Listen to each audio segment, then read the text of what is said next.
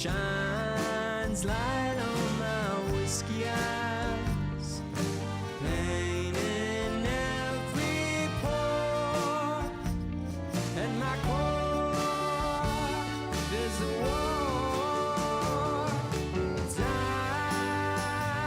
Time is a melody, lines in a minor key, and you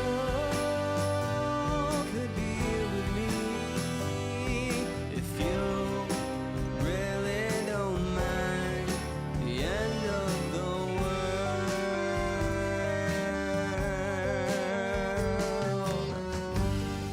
The darkness lives strong, a trait I don't wish on anyone, but this life under these roots, something more.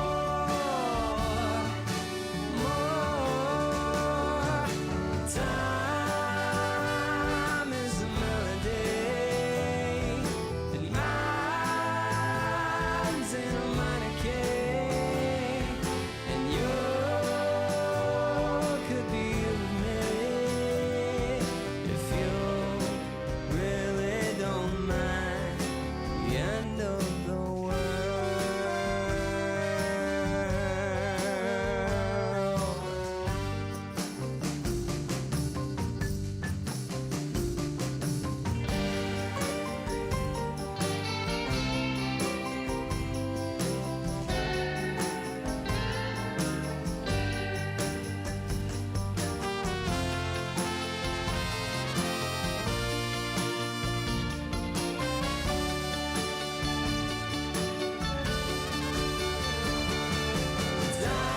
Time is a melody,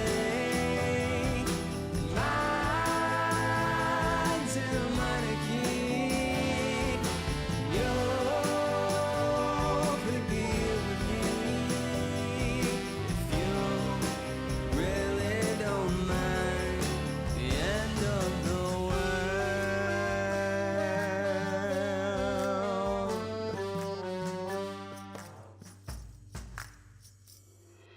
The end of the world.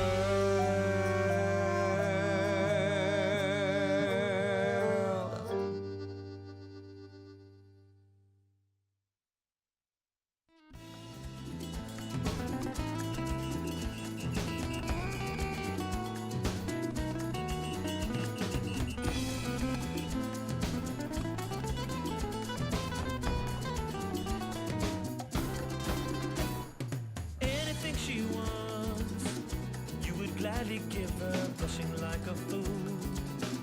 'Cause she caught you staring, watching every move. Is she taunting you?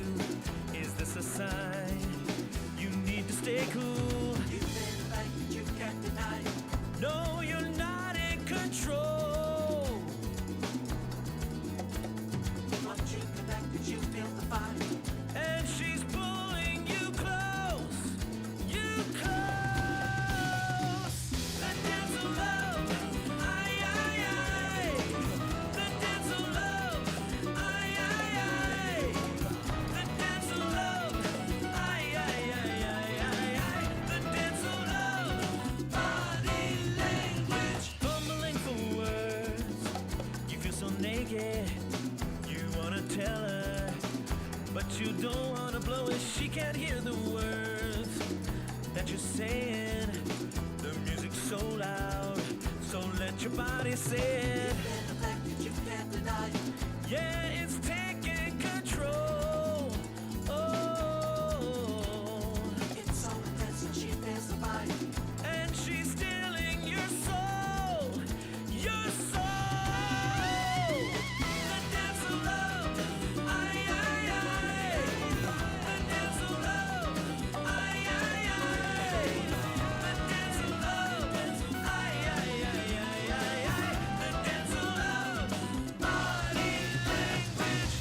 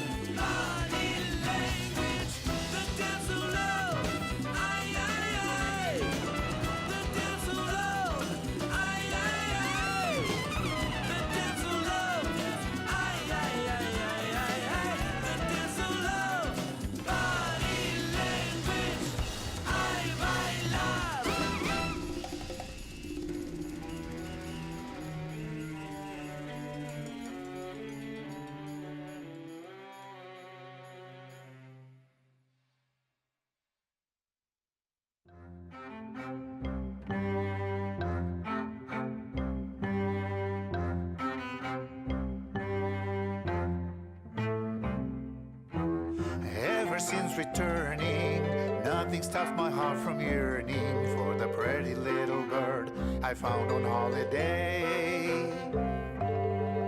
Every moment now I'm dreaming, every thought of mine is leaning back to see her, my pretty little bird. Take me back to Pájaro Bonito, bring me to her, to my papagayo. Setting sun and shining waters couldn't match the lovely colors that you bring to bloom, pretty little bird. Pretty little bird, la la la la la.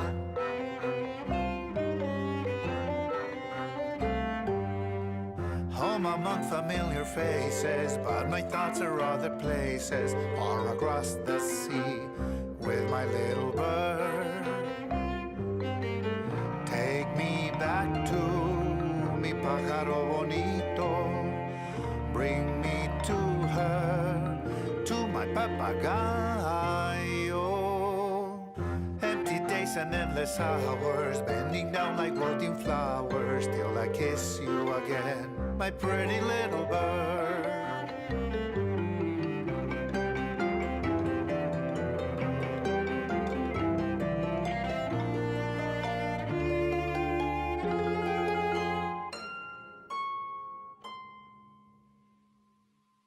Fly to me, love, to my arms, love. Fly to me, love. Who knew that I'd come home safe but leave my heart in another place on holiday with my little bird.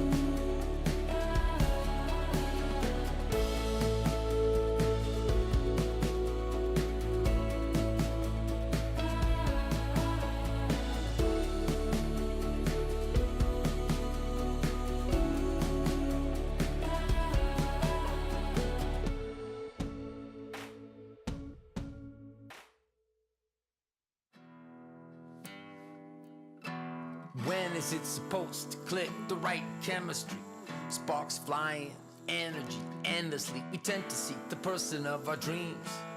You might find you've lost your mind. Love may not be what it seems. Listen.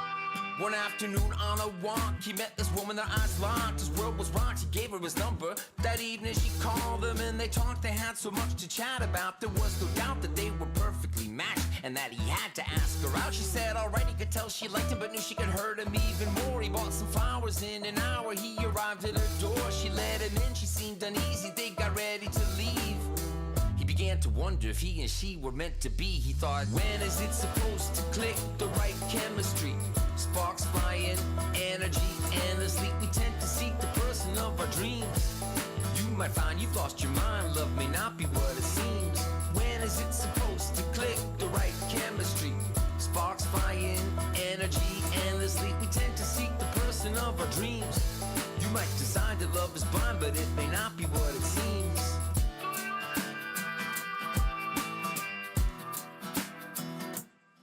She laid eyes on this guy and was overwhelmed with attraction. She saw he had the exact same reaction. It felt right from the start, but if he played her and broke her heart, she knew she'd never recover. She promised to wait for a man who truly loved her. She said yes to a date. At 8 he came to her place. The club they danced and embraced. It was so fast-paced, her pulse raced. Then he pulled back like he needed some space. Her heart sank, she quickly thanked him and went home. Turned off her phone and spent the night in her comfort zone. She might have known he wasn't the one. She did the right thing by deciding to run. Or was she a jerk and it could have worked? A cruel fate, she found her soulmate. She wanted to believe she'd been naive, not deceived. She thought, when is it supposed to click? The right chemistry, sparks flying, energy endlessly. We tend to seek the person of our dreams.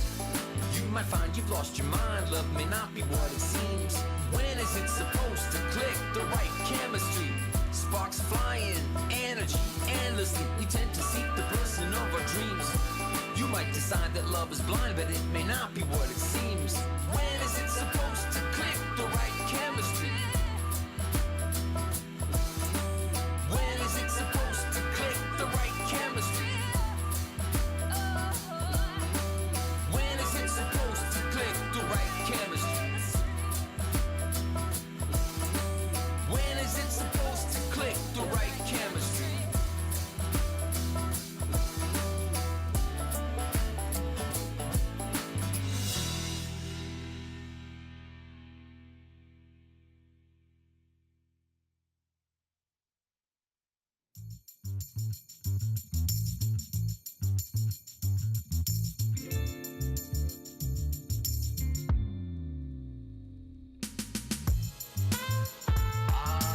Good old days. Do you remember? There's no bringing them back. Continuation of the golden era. Golden era. Continuation of the golden era. May you live forever. Late 80s, early 90s, it came into its prime. Microphone prodigies with complex rhymes, sublime denser beats, deep sampling feats. Pure genius rose steep from the New York streets. Meet at Mars, the building for Milky Way. Payday, the tunnel, the red zone, new music cafe. Beat street, fat beats, downstairs rockin' soul. In the music factory, stacked 12-inch gold. The innovation was cunning and stunning, nothing was contrived from 86 to 95. New York kept it live, BDP, King PE, Ultra EPMD, Rakim, Stet, Slick Rick, MC Light is Marquis. The Jungle Brothers, De La, A Tribe Called Quest, Brand Nubian, Gangsta, G-Rap, Bello, and SP, Rockin' CL, Black Moon, Beatnuts, DITC, Daru, Nas, AZ, Redman, Big L, and Biggie. Good old days. Do you remember? There's no bringing them back. Continuation of the golden era. Golden era.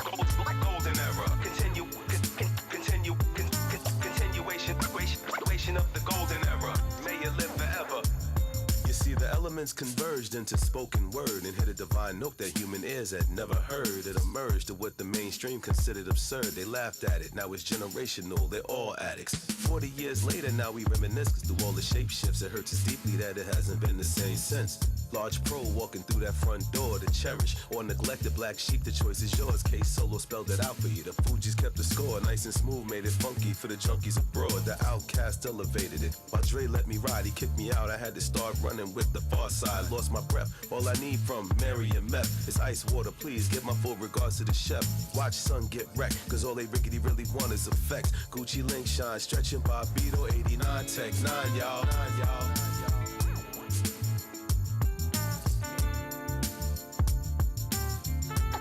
Continuation of the golden era. Golden era. Continuation of the golden era. That ever lasts forever.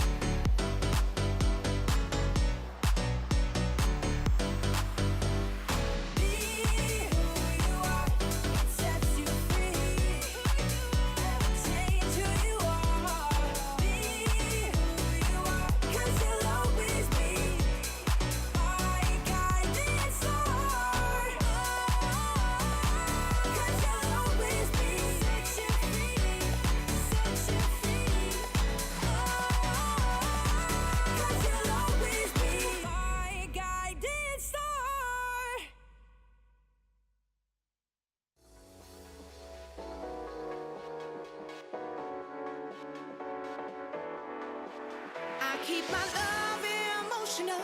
I keep on reaching high. I keep my love emotional. I keep on reaching high. I keep my love emotional. Keep on reaching high. I keep my love. I keep my love emotional. I keep on reaching high. I keep my love emotional. I keep on reaching high. I keep my love emotional. I keep on reaching high. I keep my love emotional. I keep on reaching high.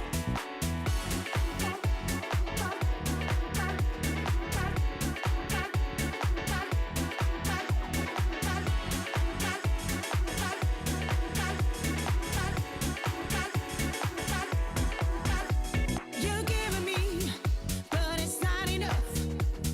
I want you to open up your heart some more. You're giving me, but it's not enough. I want you to open up your heart some more. I'm a big-hearted woman with a big appetite. A double dose of love is what will get me right. I'm a big-hearted woman with a big appetite. A double dose of love is what will get me through the night. Look at me in my eyes. I wanna see my own reflection, knowing I'm all you see. When I'm speaking to you, I want your body and your soul and mind to pay attention. I keep my love emotional. I keep on reaching high. I keep my love emotional. I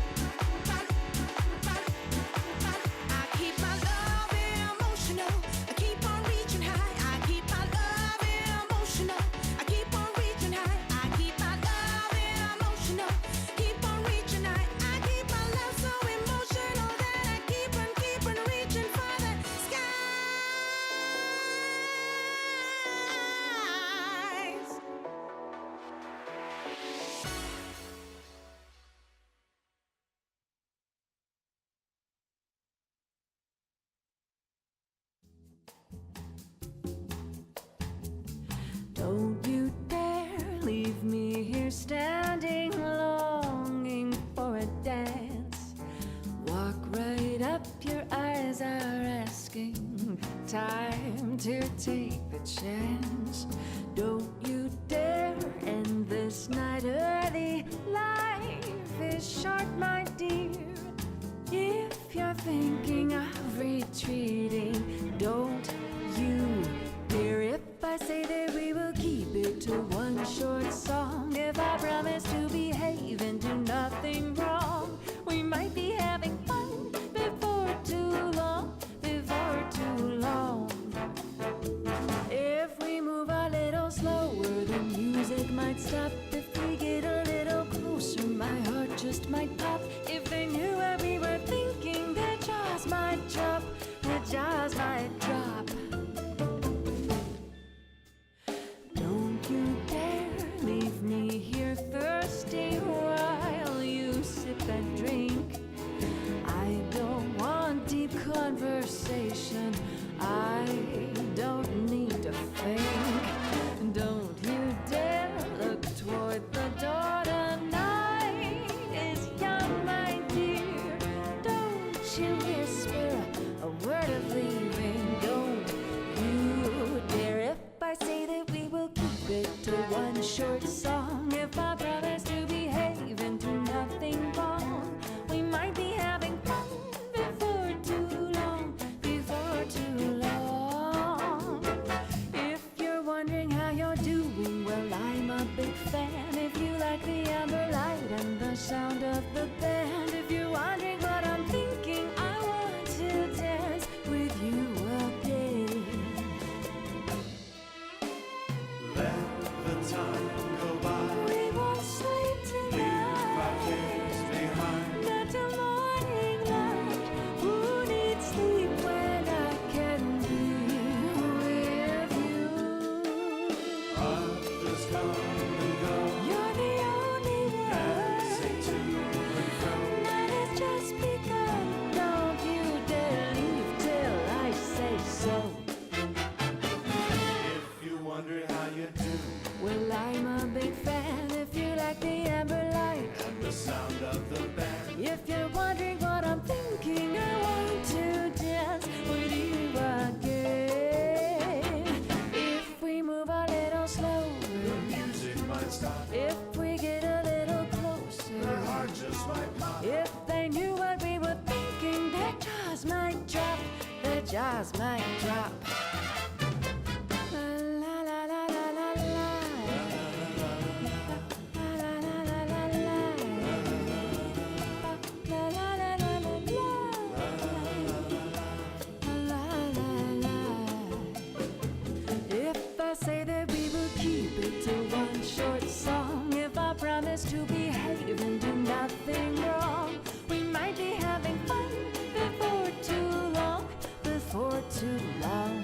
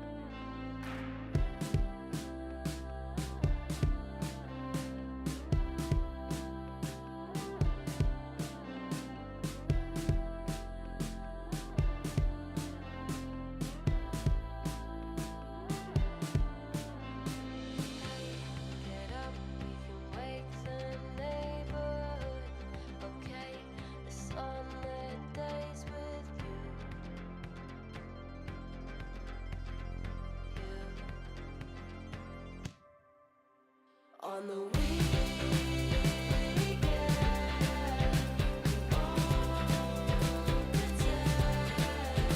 Swim against the tide, look up at the sky. I just don't know why.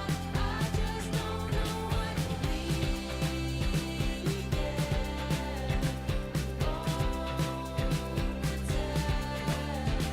Swim against the tide, look up at the sky. I just don't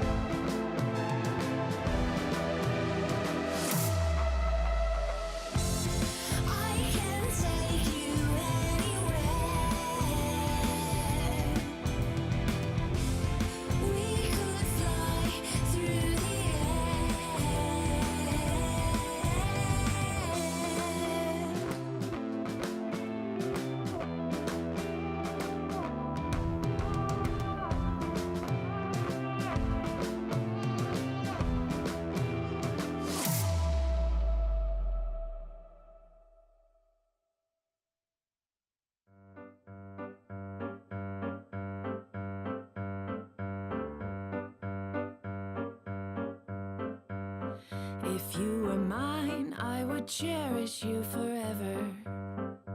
Day and night, I would hold you in my arms. I would tell you all my secrets if you were mine. If you were mine, I would climb up to the chimney tops, shout the news till everybody stops, to see what the fuss is all about. If you were mine,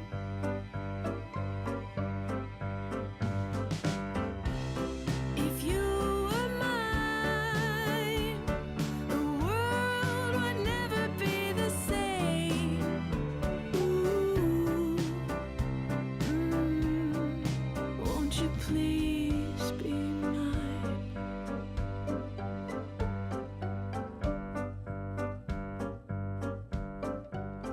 If you were mine, I would never let you go. I'd hold you up like a candle to the window, and we would shine, shine, shine, shine. If you were mine,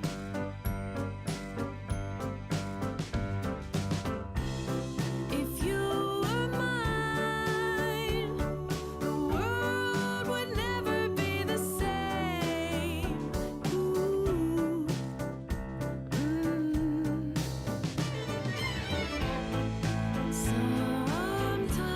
Sometimes a dream is just a dream.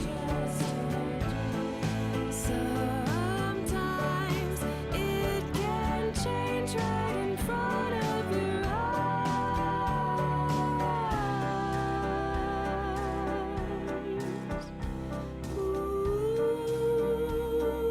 Ooh, you're not mine.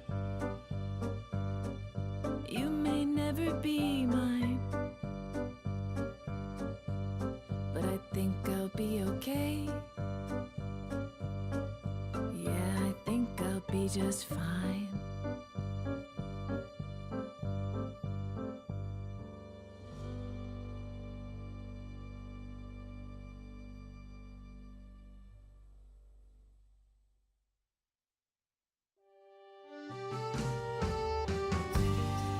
The sunlight beats in, shines light on my whiskey eyes, painting every pore. At my core, there's a war. Time is a melody. Mind's in a minor key, and you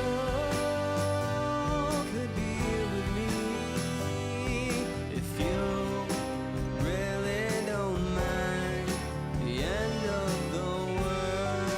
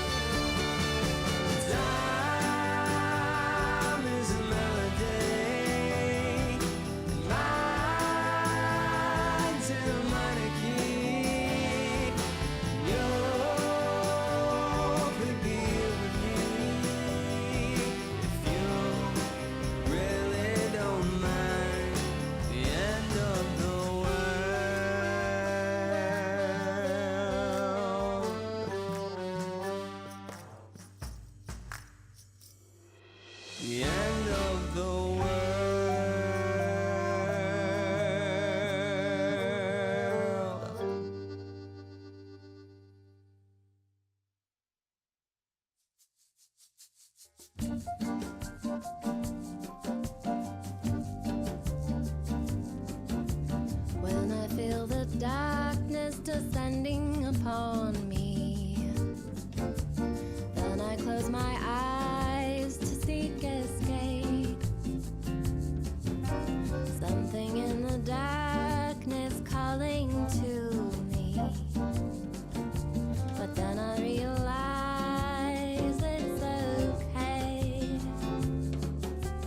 La la la la la la la la la la la la la.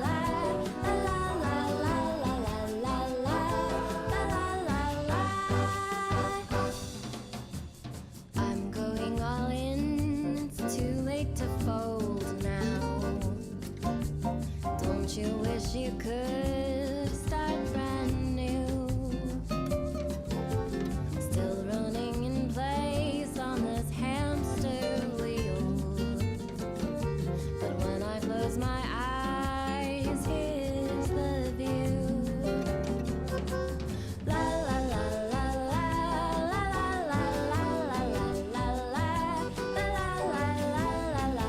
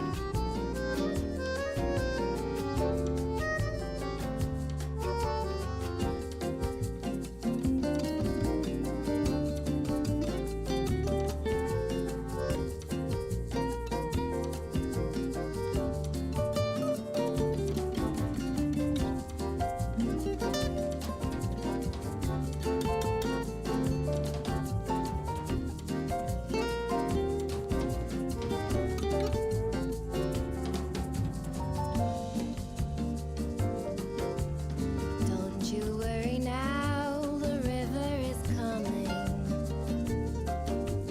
I can see the tells in your face. There's no turning back, make your move count. Maybe you'll get lucky today. La la la la la la la la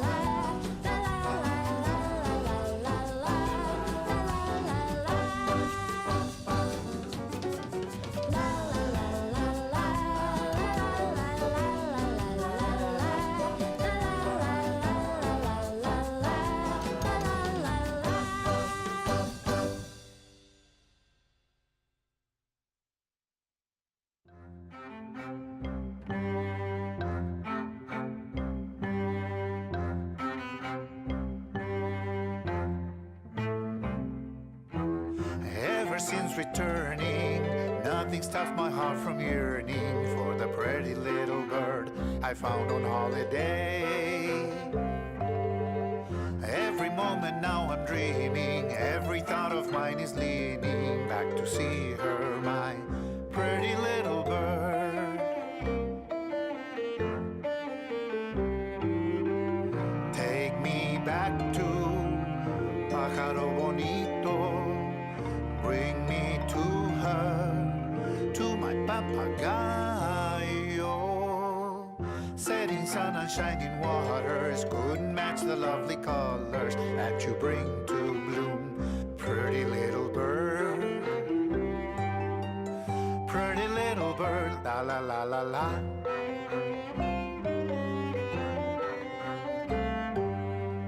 Home among familiar faces, but my thoughts are other places, far across the sea with my little bird. Take me back to mi pájaro bonito.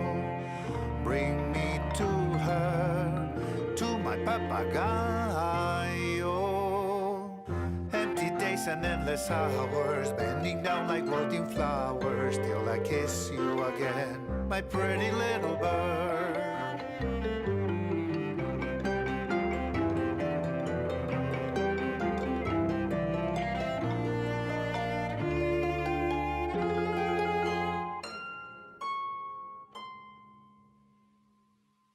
Fly to me, love, to my arms, love.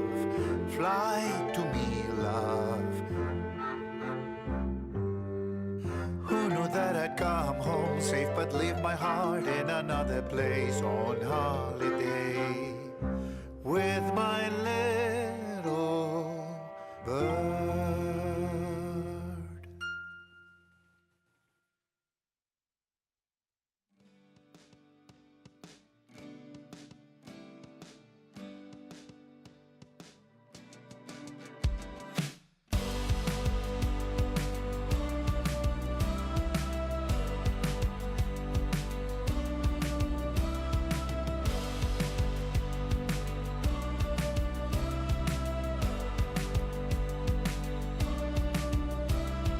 Hey,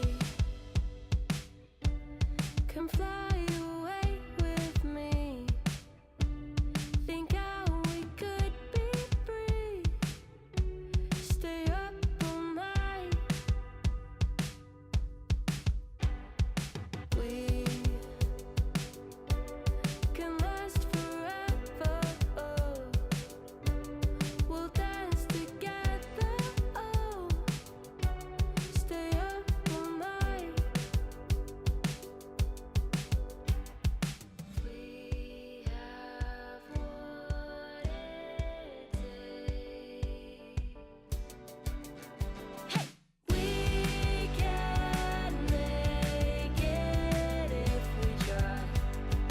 Oh, oh, run with me now, don't be shy.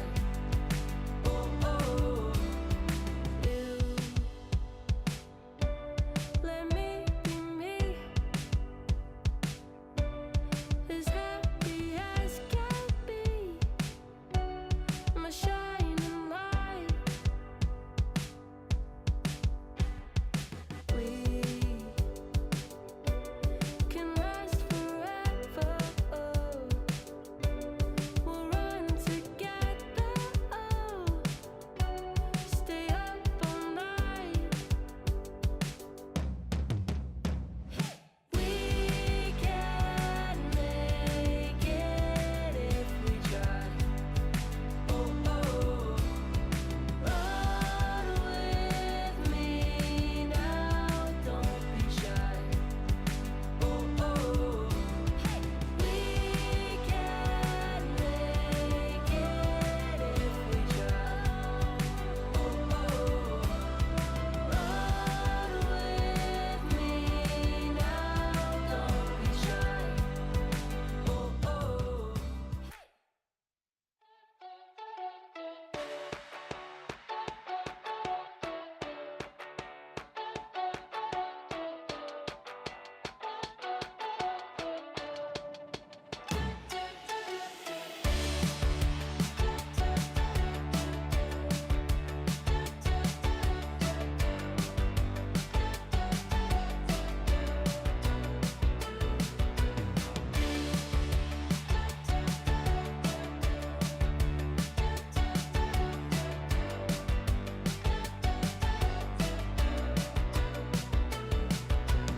We don't need anyone else. A warm summer night all by ourselves. Sun goes down all day, all night. We just know it'll be alright.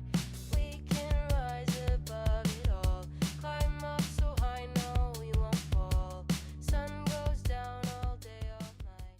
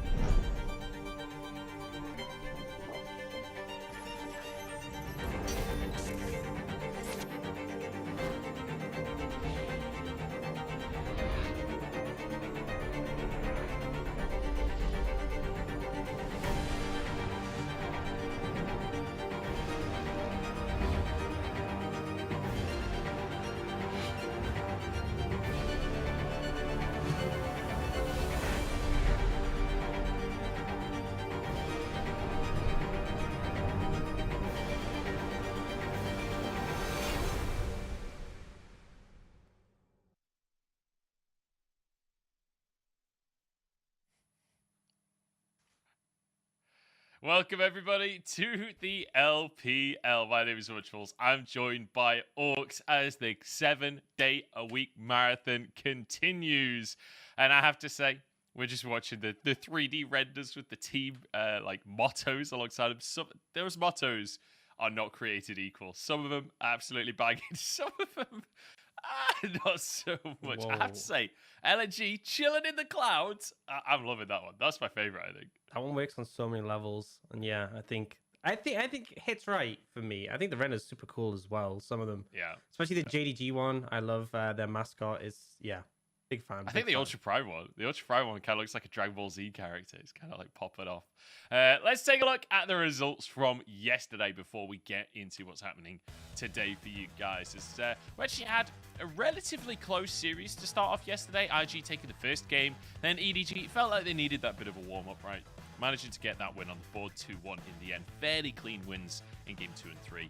And then our second series, Top Esports, looking pretty good. It has to be said. It feels like, to me at least, that was one of the more convincing Top Esports series we've seen this split. Yeah, it really felt like they'd kind of brushed up some of the issues we saw in the previous series, particularly that one against JDG, which they did lose. EDG, still a question mark for me. You know, the expectation is they should be IG. They did struggle a bit, and people were hoping they'd return to form in summer. The meta would suit them, and I feel like there's still certain members underperforming. Still feels like there's something to be desired, which, to be fair, I think that's still applicable to Top Esports, despite this being a good series against BLG. BLG really struggling right now. Yeah, BLG having a hard time at 1 and 3, and we can take a look at those standings because BLG alongside IG there in 12th and 11th place. It's a tough start for them. On the other side, got a couple of teams still impressing so far. I think LNG, a team that we'll expect to see maybe move down the standings based on what we've seen from them gameplay-wise recently. Yeah. Teams like AL, very surprising results so far, but impressive gameplay as well. So I feel like there are a couple of teams you could point out that are doing either better or worse than maybe you would expect. Yeah, that's the thing with with any league, when you start off, strength of schedule can be a big factor, but particularly in the LPL when we have so many teams and it is single round robin, normally if you get like the halfway point of the LCS, LEC, LCK, you're like, okay, everyone's played everyone, so we can kind of get a read. Completely different with the LPL. There's no sort of guaranteed. So you have to kind of take each series as it is and think, right, who did this team beat out? How was the manner in which they won it? How convincing was it? And then judge based on that. And for that reason, as you said, LNG 3-0, but leaving something to be desired. Whereas we've seen, obviously, JDG look really convincing in some of their wins.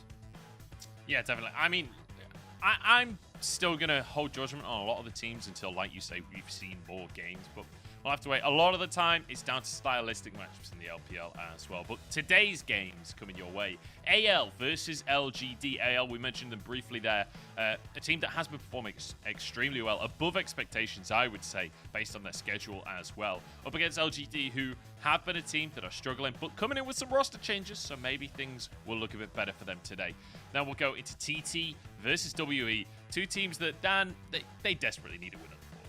They desperately do. And honestly, all four teams, AL are doing quite better than we expected, but all four teams definitely would appreciate getting a win today. I actually did the math, Munch, and do you know what the average placement in Spring was for the four teams today? I do, because we did this in rehearsal, but Yes, so I now guessed you know. it in rehearsal. It's We 15. did. Yeah, it's 15.25, obviously 15, which is kind of crazy. And I actually checked this. This is the sort of lowest ranking set of teams that will play in any day. The only way it could be lower is if we swapped AL for IG in terms of the spring standing. And you may think, okay, does that mean these games aren't unimportant? No, it's the complete opposite. Because if these teams have a repeat of the spring performance, they aren't going to get that many wins. So beating each other is probably one of the best opportunities to get wins. It is super important that they come out with a good performance today. If you drop a game to like RNG, drop a series to RNG, it's like, well, you know, they're pretty good. If you're dropping series against some of the other teams today, it could really hinder your split and, you know, ruin your chances of play. This is not the same AL that we saw last split. So yes, they were very low placing in spring, but I feel like this is a team that maybe could make playoffs, especially when we look at their team fighting. AL have been team fight titans so far this split, consistently in the 5v5, looking fantastic. Yeah, and I think this is something we saw in spring. I specifically remember there was this team fight against EDG that they just piloted so well. It really impressed me. The problem was they struggle with the consistency and sometimes falling behind too far early to make it back. And We actually have some clips here I want to show you. It's 3 clips from 3 different series. All 3 of them, they're down significantly. This is the first one. They're down just under 2,000 gold. Yeah, still finding the confidence to go for this fight, setting it up. And I think this is the main thing I want to highlight with AL is, yes, the early game may not be the cleanest, and I will say it has got a bit better. But regardless of how it goes, they will never give up. They will always look for windows to find a team fight. And they're honestly pretty good at finding them, which is why they've had so much success so far. And I feel like a lot of the comps that they're running as well want to go in, right? They want to go for these 5v5s. Things like the Swing, things like the Callista, that really want to be in the thick of the fight. Absolutely. And I mean, you know, I was talking about the last one, 2,000 gold difference. This was a 10k gold difference. They did eventually lose this game against LNG, but the fact that they're finding opportunities to fight with this much of a deficit, and really, I think the team works so well as a unit. Here's an example of the series I had against BLG, where, again, down 5,000 gold. BLG have a composition that obviously spikes a bit early, and they're trying to close the game out. And AL did a fantastic job of stalling until this point, where they did find enough of an advantage to be able to outscale, especially that Kale hit in level 16. And I feel like for me, it's just been an absolute treat to watch, is the fact that you see them finding these scenarios, finding these outplays. It makes the AL game so exciting. You know, sometimes people aren't as interested in the teams low in the standings. I love AL games, honestly. I find this battle to find to find strength in these late game team fights is just a really cooler way to approach the game. Yeah, absolutely. It's so exciting. And for me, they're kind of bringing a similar vibe to what Rogue Warriors were bringing to the table. That is the team that they replaced, the organization that they replaced. And I'm getting similar vibes where it's like, yes, they historically have been a team lower in the standings, but I was still excited to watch every single Rogue Warriors game because they were bringing that pizzazz. They were bringing something that you want to see on your screen. Now, on the opposite side of the scoreboard, we are going to see some roster changes for LGD, but a key thing that we have seen consistently from LGD is that they want to play towards that bottom lane because we've seen consistently just everyone piling in to that bottom side with the jungler and the mid laner going for these 4-man plays, like a whole party in the bottom lane. Yeah, it feels like with the addition of Asum onto the roster, the team have someone that they can really play to quite heavily, they can lean towards, and it has, you know, been paying off to an extent. I think that it's clearly given this team a bit of more of an identity. Before would kind of be like, okay, they have Shadow. If he can make something happen, great. But now it feels like they are, you know, having more direction when it comes into their early game setups. Yeah, definitely feels the case. Asum has been definitely an asset to this team. Jinzhao alongside him, able to set him up. This Callista has been like staple for the team. But we'll look at the champion pools of the AD carries in a moment. But I want to highlight the fact that Fairness consistently moving down, Shadow consistently ganking this bottom side as well. Yeah, and it was an interesting game, the one they had against V5, where we saw Yeji and Fairness swap. And speaking of swaps, we are actually going to see Haichao come in instead of Yeji for today's game. So a bit of a change up in the mid lane, but I still expect the game plan to generally be the same. Getting Asum ahead has tended to be their main strategy. And as much as it hasn't exactly worked enough to get them a series, it did work so well in that V5 game. It certainly did. And I do want to extend this conversation as well about the AD carries, because I've got some statistics I want to show you guys at home, because it's not just about how good the AD carries are in this matchup. I think Asum, in my mind, winning that one over Betty for the time being. But when we look at their stats, we can bring up this head-to-head between Betty and Asum. Asum, despite the fact that his team is really not getting the wins on the board, statistically doing pretty well in the league when it comes to kills and assists at 15, kill participation, when it comes to gold percentage for his team. It feels like there's a lot of focus on making sure that he's a part of these early game fights. So you can see that in the champion pool as well. Yeah, I mean, you're playing close to Draven. If your team isn't playing for you, they are kind of trolling. I feel like Betty, his identity is more of the lean into team fights. That's where he finds strength. You know, he's a reliable carry that when it comes to 5v5s, you know, will do his role. We saw that in the Senna game. But even so, there's definitely been some games where Betty and Chocho be more aggressive in the bot lane 2v2. But it was less so like the entire team leaning down towards them and more them just finding success on things like the Lucian Nami. Yeah, it feels like this bottom lane could be spicy, honestly, with how much these two teams like to lean towards that bottom side, and with these two AD carries. We've got some clips as well, because one of the key things that we want to focus on is not just how well these two AD carries are playing, but also the team playing towards them. You see here Betty and Chocho with that Nami Lucian that you're talking about, managing to find plays. Yeah, and then this moment on the center, ending up in a 1v3 scenario, and with a little bit of help from the tower, able to finish off the fight. and clean up on the back of that team fight that we saw a little bit earlier. I feel like as well, when we look at Assam, there was big question marks, you know, this new player coming in. How would he perform? Would it be enough to really give them some more strength? I think that he's been really solid when it comes to team fights, because especially as he's been playing these aggressive picks, the Callista Draven, it's pretty easy to end up charging forwards a bit too heavily, end up getting bursted out, not being able to succeed in the team fights. I think what he's had a really good read on is knowing his time to enter fights. And this one in particular, I think, is a great highlight of that. He kind of ensures that like things like the cannon ultimate can't really get anywhere near him, kind of make sure he waits out cooldowns before pushing into the fight, but then is able to clean up in the extended fight, able to pick up those kills and ensure that his team do come out ahead. So really fitting in the roster well. And I kind of love this final clip as well. He gets a couple of autos on a multiple people there with the Rend. So when we see Hope and Kanavi get away, can pop that Rend to slow them down, and they're able to catch them up. Yeah, the rest of the team more than happy to jump in the midst of everyone and get that combo. And obviously the Viego Alistair being absolutely pivotal for the follow-up there, being able to get the double head but pulverize. With all of that said, that means it's time to look towards what we're expecting in the draft here. Because remember, this is 12-11 now. We've changed as of yesterday. So, Dan, what do you expect to see in this bottom lane? Because, you know, we've seen a lot of aggressive bottom lanes. Is that still going to stay the same? I think there's still potential for it, absolutely. And if anything, it's the fact that like towers are now toned down a bit. You could even play heavier to see those dives. We saw LGD operating with those 4-man dives. It is now easier to do those. The tower damage is down quite a significant margin. I will say in terms of like champion picks, the main thing for me is I don't think we will see Zeri, or I hope we won't see Zeri, because Zeri is so broken she should be banned. I'm just going to flat out say it. If this champion is left open, I think it's a mistake. We saw what Viper could do on it.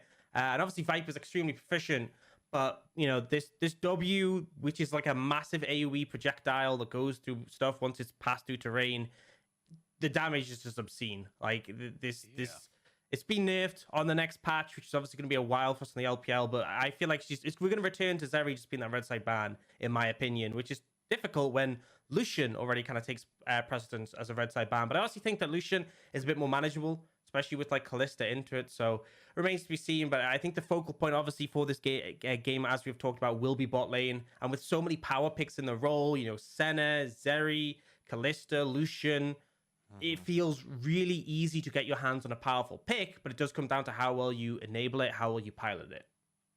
I'm going to be totally honest with you, Orcs. I agree that Zeri should be banned. I don't think it'll be. I think we'll I have see faith. Zeri I have today. faith. You have to believe. You have to believe it's not going to show up. Please, Munch, I don't. believe that we will see it today. We'll find out in our first champ select here. Draven and Corki being banned away by anyone's legend to start us off. That Lucian that you talked about being banned on the red side alongside of Wukong. Fiora. And this will be Zeri. This has to be Zeri. Please, Munch, don't just agree with me. Well. Oh, no. I told you so. I told you so. What a Benny surprise. grabs it What a immediately. There you go. surprise. Zeri locked in. I had so much hope, but this is what we get. And quickly, we see LGD lock in the Jinx and the Viego. A lot of reset potential when it comes to fights. A lot of team fighting power there, but these picks are rattling off so quickly.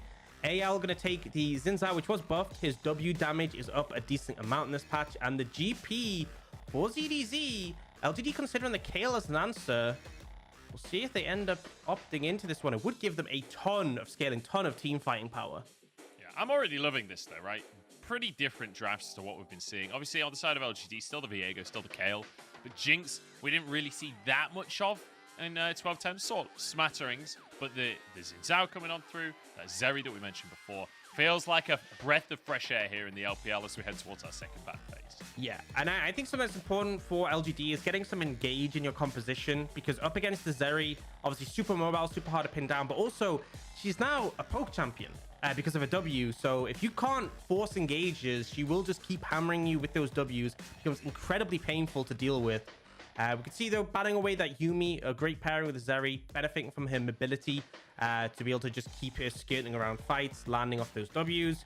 AL targeting the mid lane pool a little bit with this LeBlanc ban coming out. Yeah, trying to remove some comfort from Haichao. And I am curious to see how Haichao's going to play today. Feels like, you know, Yeji being removed from that, well, not being removed, being subbed out from that mid lane. We'll see what Haichao can bring to the table instead as the Silas taken away from Forge. That is one of the classic comfort picks for Forge. Does love those melee mid laners. So Silas being removed, fair enough.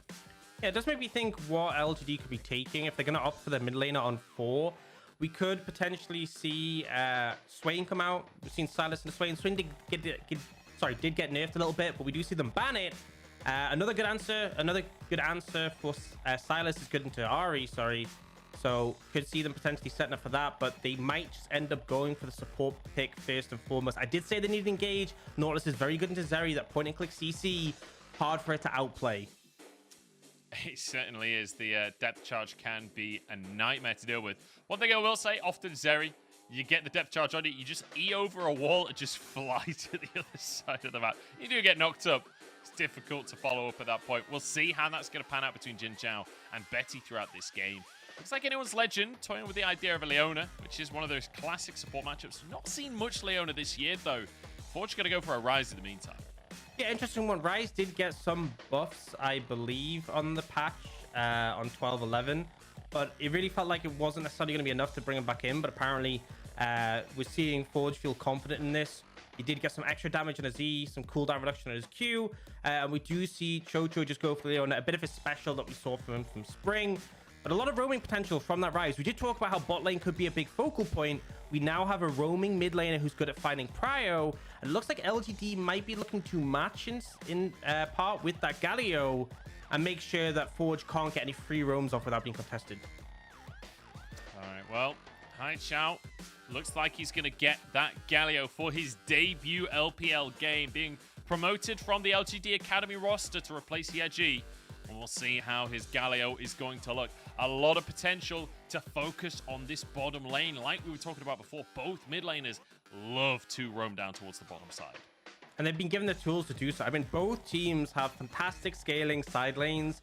Kale and GP, obviously, I mean, it goes without saying. Jinx and Zeri, as we've said before, Jinx is that hyper-scaling AD carry. Zeri is broken on the patch. And so I think this mid-jungle is going to be really interesting as to how these teams play around it. Because, you know, as much as we highlighted bot being such a massive point, winning mid-jungle often leads to winning bot. If you can get control of the lane, if you can get an advantage, if you can shut down the enemy mid laner, that gives you more ability to make those roams down to the bot side or to the top lane as well. And that should be the game plan for both teams. Snowball those side lanes, get them into a comfortable position. We'll see if the side lanes can get ahead. And especially for anyone's legend, what I would love to see today is clean gameplay, right? We talked about how the 4 teams we have today were very much at the bottom of the rankings back in spring, but anyone's legend have been changing that narrative. They're 2-1 in the standings so far. They've had big wins against some big teams. Now we need to see against some of the bottom teams that this is a team that can win in a clean fashion. Often we get these teams to the LPL that just play to the level of their opponents, and I'm hoping anyone's legend can book that trend. Yeah, and technically my focus will be on that early game. We've talked about AL being fantastic when it comes to team fights. Falling behind can be their main bane. It's something they've been better at so far this split, but hoping to see them keep that level high. Don't just give over too much. And I think the draft has given them tools to contest in that early. It comes down to whether LGD will be able to challenge a return. That's going to be the big question. Can LGD match up to this Anyone's Legend roster? And I will say, coming into the split, like looking at the names on the Anyone's Legend roster, it's not a team that I was expecting to make it towards being a potential playoff contender. Obviously, it's a little early to be talking about playoffs. This is the kind of matchup that we need to see to start making those assessments of whether or not this is going to be a team that will be looking towards top 10 by the end of the split. But I am curious about this mid lane matchup because Orcs, I don't know about you, I've occasionally browsed Reddit every now and then. Yeah. And the Rise main subreddit, not happy right now. Not happy at all. Talk to me about this Rise pick. Is it just as terrible as everyone on Reddit says? I mean, Rise is always like, even when Rise is like the most broken pick ban champion, you know, we had Tank Rise and it was just 100% pick ban pretty much. It was still horrifically low win rate in solo queue. And I feel like that's always going to be the case because he offers something in his kit which is so valuable in coordinated play, is that early prio on that Realm Warp, but in solo queue, it's just not nearly as impactful. So he's one of those champions that it's not going to purely reflect a big reminder is like Azir. Azir is another champion whose win rate was super low in solo queue, but incredibly dominant in pro play. And he did just get buffs. On 12-11, the patch we are now on, got some significant buffs to really bolster some of his power. Not so much early. It's kind of just some more E damage, more AP ratios. But definitely a nice thing to have to keep you a bit more relevant later in the game. Azir, actually, another champion whose subreddit is just complete... I don't know how to say it without swearing, but it's just memes. It's entirely memes. r/Sharima, check it out. It's terrible and glorious at the same time. As glorious as the Emperor himself deserves. Let's talk pathing, though, to start ourselves off. As we've got both junglers making their way up to the top side, but with those wolves still up, Shadow could sort of boomerang back down. Yeah, definitely possibility for him to do that and end up near the bot lane. He has been spotted out in a ward, so they do have that information. Obviously, seeing that he has taken his red already, they should have a pretty good judge of where he is in his clear. It'd be interesting to see if he opts to try and contest on the top side. I would say that Shadow's in a bit of a rough position regardless. You have triple lanes with no prio, so you don't want to try and match Xiaohao. You want to avoid him, and he's actually gone up to his Krug, so Xiaohao should get that top scuttle, and all he has to do is make sure that Shadow doesn't find a gank onto that gangplank or that rise on the top side of the map. So Xiaohao will just grab the scuttle instantly as well. Using that smite, just one-shot the scuttle crab. Fairness underneath the tower. He should be able to get this wave with Shadow nearby, with Xiaohao going back into his jungle. Fairness shouldn't be under too much pressure, but ZDZ stepping forward, wants to get his demolish proc, I think, but just going to settle for grass procs. And this is one of the most annoying things about GP, right? The fact that his Q counts as an auto attack, you can proc grasp off of the parlay. It's been annoying for 10 seasons straight now. Yeah, but it was nerfed. That was one of the big things that people sort of questioned. Would it be enough to really remove him from the meta? And it did take him out for a little bit, was making it so that he only counts as a ranged auto. And obviously Grasp is reduced on ranged champions, so it's a bit weaker than it was. It was so obnoxious before, but then they buffed his passive, so now it does like 1 million true damage, so, you know. Just... Swings and roundabouts. We take those if you're a gangplank main, I think. Absolutely. And this is kind of going to be the situation for LGD. Mid lane, you lose prio. Ryze has that control, and you can go and look to set up things like a dive. You can see what's happening top lane. Is Xiaohao is there. Forge starts to move up, and as much as they may not even go for the dive, this is enough to maybe scare Fairness off. Actually, he's walking up. This is risky. I think he knows Shadow is coming soon. Yeah, he's just going to stick around, and it pays off in the end. As you see Forge return to the mid lane, we saw the recall from Xiaohao. So, you know, brave play from Fairness, but it works out. And I guess living up to his name, because apparently it's meant to be like fearlessness, but fearless was taken and fairness sounded similar, I think is the logic on why it's called Fairness. So somewhat living up to his name, even if the logic is a little wonky on how he's named. But he got there in the end. That's the main thing. And I feel like sometimes you have to be a bit fearless to play Kale. You just have to be like, look, I know I'm not a champion until level 6, and even then barely won. I just have to kind of like just decide, you know, I'm going to walk up to the tower. I have faith you guys won't dive me. And it works out in that scenario now. But you need to be brave just to play top lane in LPL at all. Like, the coordinated dives that come out, it's insane. I'll go a step further. You need to be brave to play top lane, honestly. I feel like it's the lane, but like you can just most be completely screwed over by your team. If your team just leave you out to dry, it's like, right, well, enemy jungler ganked once and the lane is over and frozen for the rest of eternity. It's not always the most fun. Now, do you see teams contesting heavily in the river now? Forge moving forwards. It's a 3v3 here. Ignite is down. There's the stun. Xiaohao taken down. And LGD starting things off strong. And now in comes Betty. A realm warp literally 4 inches. I'm pretty sure it would have been quicker for Jojo to walk that one. But either way, LGD started off strong.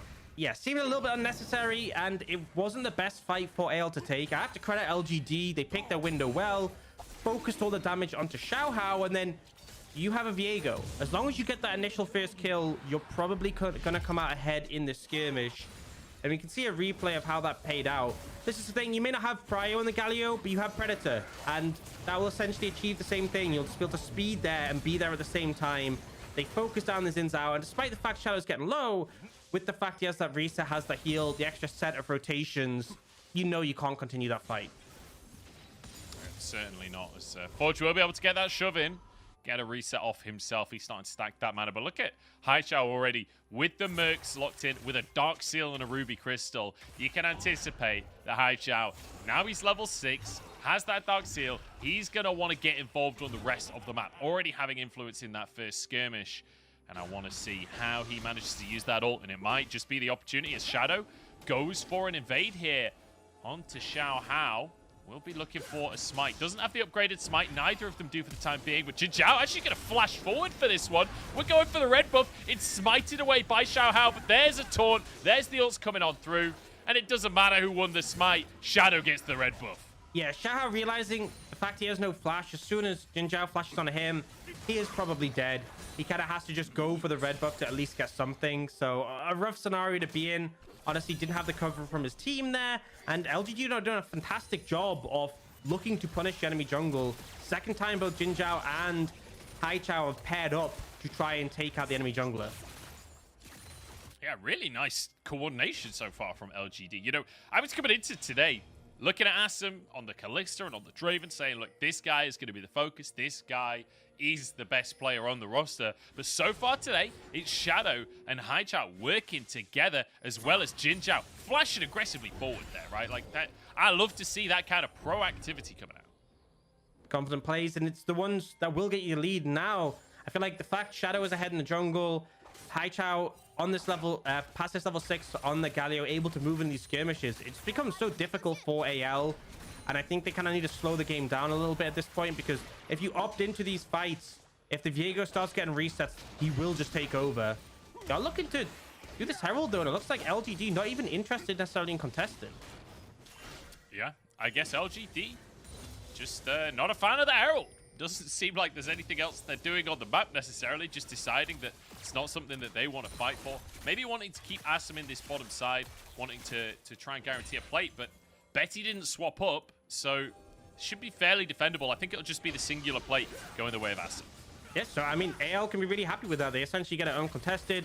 They lose one plate, not really much of a big deal, but we'll see. Shadow is here if they can find more. Betty forced to flash on that one as well. This is kind of a very delayed cross map from LGD. As you see Haichao moving over as well. Betty, no flash. He just used it and now will just get ripped apart by Shadow. Happy to go for the 1v1 there as Chocho couldn't quite get onto the play. And well, we said it was just a single plate, but it looks like it's going to turn into more orcs. Yeah, now it's becoming more severe. And honestly, Betty made a bit of a mistake. One of the big things was burning that flash earlier. Ending up in an uncomfortable position where Jin Zhao could line up the hook, and he was trapped by the Jinx Chompers. And now Chocho's hanging around, but you're not really going to be able to do much. Oh, if they find Betty again, they're not looking for Chocho. They ain't looking for Chocho. Betty's in trouble here. Hex Flash comes out. Jin Zhao gets the hook. The follow-up stun. Rocket on in. And Betty is gone. Jin Zhao at least will be traded. And actually, Betty does get the kill credit for that one. Honestly, maybe a win for AL? I mean, I'm not sure. I'm not sure. Shadow flashes out. Forge a bit late to the play. I feel like it's not really a factor of him getting the kill trade back. It's more the CS he is missing. A ton of farm denied away from Betty. Just a really unfortunate situation. And we'll end up behind experience as well. Assam, level 7 already. Picked up that Kraken Slayer now as well. I misread the scoreboard. He didn't even get the kill. It was Chocho that ended up with the kill credit. Yeah. Well, so it is actually just a disaster. Never mind. I take it all back. Hey, even if he got the kill, it would have been a bit of a disaster. But yeah, doesn't get the kill. Denied a ton of farm. LGD, yes, they end up trading the kill back. Tower's still strong enough to take out Jin Zhao when they're ramped up. But Shadow now really far ahead, and LGD having a decent lead between those 80 carries. Yes, they do. Assam is ahead. Shadow so far, 100% kill participation, and already has his Sundara at 10 minutes into the game.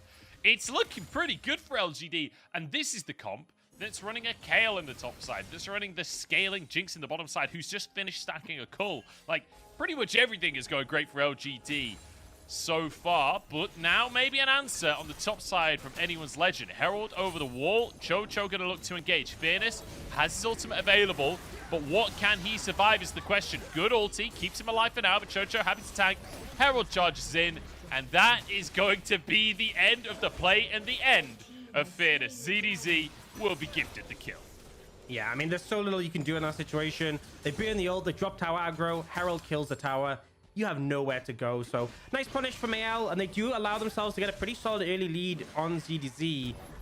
The gold is in favor of AL, but the problem is there's 2 dragons in pocket for LGD, and I feel like the gold discrepancy top lane isn't as big of an issue because it is a Kayle, right? You're expecting just to get levels, get to level 16, you're fine. And Asum is getting further and further ahead. We'll be able to pick up a tower here and get some more solo plating. So, discrepancy in the top lane matched by discrepancy in the bot lane. Ultimately, LGD, the game plan we set up was winning the mid jungle, extending that to bot. LGD have done that, but AL doing at least a decent job to keep things within arm's reach. Yeah, I feel like that bottom lane lead is going to be more important. As you say, like, I'm not sure the lead is matched. I feel like with Asum getting so many solo plates as well, that's the key thing. Like, the plates that Asum has had have mostly been solo plates, whereas ZDZ had to share a lot of his plates up in the top side between 3 people, which is not really ideal for you. We'll have to see how it pans out, though, because a lot of it is, as always, going to be down to teamfight execution. And when we talked about AL earlier on today, it wasn't about, you know, being dominant in the laning phase, having massive early leads. It was about how well they work as a team when they get to those 5v5s. Could have a bit of a 5v5 coming up, but Dragon isn't up right now. I'm surprised to see the posturing. Yeah, they are just fishing for opportunities, seeing if anything happens. Ultimately, next Herald will be the Pseudos objective coming up and available. I do want to know something just about the mythics coming in. So, Forge, we typically saw the Everfrost rise. It has been nerfed. It's now only a 1-second route on the active. So he's instead gone for the crown, which did actually get a buff, 10 extra AP, which isn't hugely significant. But, oh, might get a fight coming out. Chocho going to be knocked up here. Betty diving away to the back of the fight. Chocho has to flash as well. The taunt coming on through, but going to be a little shallow on that one. Haichao can't find the follow-up. Both teams looks like might just have to back away, but Forge finds a route. Can they get the damage down? Forge actually just going to be pulled in, and now Galio slamming onto the team. LGD forcing AL away. There's another kill for Shadow, and now the resets are here, but Shadow not going to dive any further. Yeah, and honestly, I feel like AL got out. That should have been the aim of the game, is you got away. You didn't end up giving over a kill, but they end up re-engaging for the Nautilus, and Shadow nearly finding another kill there. Won't find it though, and it will just be wave clear in the mid lane. Betty will be able to protect this tier 1. There's now an invade as ZDZ tries to defend this blue buff, and with the support of Xiaohao and Betty, they will be able to do so. Looks like it is just going to be gifted over to ZDZ anyway. Yeah, and I mean, the initial engage, the goal for LGD is try and get a pick, try and get that first reset for the Viego, but a lot of damage focused on the Leona, who does flash out.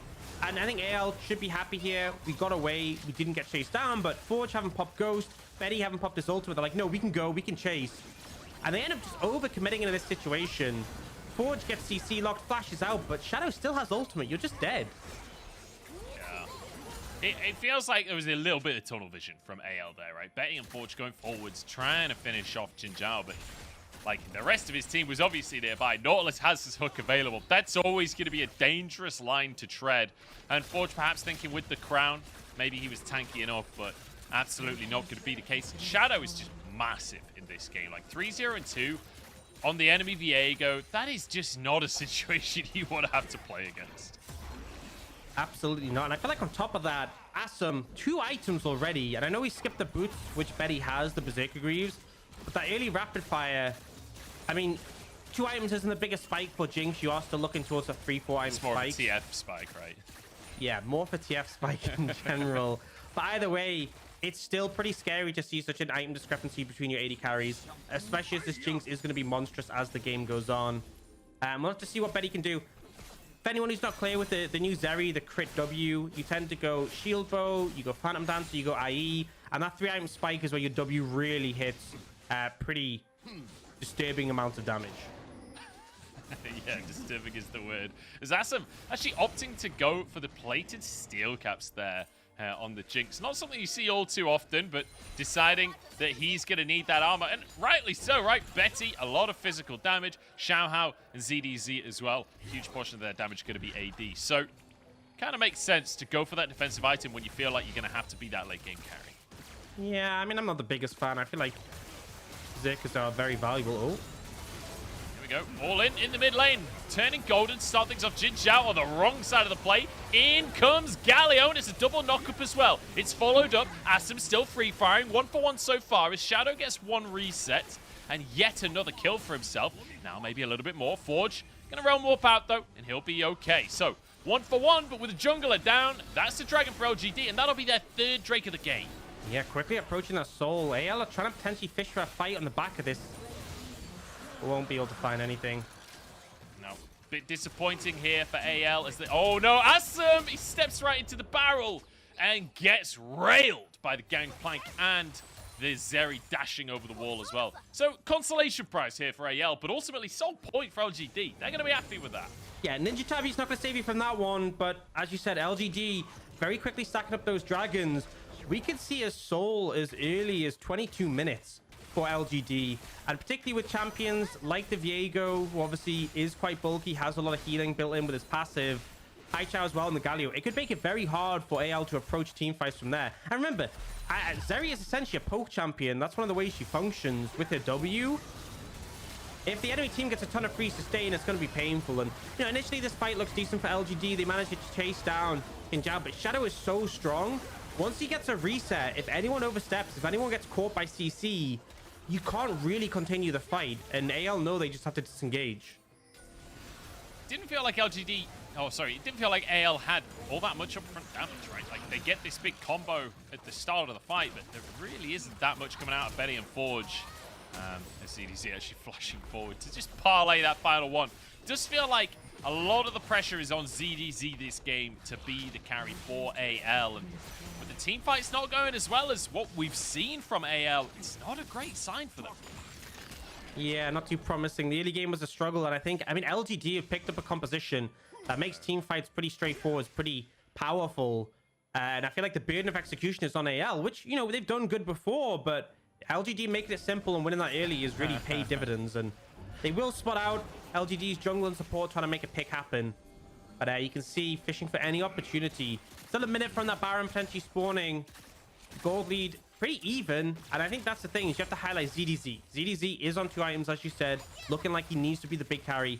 If we get like a big barrel combo, a W from Betty on top of that, you could easily just chunk out all of LGD. Yeah, we'll see if they can get that combo off, though, because especially when you're going into things like the Nautilus and the Galio, it can often be quite hard to find your big combos to work together as a team. Quite often you get disrupted in the middle of all of that. So I have to say 2 minutes 30 seconds until I reckon we'll see that combo come on out, because realistically there's no way AL can let an Ocean Soul go across without contestion. And that'll kind of be the big test for AL. Has the team fighting been built up enough? And will this roster be able to show us that win that we're looking for? Will they be able to put a third win on the board? Because LGD so far, they're looking for their first. And they're looking hungry for it. Yeah, and they're going to be coming into a favored scenario for LGD. Because essentially, even if they don't get the dragon, if they win the fight, they can get a Baron. Even if they don't win the fight, they will, but they get the dragon, they still get soul. Whereas for AL, they kind of need to get the dragon and win the fight. Otherwise, things will be looking pretty dire for them overall. They don't want to be done with an Ocean Soul this early. They also don't want to be given over that Baron as well. And it is going to come down to execution. We see like Shadow has that Dead Man's Plate as well now. So really easy for him to get that initial burst to finish off a target and get the resets. Yeah, going to be a tough one, but still possible. And you can see this build from Forge. Definitely, I'm curious how it's going to go with the crown, going for the Archangels. As the second item here, not too surprising. Collect to finish for ZDZ. We're kind of hitting 2 items across the board for AL. It's just whether or not that's going to be enough with the Zeri blowing a lot of damage out. And like you say, the Zeri kind of has to function in a poke capacity in a lot of cases, but the rest of the team not really got that much poke to talk about. Yeah, I mean, she still does have the sustained DPS in fights, but you really want to be landing these Ws pre-fight to get some poke down, particularly if you can get them on Asim, fantastic. And also the Shadow issue. If either Shadow or Asim are alive, they will be able to reset and clean up fights. So both big causes for concern for AL. We'll see if they can manage them. Shadow's going to be invincible with his boots plus his Dead Man's Plate. It's going to be tough to get him. Here we go. Jin Zhao starts the fight off the supports. Going down first, it will just be Jin Zhao to fall as Betty goes aggressive. That's a nice pick for AL. Shadow potentially fishing for something more, but now it becomes difficult to approach. The vision's getting swept out. You have no more wards.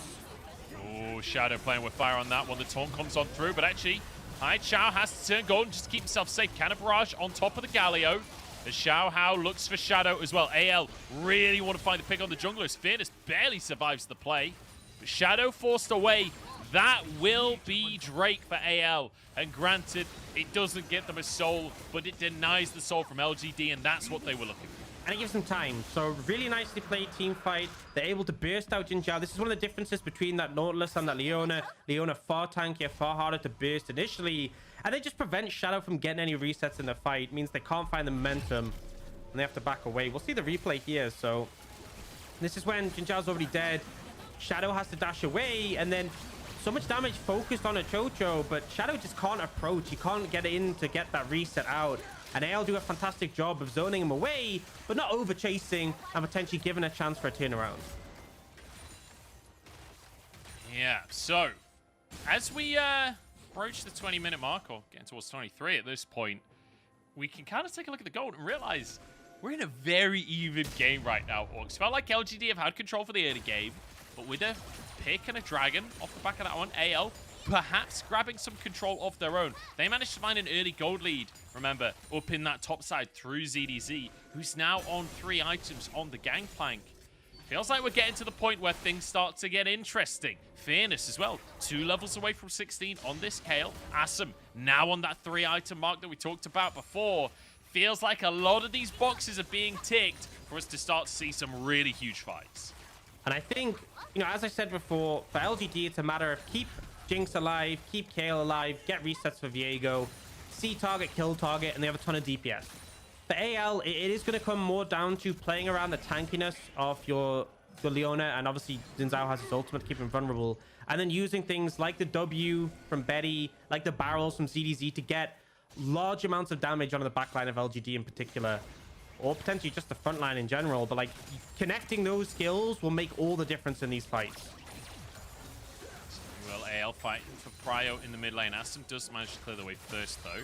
Look at Fairness. He's in the bottom side right now, just pushing out the wave as AL grouping up for the Baron. Fairness does have his TP available.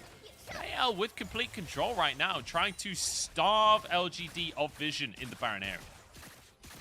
Yeah, a bit of back and forth contention. I feel like LGD don't have any need to ever start Baron, unless it's like really free, just because playing for the Dragon is safer. Even if AL do manage to take it, do manage to secure it like they did with the last one, they're still so far away from the soul, so much work to be done to get there. And LGD are just happy to kind of go, okay, we'll try it again. Hopefully we get it next time. By the point where Asum has picked up his 3rd item, got that Lord Dominic, so we'll be shredding through that, you know, tankier Leona we talked about earlier. There's quite a bit of armor on Forge and Xiaohao as well, so Jinx really getting to the point where she's doing a lot of damage, and after the IE 4th item will really start to hurt. Certainly will. I mean, how good does it feel to be the team that has a Jinx to the Kale and to have the first 3 Drakes? Like you say, they are chilling. They don't need to worry about this next Drake. Like, if they don't feel like this next fight is their fight, they can just pass it and wait another 5 minutes. Scale up for another 5 minutes. You got 2 items on your Kale. You got 3 items on your Jinx plus a pickaxe on top. Like, they have time to burn in this game on the side of LGD. And it's nice to see them in a relaxed position. It doesn't feel like we've seen a relaxed position for LGD at any point this split. Yeah, it feels like it's constantly been such a battle for them to get any advantages. And now AL, they know the Dragon fight doesn't favor them, so they want a fight around this Baron. Well, they're just going to try and burn through it. 5k on the Baron right now. It looks like they're still committed, but now starting to back away. Chocho on the front line, tanking up, but he ain't that tanky right now. Finally falls as Asum gets 1 kill for himself. Shadow just going to go straight into the back line, knocking them backwards. Galio comes in, gets a KO on top, but Shadow actually falls on this one. Betty trying to get these stacks up, but Fairness flashes forward.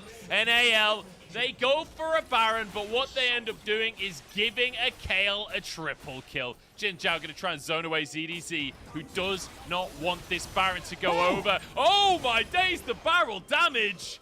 It's just going to be the single kill. It's a shutdown onto the Kale, and it might actually stop the Baron. Yeah, they're low enough, they won't go for it. Still not ideal for AL, but something to note is the reason they went for that Baron is they had the spellbook on the Rise. Rise had Smite as well as Zinzao. So they were like, we rush it. They can't contest this. And so LGD really urgent to start the fight. Health bar's already low from tanking the Baron. They get that initial reset. It looks dire. But we do see Betty and Forge doing a fantastic job of taking out the Viego. If Shadow had killed Betty there, it would have just been Baron for sure. Essentially even game over.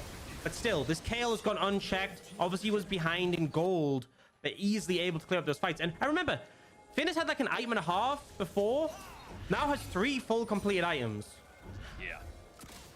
Yep. Finnis getting pretty scary at this point on the Kale. He's beyond level 16. He's got 3 items. He's becoming a menace with a triple kill in that last fight. AL are on the Drake first. Oh, I thought the Rocket had got it for a second.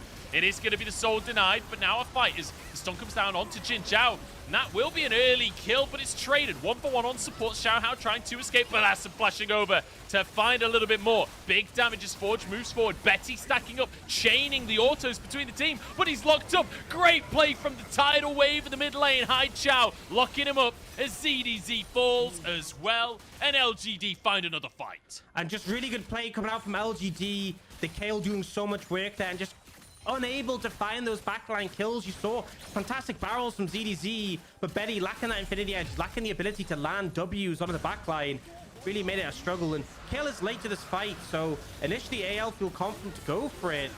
But importantly enough is the fact that Kale and Jinx for a lot of this fight are kind of free hitting. Something to note as well is Galio Taunt is so good against Zeri because he channels it. And look, Betty doesn't actually use his Q because it makes you right click instead. So you do no damage to the Galio. If he was actually able to Q instead, might have been able to kill the Galio, might be able to go further on the fight, but everyone in LGD sort of doing their role. And as I said, their comp is just easier to play in team fights. And you can see how much freedom Asim had there. Yeah, easier, like just longer range as well, right? It feels like Betty's struggling to get that much done, like you say, being zoned by the Galio. ZDZ doing a lot of work, it has to be said. But Forge and Betty struggling. Jin Zhao will spot Chocho. Did not have his team nearby enough, though, so doesn't go for the play for the time being. Shadow really wants to go for this chicken.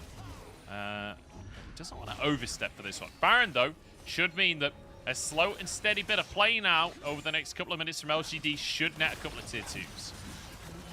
Should be able to pick up a lot of that gold on the map. Just apply more pressure. ZDZ is scary. Kale is level 16 though, so big threats from the enemy team. And again, you know, as you said, ZDZ did so much work in that team fight. I feel like that's what it comes down to. Landing those barrel combos, landing the W's from Zeri. If those connect on the right targets, that's your opportunity. But if the fights play out standard, you're going to struggle. I mean, Fierce level 17 now, not even level 16, surpassed that already. Things are looking dire for AL in this first game. 6,000 gold deficit right now. And man, how different did LGD look today? Hai Chao coming in. Hai Chao apparently in Mandarin actually means tidal wave as well. So, and it feels like he has been, the tides have changed for LGD. 0-1-13 in this game on the Galio. And I mean, Shadow having a great game of it. Asim once again performing. Fairness looking fantastic on the Kale. It's all looking pretty hunky-dory for LGD as they just continue this siege. I will say, though, they're not doing a fantastic job of getting the waves to crash at the same time. Notice how AL kind of go up towards mid, clear that wave. That wave is now gone. They can go down towards bot, clear that wave. It just means that there isn't really as much pressure as there could be just due to the mistiming. And there's a lot of wave clear for AL. Asim has to cleanse. It's going to be kind of barraged down as well, but that's a couple of ultis burnt. Rocket comes through, but blocked by the rest of AL, so Chocho will walk away with his life. And now, like you say, kind of taking it in turns between the lanes, and it does mean that the siege is a little bit harder to pull off. Close one for Hai Chao. He'll walk away with his life, though.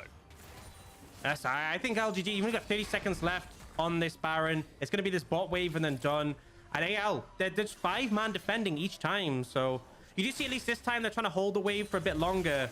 But your Baron is about to time out in 20 seconds. This is your last opportunity to break the base. They have finally synced the wave. They should get at least one inhibitor tower. They might get both, honestly, as everyone's still on the bottom side from AL. That will be 2 towers falling at very least. Bottom inhib goes down. Do we see LGD commit for the top inhib, or for the mid inhib, sorry? I don't think so. They're going to back away for now because it's a minute until that Ocean Drake comes up. And we're kind of running to the point now where you don't have the 5 minutes to burn for LGD. If AL get this next Ocean Drake, like that's dangerous. Yeah. Gets a bit scary. I will say, I feel like the Ocean Soul for AL isn't as big of a concern. It's still going to help them outright, but a lot of squishy members you can just pop before they get a chance to utilize the healing. Still, ideally, LGD would want to secure it. The bot inhib, not the best as it's close to the dragon, but still able to finally secure that on that last push. And now, AL are trying to get mid-prio to move into the river, contest that vision, get some control. Denying vision so important if you're playing this Gangplank, this Zeri, firing on a fog of war. Oh. We're just going to get a fight straight away. Galio slamming into everyone. Chocho on the back line. Here's Jinzhao, escapes with his life. And now the Kale and the Jinx start to chunk through everyone. Betty's golden, but it does not matter. Or does it? A zap across the team? Yeah, no, it doesn't. It's the answer. CDC alone in the world as the zap lands onto him. And Shadow has the ult reset. He doesn't even need it as Assam grabs the kill. Shadow didn't even get an assist on the last one, but he certainly has plenty this game. 8-1 and 8 on the Viego. And it is some beautiful team fight. This is just some beautiful gameplay from LGD across the board. And a much needed win in game number 1. Yeah, I mean, a strong early start. There's definitely some moments AL put up some resistance, but for the most part, this was LGD favored throughout the entire game. As you said, the Kale who got put behind, it just didn't matter because you got to those teamfight moments, got those levels in, and that was it. That's all you need. Levels and Kale, job done. Doesn't matter if you're 9.5 behind that Gangplank. And ZDZ, I've got to say, did so much work there to try and make the game a reality, really trying to solidify some barrels to get his team back into it. It just wasn't enough. Yeah, really tough one. ZDZ, like you say, had that gold lead early, was using that gold lead, was trying to be the impact in the fight. I mean, he denied that Baron partway through the game, which definitely kept AL in the mix. But generally speaking, we talked about this bottom lane matchup, right? Assam versus Betty. So far, very heavily in LGD's favor. And, you know, Yeji being swapped out for Haichao, feeling like a pretty good change right now. You know, Haichao only having a Galio game. I don't want to make too many big conclusions off of one single Galio game, but certainly looking good in this first one. Yeah, and it looked like, you know, they had a clear play pattern. They were working well. The jungle mid support, in particular for LGD, Shadow, Haichao, and Jinzhao, fighting extremely well in those skirmishes, getting the Viego ahead, leaning those resources into bot. They did everything we need. And that's the thing with the Kale is that even if she gets set behind, it just doesn't matter. She's going to come online eventually. And it felt like the easier to execute teamfight comp was in LGD's favor. So even though AL found, you know, some strong battle combos, even though they were like trying as hard as they could, it's just too big of a gap to make up when you are down and they have just an easy, straightforward comp with two humongous backline carries. Yeah, definitely. I mean, like, the comp looked great. The way they played looked great. I'm pleasantly surprised by LGD in our first game of the day. And I hope to continue to be pleasantly surprised. On the other side, though, I will say my expectations and my hopes for AL a little undersold in this one. And, well, Zeri, we said it needed to be banned. We said it was an absolute must. I mean, LGD opt out of banning it. Go for the Jinx as an answer. Seems to work out.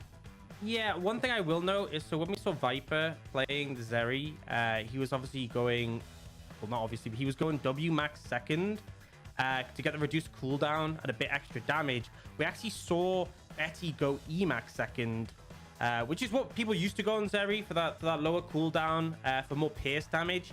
I feel like here you're playing a bit more for the W poke. I feel like maxing that W second, just with the new Zeri, with the W being so strong, I would have preferred to see that. I think it was really significant if you were able to hit those W's on the enemy backline.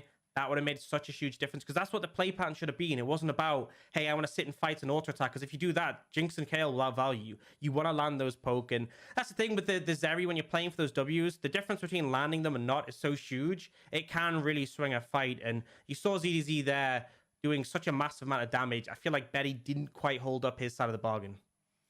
Yeah, it didn't. I mean, we saw like one or two really significant W's throughout that game. That was about it. So feels like something to be seen with this Zeri. We'll have to wait and see over the course of the next week or so how much that becomes a menace here in the meta. We're going to jump into a break, and we'll find out if AL can get back on that horse for game number 2.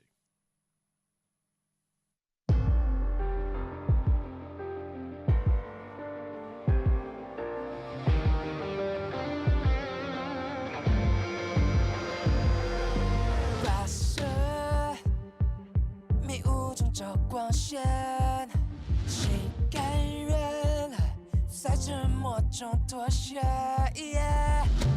困住翅膀，也要飞得更远。想过现实中的淬炼，嘲笑声也不过是雨点。用着的如长卷，拒绝最廉价的远。曾多少次摔倒过，独行总有一天会被看见。想象到全世界拥有善恶无畏的信念，粉碎极限，阳光之间穿透这片黑夜，太耀眼。沸腾血液，何来胆怯？心中有烈，燃着炽烈的火，不熄灭。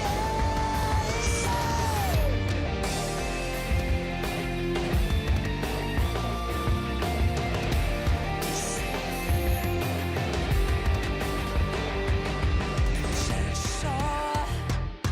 那冷漠与偏见，也接受不完美的缺点。从灵验多危险，不怕，只怕不够轰烈。曾多少次摔倒过，人独行总有一天会被看见。相信到全世界拥有善恶无畏的信念，粉碎极限，阳光之间穿透这片黑夜，太耀眼。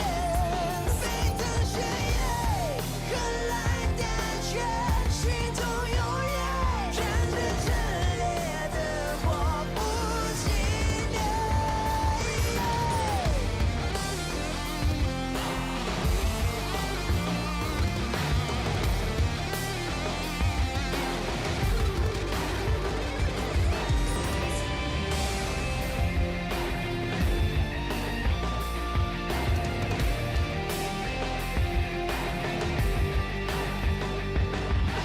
有的苦，有多痛也不愿，流的泪，受过的伤都会终结。被否定，被拒绝多少遍，挡不住勇气疯狂蔓延。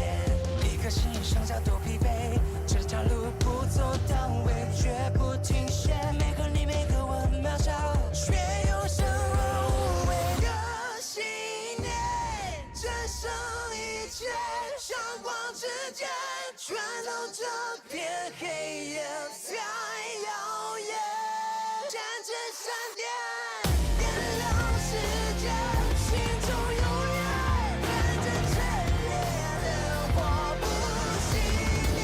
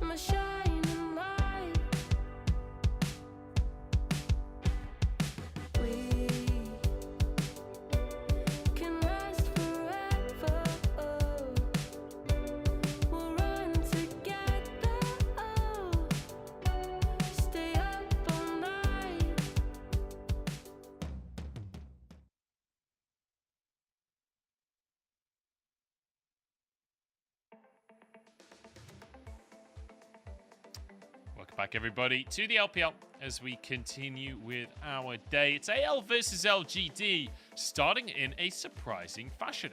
Actually, fairly clean game coming out from LGD. You know, I was anticipating this one might be a little bit of a fiesta, Dan. I thought that maybe this would get messy, and I also thought AL would be big favorites coming in. But game number one looking very nice for LGD. Yeah, I mean, I think that putting Haicha on the Galio worked. Mid-jungle support, great trio. And then you have the scaling side lanes. And I feel like in some ways, AL had a similar win con, but they lost out in the mid-jungle fight. And then they ended up losing out heavily for Betty. And as much as they got ZDZ ahead and you got to have a fantastic game, I just think the team fights were harder to execute on. It's like sometimes it's all about just keeping things simple, right? We've seen those compositions where, I mean, that's what a lot of teams did in spring.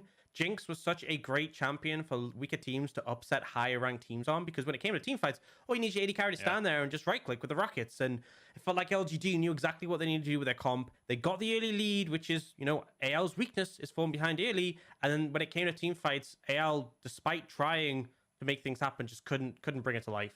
Yeah, couldn't make it happen. I tell you who could, though. Shadow, as he grabs himself the MVP. And, you know, I had to double-check Viego stats, because I just said to Dan at the break, like, man, it feels like Viego gets MVP every single game. I just checked.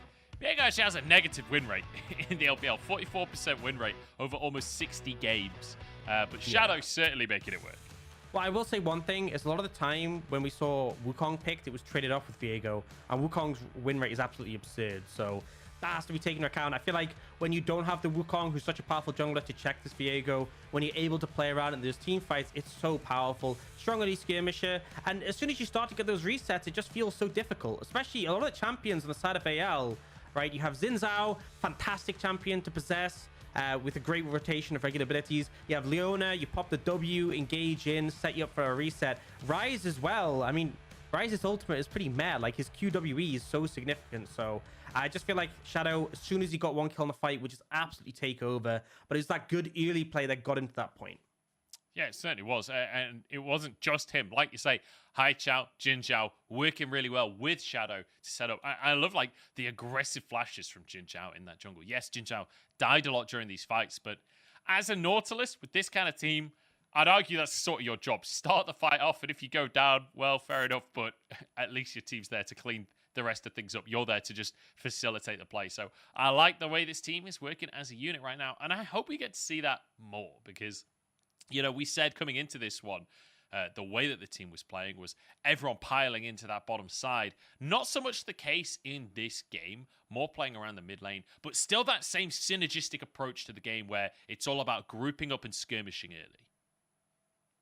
Yeah, and I want to see LGD hopefully continue this. For AL, I think composition was a bit too complicated. I'm not really convinced on the Rise. It's something, looking at the patch notes, I saw the Rise buff, and I was like, I don't think that's enough really to bring him in the meta. I still kind of retain that opinion. Maybe I'm wrong, but the buffs didn't feel that significant. And ultimately, the reason we saw Rise so dominant was this tank Rise build, who would be super strong at finding prio, and then really hard to kill in the mid game while still doing decent damage. You have to go AP Rise now. All they've buffed is his AP ratios, but I still don't think AP Rise is that strong. And also, the meta has kind of shifted. I know we are still seeing a lot of these picks in the LPL because we're having aggressive teams, but it's not just this meta where it's like Rise, Galio, Ari, you know, that we saw at the end of spring, where it's like all facilitation, where Xiaohu really shone. Like, there is a lot more picks you can take in the mid lane that are leaning into the scaling aspect. So I feel like Rise just, his place in the meta isn't as assured as before. And ultimately, Haicha just outvalued him on the Galio. Like, even though you lose prio early, you just use Predator. And it's like, okay, you left lane first, but I'm there at the same time, or sometimes ahead, because I run fast. Yeah, exactly. Got to go fast on the Galio. Even if you can't use Predator, you just ult into the fight anyway, right? Yeah. It's not like Galio is ever going to struggle to get towards a fight. So felt good in the composition from LGD. We'll see if they can repeat the performance in game number 2. Just waiting for Champ Select to kick off for that one. But we'll have to wait and see. And AL, you know, disappointing game number 1, but hopefully they can change things up in the draft. Maybe just ban the Zeri rather than pick it or play against it. Just go for something that's worked for you in the past. And I will say, it's not surprising that we do see kind of a shift in momentum for a couple of teams when we come on to 12-11, right? Fairly big patch, like a lot of changes across the board. So you can expect a few teams to take a bit of time to get used to what's happening on this patch and actually get warmed into it. Yeah, I mean, for anyone who's not sort of up to speed on what happened on the patch, there was a ton of changes. Big one is towers got nerfed again, but they're still stronger than before. A ton of item changes, a ton of champion changes. Essentially, like 12-10 was this massive overhaul with the durability change. 12-11 was the adjustment to like make up for that. And so as a result, it was a very heavy patch. And the expectation is things will shift up massively, but we kind of just have to see how the meta lands. And it feels like anyone who has a faster read on it will come out ahead. Now, LGD are on blue side. They have banned the Lucian though. Zeri's still gonna be left open. We'll see if they opt to take that in this situation.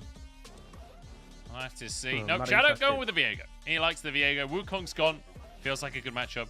And Betty deciding that, look, the pick was not the problem, apparently. That was not the issue with the comp, according to anyone's legend. We'll see if they're correct about that one. As Xiao Hao going to lock in the Corki for Forge. And now for LGD, I mean, again, going pretty quickly through the draft between these two teams. Yeah, so LGD banned the Gangplank now, and there is that extra ban left open, which was the Corki. It was banned first rotation by AL before. And now we have two essentially, champions with a ton of poke between the Zeri and the Corki. Two champions that scale extremely well. But it looks like LGD, can I just go back to what they did before? If it ain't broke, don't fix it. They have the reset potential off that Viego, off that Jinx. My question is, are they going to match with the mid laner here before they get banned away and they end up going for the LeBlanc? So really powerful mid jungle ahead. And this feels like this has been the goal for LGD in game 1 and game 2. Have a strong mid jungle to set up your side lanes, and they have managed to pick that up again. Yeah, definitely feels like they have power in that mid lane. And the LeBlanc was banned away from high champ game 1, right? So feels like maybe this could be one of his comfort picks. We'll have to wait and see. As the Lee Sin being hovered here. Xiao Hao gonna go for that Lee Sin Viego matchup that we've seen oh so much in the LPL. Yeah, I'm not a huge fan of Lee Sin paired with Corki, but they kind of need something to contest, and Lee Sin did get buffed on this patch, get some extra AD, some extra damage on his Q. He was already priored quite heavily in the LPL before that, so he should be in a good spot.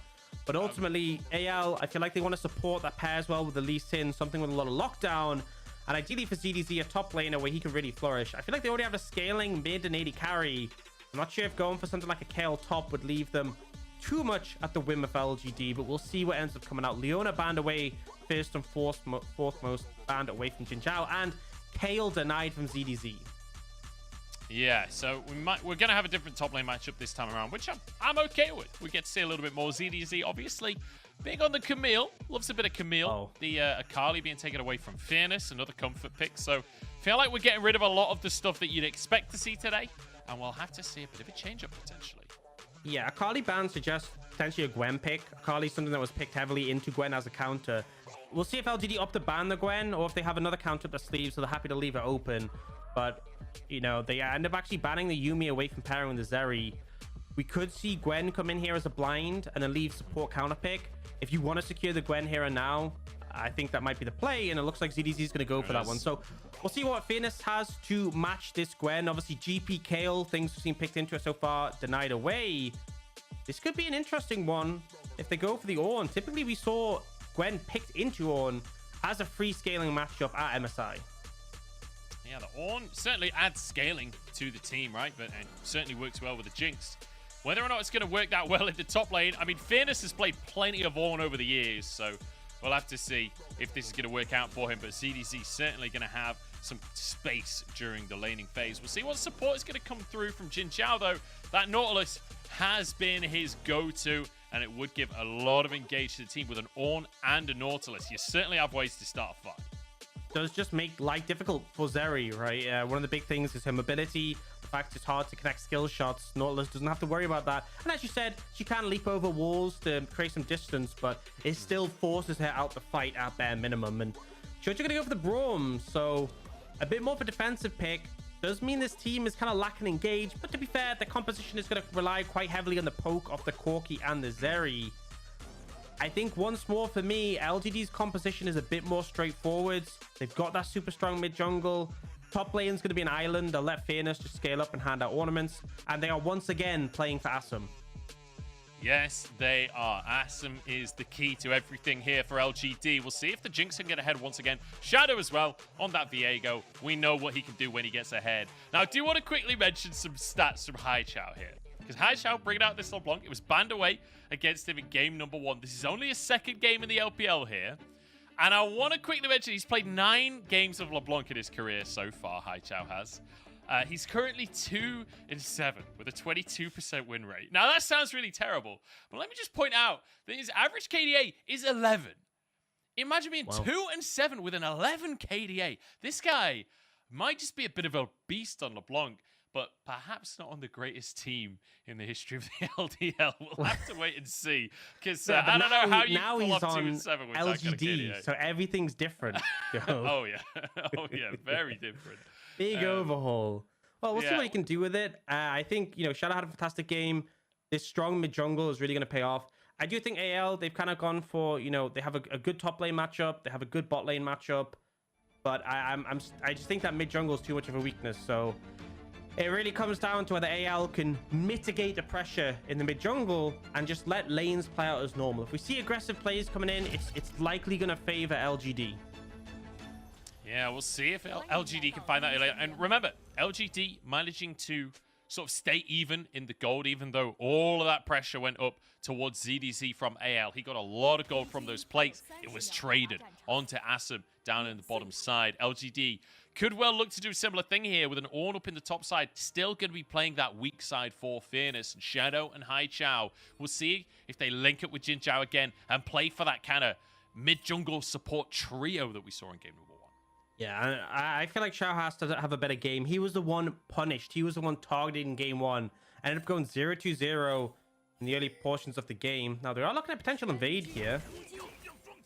Take a ward down. Takes a Q, but yeah, as you say, just ward could be dropped onto the Raptors. But it does mean that Haichao now will have an XP advantage in that mid lane. He's already on LeBlanc, so it can get a little dicey for the Corki if Forge isn't too careful. He can fall behind in levels, and there is an all-in window, but with the TP, you're not really expecting Haichao to be looking for a kill at level 2. Yeah, it's just about the pressure, trying to trade heavily onto the Corki. Corki really prefers just wait until level 6 when you have the ultimate available to help clear waves. Prior to that, you can still look for trades when you can find opportunities, but there's a lot more poke available to LeBlanc and a lot more setup for ganks. If she does land a chain, your Valkyrie doesn't get you far enough away to break the tether, so very, very scary. Yeah, it feels you're safe when you got the package, not so much when you don't have that available to you. Asum and Jin Zhao looking like they have control of that bottom lane, at least for the time being. But level 2 hit actually at the same time here. Forge doing a good job of having that minion advantage in the mid lane. Yeah, and interesting enough, we're actually seeing the TP come out from Asum, which is a bit of an interesting one. We often see this on picks like Ezreal. Not too much on the Jinx. I think kind of respecting the fact that they don't really expect too much early threat from AL's bot lane. AL's bot lane is kind of picked, to kite back, play defensive. That's why the Braum is there, so that Jin Zhao can't engage. Yeah. And suspected you don't need those combat summoners. He's happy with the TP. Yeah, going for the TP. Also going for the cult. Like, Asum is all in on the fact that you ain't doing anything to me during this laning phase. And I kind of like it. Like you say, this is not exactly an aggressive bottom lane locked in for the side of AL. So LGD being kind of greedy with it, but I can see where they're coming from with it. And I mean, both AD carries with the Cole, so just looking to scale up and get some farm. We'll see. Shadow is just clearing off his red buff. Has basically secured 5 camps. Can now look towards going for Scuttle. But it looks like they might even try something a bit more aggressive here. If Forge dies here, could be pretty painful. That's quite a sizable wave. He does have TP, but see if they can pull it off. There is a wave to block Jin Zhao's hook here, which is thankful for Forge. Forces the Valkyrie. Cost Jin Zhao his flash. But honestly, Forge going to be happy just to have survived that one. Yeah, I mean, he didn't burn his own summoners, so Forge more than happy. All you did was had to use the Valkyrie, and obviously Valkyrie costs a ton of mana. It's 100 mana, so definitely doesn't put you in a good spot, but you'll take it. You avoid the gank. Better than being dead, better than being in flash, and we'll see LGD to secure that bot Scuttle. Xiaohao will match on the top side. Yeah, obviously can't do much to Fairness here. Fairness very close to his tower, so just be the reset for Xiaohao. Jungle is just about even as you see Shadow finishing off his Krugs. And we'll see what happens next to these two junglers. Drake up in a minute, but like we said, with the cull starts in the bottom side, it doesn't feel like a lane that necessarily you anticipate that much aggression, but maybe could be a window for Shadow as this massive wave comes in, but I don't think he's really looking for it. Wants to get a reset, wants to get back up towards that Grom. Yeah, I think the wave's too big, and also Zeri Braum is quite scary if you try and engage, aggress onto them. Obviously, it's quite tricky to pin down Zeri, especially before you have that Nautilus ultimate at 6. And once the Braum passive starts stacking, it can definitely turn a rise. So Shadow, unable to find anything mid, unable to find anything in the bot lane. This slow pace does favor AL. They're more than happy with this. Yeah, definitely. I mean, both teams have a good amount of scaling. I'm just nervous that, as you say, when it comes down to teamfight execution, if AL can pull this poke-style composition off, it can be quite difficult to ever find that engage you're looking for, especially when half your engage is all, and you're against the Braum. your engage doesn't exist anymore, or just gets often completely denied by that Braum. So we'll have to wait and see if AL are going to be a little bit more proactive, but as we said before, it's not really where AL shine the early game. It's much more about the skirmishes and the team fights later on. But they will start off with priority in that mid lane. They're going to go for the Drake. We'll be able to get that first one of the game. Yeah, which is really important because something we hit on last game was how LGD got those 3 initial Drakes super fast. It was 4th Drake at 22 minutes, and AL were constantly forced to opt into these fights just to try and stop them getting soul. So the fact they have that first one just gives them a bit of extra time. Mizzano is concerned. Now, we do see Forge struggling a bit mid. Xiaohao's there to Shadow, though. Shadow is there as well. Xiaohao and Shadow there to Shadow as the flash over, but the wave again! Forge is getting so lucky with these waves, and Shadow pays for it. Forge actually gets a kill out of all of that, and Shadow, I'm going to be totally honest, that was a bit of a whiff. Yeah, doesn't connect the stun. Forge's flash is even late, actually. But I just want to say, fantastic read from Xiaohao. This is someone who completely flopped game 1, heavily punished, was there when he needs to be in the mid lane, though, helps cover the play, and importantly, he just got first blood for your Corki. You are more than happy with the outcome, and you even get those Raptors as a reward. Yeah, this is not a matchup that Forge was winning either. The fact that he's getting first blood here, but this is the second play in a row now that Shadow trying to make the play mid, and the minion blocks it. It didn't even look like the minion was in the way, honestly. Yeah, I think he might have just not connected. Maybe the flash was in time, the projectile a bit slower, but either way, you can't really blame the minions. You know the minion timers. Oh, yeah. They're kind of rigid. You should look at your own side if you want to see where they are. But regardless, Shadow doesn't connect, and it's a risky play going for it pre-6 when you don't have that ult for the follow-up. But either way, Xiaohao with a fantastic read to allow that turnaround. And it just kind of means that the game can just keep going at this slower pace, which, as we hit on, AL are perfectly happy with. I feel like both teams are kind of okay with. Like, I feel like often we end up with these kinds of drafts where you both got scaling and it's down to execution later on. I feel like both teams are going to take their odds on that one. But I'm impressed with Xiaohao. As you say, shadowing in the mid lane, denying the play that came on towards Forge, and it means that Forge is now set up in a much more comfortable position with that Hex Stringer, right? Haichao is going to struggle to find the pressure that he had earlier on in this laning phase. Remember, he was butchering Forge in the laning phase. He was almost getting him out of lane. ZDZ might get forced out of lane here. The Ornhorn gets the knock up. ZDZ dodges one of the knocks up, but there's just so much coming in onto him. No way out there, and Shadow will get his own snowball rolling. Yeah, wasn't able to get that W down in time. Shadow just gets CC locked and taken out, so bit unfortunate, but a nice play coming out from Shadow to secure a kill, despite the fact his initial 2 plays did go a little bit, unfortunately. Hey, you know, we see Haichao still trying to apply that pressure. Xiaohao looking to help secure this wave in, and Chocho's here as well, so I think Shadow, he's on the Herald, but surely if they just walk over, they'll be able to stop him. They saw the E come out from the Viego. You'd think they'd move. I guess maybe because GDZ's not there, they're not willing to risk it. But I guess that just means Herald for LGD. Yeah, they won't be able to stop him, and don't call me Shirley, okay? It's going to be the Herald taken here in favor of LGD. Shadow grabbing that one for himself. And just think, you could go slam that for Assam here, give him a whole chunk of gold, or you could repeat what happened in game number 1, go back up towards that top side, and try and bully ZDZ here. It was ZDZ actually getting a lot of that gold last time around. This time might be him losing out. Dodges away from the hook. Can't believe he was ready for that. The crying and movement comes out. Second time for Jinjawi is flash hooked and not being able to connect. ZDZ able to respond, and it's a smart swap from LGD. They moved their bot lane top side. If they got that kill, they could slam Herald and get so many plays for Assam. Because it doesn't come to fruition, because AL matched them, it just means, you know, LGD wasted all that time really for nothing. Before, the play was for Assam, but because the hook misses, the play was ass. We're going to see the bot lane's reset. I don't know why I made that joke. It just sounded funny in my head. Terrible, terrible stuff here. But we are going to see the reset down towards the bottom side. Yeah, the Corki.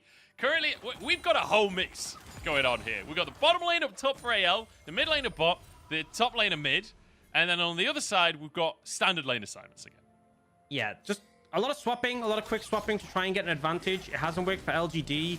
That's one of the things with the Herald. The best Heralds are when the enemy team isn't there in presence. You can get it down, get as much as you want. So AL doing a great job of trying to keep tabs on Shadow and not let him get that off freely. Now, it is Dragon in 20 seconds. Neither top laner has TP, although ZDZ's a bit closer. But you see LGD already moving in to try and secure this. Trying to contest vision, and we'll see if AL can match. Shadow gonna get that scuttle crap for himself, so at least LGD will have vision regardless. Currently with control through the bottom side. Package available for Forge. I don't know if you necessarily want to fight against the package right now if you're LGD. And I think they're deciding a similar thing, but on vision right now for AL and Shadow moving in alongside Jin Zhao. Looks like they might fight for this one after all. But AL on the Drake right now, they're just going to try and burst this one. And LGD sort of posturing, but not going to commit. Herald down to the bottom side as Assam trying to get as many plates as possible here. The laser going to go slightly wide. That's going to be 4 plates for LGD in the bottom side. Very nice. Yeah, so a lot of gold. They find a window when AL committed to Dragon, but as you said, very hard to contest when Forge has that package. And AL is super happy. They have 2 dragons in the pocket already. It's an Infernal Soul, which I'm going to be real. Best case scenario for AL, I feel, in the fact that they already have so much poke. It's going to make Corki and Zeri really obscene if they can get their hands on that. So, big difference from game 1. AL able to mitigate more of the pressure from LGD, able to secure those 2 early dragons. Yeah, so far, so good for AL with the 2 Drakes. And like you say, Infernal Soul on Corki, when a big one hits you, oh man, that's just not fun. You don't want to play against that. But LGD might not have a choice. Well, the choice is deny some of those Drakes, right? That's the choice that they have ahead of them. So LGD, bit of pressure on them now with 2 Drakes stacked up for AL. We'll have to wait and see what AL can do with this advantage, because they are slightly behind in gold. Whether or not they can continue to stack those Drakes remains to be seen. Yeah, I think the gold discrepancy is not enough of a deal to really matter that much. But it really comes down because Shadow hasn't found those same favorable skirmishes. And Haichao hasn't really been able to be part of these plays. We saw the Galio be so instrumental in setting up plays in the previous game. It kind of has just been a farm lane for LeBlanc, which, you know, isn't the ideal case. You really want your LeBlanc to be participating, to be getting ahead. For now, though, we see Jin Zhao, Shadow pairing up once more and looking to be a bit more aggressive in the enemy jungle, see if they can find anything. Xiao goes wide in the queue. It means Fairness is completely safe on the top lane play. Haichao will grab himself a plate in the mid lane. So nicely done by him. 160 gold for him and an enemy blue buff. Not too shabby for a day's work here for Haichao. And AL legging it in the bottom side. They know what's going down here, and they are straight out of dodge. It means Assam once again more solo gold. This time it's the first tower of the game as well. Assam just getting a slingshot towards the late game as fast as possible. And this is what LGD want. This is what they need in their composition. That Jinx is such a massive portion of their damage in fights. So getting here ahead, really going to pay dividends. And Xiao ends up going for the play on the top side. It's kind of hard to make it work. You don't have the best setup from a Gwen. She doesn't have hard CC to connect onto the Ornn. So it felt maybe a little bit of wistful thinking. And your bot lane are the ones who pay for that. And now the gold lead wasn't too significant before. It's 2,000. You can see Assam already finishing that mythic and a decent chunk towards his next item. And just to really be annoying, will stop Betty's reset as well. Yeah, I don't know how he had vision of that one or whether that was just a guess, but very nicely done there by Assam. And it means he gets a bit of solo time in this mid lane. There's no one there to clear the wave. Assam will be able to crash yet another wave there. Although Betty on the way, I'm not sure how quickly Betty will be able to get there. I don't think Assam will grab any plates. All right, plates are timed out. Never mind. But the wave will go in regardless. But it does give time to move up towards this top side. And LGD really heads up play with how they're doing this. They get mid prio, move up towards top. Jin Zhao is there, set up a vision. And it means Shadow and Haichao can start to threaten this top lane tower. Certainly can. Not just threaten it. It looks like they're just going to take it. AL not willing to fight for this one. And LGD extend this gold lead a little bit further. Hai Chao going to get the local gold there. 175 in his pocket. And that's 25k, sorry. Up against 23k right now. It's about 2,500 gold, all things considered, in favor of LGD. And a good look for LGD. Again, I was not expecting this kind of, clean macro coming out for them. Feels like they have a very clear game plan. It feels like they're working well as a unit. You know, it may be a fairly quiet game, but compared with what we've seen from LGD so far this split, I was not expecting this kind of just clean, clear, controlled gameplay. Yeah, not every player's worked, but when you're playing your macro well, you don't need like these individual pop-off moments. You don't need like every gank to work.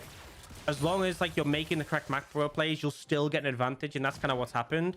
And now with the Herald in pocket, they can go mid, slam that down, threaten the mid tier 1, and use that pressure to lean into the river to contest this dragon. LGD absolutely wants this dragon. And look at AL, the vision setup they have in the area, starting to layer some poke down.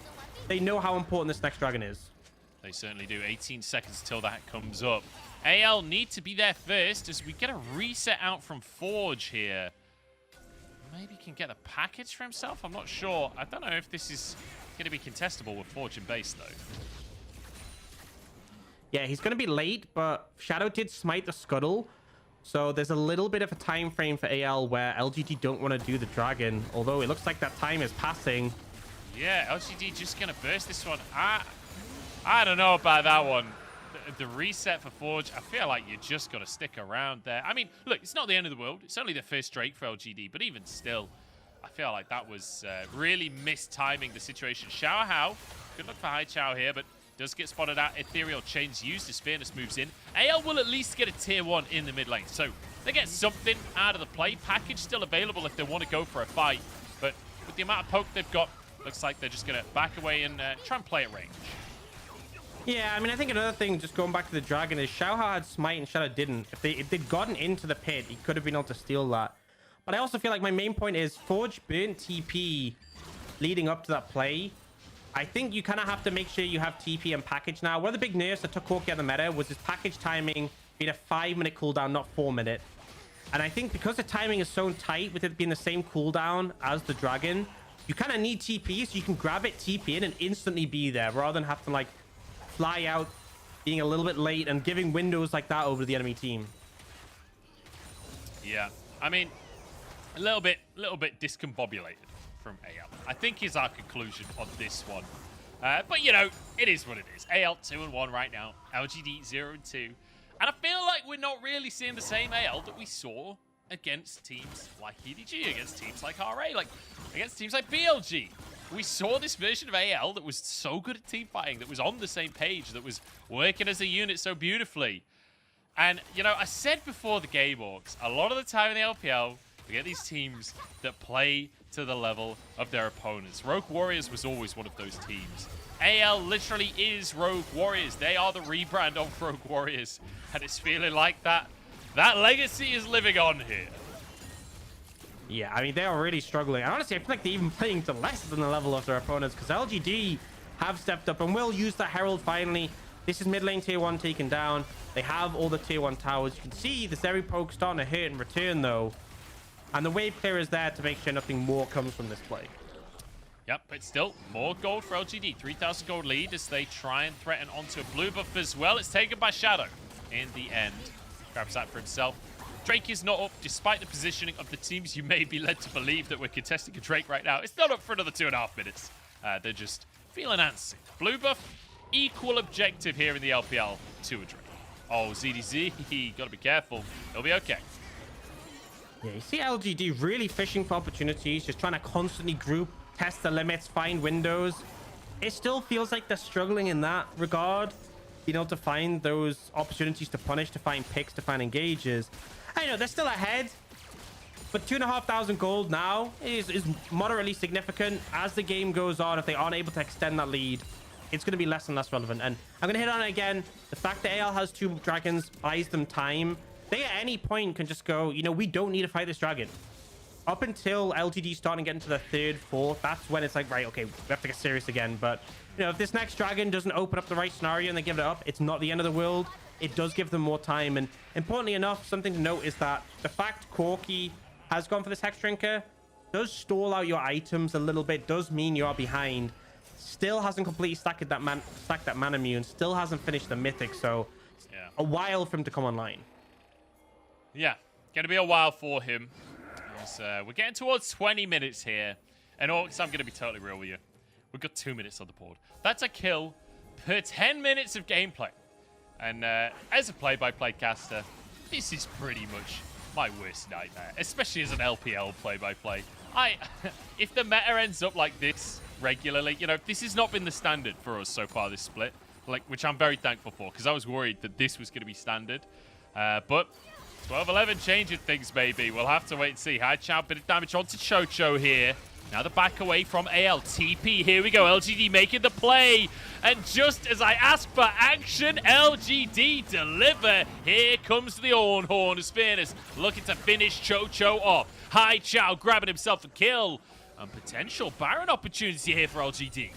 Yeah, it's risky into the Corki, into the Zeri, but it's very hard for them to approach, and this will be a quite quick Baron, so AL needs to get in and start layering down poke to make this happen. High Chow trying to keep Xiaohao away from the pit here. Betty moving over. Forge is there as well. 3 rockets in his canister. But with a TP coming out from ZDZ, LGD are going to be happy with that one. TP towards that top side means LGD can now move down towards the bottom half of the map instead. Although Shadow's staying on that top Scuttle Crab. But I think the rest of his team will be able to just solo this straight count. Shadow backs away. Vision is there for LGD, so no Baron threat available. And LGD, a very nice course of play here. Yeah, LGD kind of catch AL sleeping. And AL, I mean, as I said, they don't need to contest the dragon. They can just look away. They will even get Fairness's flash and should be able to pick up that tower on the top side. So it's not like they get nothing for this. They will completely miss out and even be able to contest the dragon off the back of this one. Yeah, I'm a little surprised that Fairness and Shadow stuck around at the Baron. I don't feel like that was necessarily AL getting Fairness's flash. And it was more LGD, like... donating it? Yeah, I don't really know why they were still there. They obviously can't do much on the situation. And AL weren't even starting the Baron. You had vision of the Baron. Like, yeah, I don't know. But either way, still, LGD getting themselves a Drake. Nice bit of macro, and that's kind of been the highlight for me of this one. Nice macro from LGD. We'll have to see if they can continue. They now have those 2 dragons in pocket. Gold is 3,000, so still kept within a reasonable amount. Something to note, there's a ton of AP damage on AL. I know that obviously Betty will do physical damage with his Q, but that long-range poke is all AP. The Gwen is also AP. We've seen a Banshees come out for Aicha. I'm not really a fan of Fairness's build. I'm going to be real. That's a lot of armor, considering the composition you're playing into. Yeah, it's like all AP. Yeah, lacking a lot of that magic resist. So, bit of an interesting take. I feel like his teammates are a bit more on the anti-AP Do you know what he's done? Do you know what he's done? What's I know what he's done. Fairness. He's alt-tabbed. He's typed in one of these websites. I won't name a website because, you know, it's a fierce competition out there. But he's got on one of these ones that just statistically says, this is the Ornn build, but the highest win rate. And he's just slammed it straight away. He's like, yeah, I know it. which website. It's promunch.com, isn't it? That's it, promunch.com. You heard it here first, folks. Yeah, he's like, you know what? If EU West Plat Plus players are winning with this build, then that's the build for me. Yeah, well, checks out. he's really invested heavily into that. And I mean, the attack speed still going to have value, as is the Grievous Wounds, which, you got to remind you, Grievous Wounds has been nerfed. Still seeing pretty heavy investment into it by Shadow in particular. Has gone for that Chemtech Putrefy now. Not Putrefy, the Chempog Chainsword, I think it is. It is, yeah. Yeah, and they did buff it a little bit to make up for the nerfs to Grievous Wounds, but this isn't really important when there's a Baron going on. Yeah, High Chow.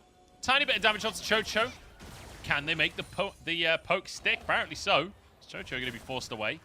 2.5 minutes on the Drake. The Baron toyed with, but LGD... they were just looking for a free Baron, right? If there's no contest from AL, then they just go for it. But AL respond appropriately. And it means everyone backs away. And Orcs, we go back to the status quo. We return to just ping-ponging waves between our laners here. It's 3 towers to 1. It's 2 Drakes apiece. It's only a 3k gold lead. There's an attempted rocket from Asim. Goes for the red buff. And that's the kind of game this is. When Jinx ult is happy to be used to try and steal a red buff, that's how you know you're not getting any fights anytime soon. Whoa, look how much that ward is sparkling, by the way, that control ward. Did you see it? Just like... It's because it's been up for 5 minutes. He just placed that one, though. I think it was like the animation of placing. I don't know. Some fancy right. woods. Yeah, I mean, But you do regardless... get... If you get a control ward up for 5 minutes, if you click on it, it gets an award. It gets a little medal called the Distinguished Ward of Awareness or something like this. I can't remember. I don't know, maybe I need an award of an awareness. Maybe it was already down. Who knows? Either way, we do finally see something to note is Mythic comes in for Forge. He has that Leandries. Especially if the enemy Ornn is building full armor. That is going to do a lot of damage to him on top of everyone else in the enemy team. We have 2 items for ZDZ on that Gwen. Eddie is working on his 3rd item right now. So these are all positives for AL. I feel like they can start to feel a bit more confident in terms of contesting. And with a minute until that dragon, we kind of said they were happy to give over dragons before. We are now looking at a scenario where LGD will be overtaking, will be getting that 3rd, will be getting the soul point. And a 4 Infernal Dragon Soul, very scary. So I think now is the point where AL need to get serious. Yeah, we need to see some serious play out from AL. They need to contest this Drake. I just want to quickly mention before the Drake fight kicks off, Orcs, I want you to start making YouTube content. I'd love to see a series where you're like the build doctor or something, and you get clips like this from Fearless, and you tell us exactly what Fearless should have been building in this situation. And I would love to see that kind of content, but so far, yet to see any YouTube content from you. Is this a call out? Yeah, this is straight up call out. You brought me here on cast today just to call me out on my lack of YouTube content. Wow. Yep. We need more analytical LPL content out there, and you're the man for the job. Here we go, though. Spotted out RAL as the TP comes through from CDZ to join the rest of the team. And now we might get a 5v5, Orcs. We might get the kills that we are all craving in this game. Fearless trying to walk forwards. He is, you know, he's got a lot of armor, but he gets a lot of AP. In goes Haichao on the back line. A lot of poke damage down. Here comes the Ornn Horn, and the Braum faced the wrong way, but it doesn't matter. Betty down to half. He's actually going to chase Haichao. The cooldowns are there as LGD pushing on the front side. And this is a beautiful fight from LGD as they just take AL down one by one. Haichao playing distraction. Betty falls, almost gets Asim, but can't quite finish the kill. This is gorgeous, and LGD show us that they know how to team fight too. Yeah, I mean, just decimation there. Really nice team fight coming out from LGD. I think AL completely misplayed that, and now they can pick up that 3rd dragon, and I think they're going to head over to Baron as well. Fairness even resetting to TP into tank, so should be the clean sweep for LGD in terms of these objectives, and the gold lead now blown wide open. Oh yeah, not only the gold lead, but also 3 Infernal Drakes. Like, Infernal Soul's bad enough. When you got 4 Infernal Drakes as well, it's nightmarish. Second of the look is AL. I don't know why they're trying to just 5v5. They're the poke. Yeah, I mean, the Braum shield does block the ult, but so much damage done, so much burst from Haichao chunking out targets. LeBlanc playing this beautifully. And Forge, you know, the whole point of the Corki is poke. And he really didn't lay down too much poke. I think he hit like 2 or 3 rockets in that whole fight, and they weren't really onto important members. So just not doing much. Eddie still struggling to get any good W's off on the Zeri. And to be brutally honest, Shadow picks up the Zeri, instantly lands one on 2 people. Feels like he's doing a better job in this one already. And now we're at this point where Jinx, 3 items plus 2 components, super strong. And as I said before, LGD's comp is so simple. It just plays itself. It's like Ornn presses R. Okay, that's a bit of an overstatement, but still, it's a lot simpler than AL's, who needs to like structure for the poke, play defensively. And it feels like a repeat of game 1 where LG are just better at executing on what they have. Yeah, I mean, Asim, like literally the guy we've been talking about all day long. Asim on the AD carry, on the Jinx. Oh my days, doing some damage as well with that rocket. He could just sit back. Fearless is there in front of him, and yes, Fearless doesn't have that much MR just yet. Now finally picking up a Negatron cloak. He's still going to be beefy. He's still got over 3k HP to just stand in front and body anyone that comes near, while Shadow and Haichao play disruption on the backside. Asim could just free fire that entire time. And now with the Baron, this becomes very difficult for AL to defend. Yeah, and I mean, the Corki's just not really doing much damage. Even in fairness, like the Leandri's burn did actually get nerfed on this patch. If anyone doesn't know, the flat burn got nerfed. And it feels like the rockets are tickling. He doesn't like have that extra burst of magic pen from Ludens. They've learned. Look at this. They're not pushing the wave. They're syncing up the waves, Orcs. Oh That's my progress. God. This From is game 1 progress. to game 2. We're witnessing learning. Right in front of our eyes. And now, look at the pressure. Look how hard it is for AL. They're all grouped as 5 bot. And look, oh my, it's beautiful. What a time to be alive. What a time to be alive. LGD learning from game to game, getting better as the series goes on. And look, we said that any other teams today going to be absolutely desperate to get wins on the board. And LGD doing it in style. But here we go, Asum engaged upon, or not, as the front line just drops. And AL have nothing left in the tank. 1 by 1 onto the chopping block. A triple kill for Asum as Forge tries to escape. Asum, can he get the auto? Oh, he turns golden. That's going to be the quadra. Easy peasy for Asum. And LGD, Hai Chao comes in, and everything looks magnificent. And it's the first win on the board for LGD, and in a manner that looked easy. Look how hyped Shadow is, standing up instant, like, yeah, let's go. I mean, this was a fantastic series from them. I know a lot of people, you might look at AL and be like, yeah, this isn't exactly a top of the table team. AL have looked good so far. They 2-0'd BLG quite convincingly, and this didn't even look close. This is kind of the exact opposite of what I expected coming into the series. LGD massively stepping up, and AL, quite honestly, flopping. Yeah, absolutely. I will say, for the side of AL, Betty, and I don't know who he was sat next to, that has got to be a nightmare on a day-to-day. Their chairs are like this next to each other, and they try and get out at the same time, bash into each other. I bet they get so annoyed at each other on Maybe a that's daily why. basis Maybe with that's their why chairs. they ended up losing. It just It's broke their annihilating mental. their synergy. It's, day by day, their synergy's been chipped away by chair placement. Yeah, fantastic game, though, from LGD. Fantastic series from LGD. You know, slower than I personally like to watch as a LPL play-by-play, but I still appreciate clean League of Legends, and I don't feel like LGD did much that was egregious at all this game. Yeah, there were definitely plays that they couldn't make happen, particularly in the early game. But the thing with that is, like, there were definitely lower ranked teams, so like they make these big plays and they either work or they don't. But for LGD, the macro made sense. They knew what they had to do to set the map up. So even though those plays didn't work and it made the game slower, they still just incrementally built up advantages. That a comp that performed really well in team fights. Everyone knew their role. It came together cleanly. And on the other side, being honest, AL, it kind of looked like they didn't really understand what they had to do with their comp. The comp didn't click as easily. It wasn't as synergistic. And on top of that, I'm just going to say it, Betty made Zeri look balanced. And I really think this champion is completely insanely OP. You know, we saw Viper on it, and man, the stuff he could do, constantly finding those W angles. The fact that, I don't know if he did this in game 2, but in game 1, Betty maxed E second instead of W. Like, the play pattern now, the reason she flew up in win rate is because the W is so obnoxious. And it felt like he wasn't really playing for it. He was kind of playing traditional Zeri. And if you're playing traditional Zeri into a Jinx, I mean, you can see the damage numbers. Yeah, I mean, just no opportunity to get into the fight. And also, if you're playing traditional Zeri, well, actually, Fairness's build is great. Because you ain't doing anything to him. Nothing but armor. Those Qs literally tickling Fairness by the end of the game. So, nicely done here by the side of LGD. A bit to be desired from AL, and that's disappointing. After the first 3 series we saw from them, it felt like this was a changed team. This was a team that a lot of people were saying could well make it to playoffs, but, you know, the fact that you've got 100% kill participation on Xiaohao, who's 0, 2, and 1, I think says everything you need to know about this second game. Yeah, I mean, this was a rough one by all means. I gotta say though, my big highlight, we've already talked a lot about Asum, how his addition to the roster made such a big difference. Hai Chao looked really good.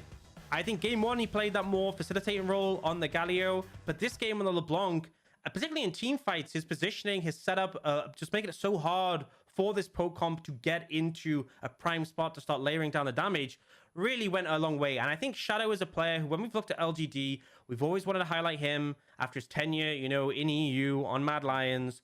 But it kind of felt like there were struggles quite a bit of the time after that initial split with Hai Chao in this series. In the early days, but they looked like a strong duo. And I think that makes such a big difference because, you know, in the top side, you have Fairness, who's just willing to play whatever the team needs him to do. They have an AD carry they can play for now. And if this mid jungle is strong, this is actually a team that I have high hopes about. Yeah, absolutely. I have huge hopes for what they can do if this is consistent. But I feel like that's always the conversation. No, right? Joe. It's been a whole series, right? I'm ready to call it. They're going to make playoffs. Maybe Wills as well, right? Yeah. It's done deal. Haichao, Overreactions are what we shot need. caller of the year. Like, it turns out it's not even about his mid lane gameplay. Turns out he's just like this genius in-game leader that the team needed, and he's just going to call the shots. He's like He's the puppet Xiaohu. master. Just, he's the next generation. Yeah. Oh dear. Well, his name apparently translates to tidal wave. It feels like he's been a refreshing wave for LGD. I don't know. Bit of a weak one, that one. But at the end of the day, he's come in. Things have turned around. Good stuff for LGD. We just need to see whether or not they can keep that going for more than just one series. Because that's always the big disappointment for me, is we do see these kinds of games from the lower tier teams. And then it's just never repeated again. They just never seem to be able to piece that together against the better team. So, I don't know. We'll have to wait and see. It might be a pressure diff. Might be down to a draft diff. I don't know. We'll have to wait and see. Time will tell. But I certainly hope so for LGD. I'm optimistic.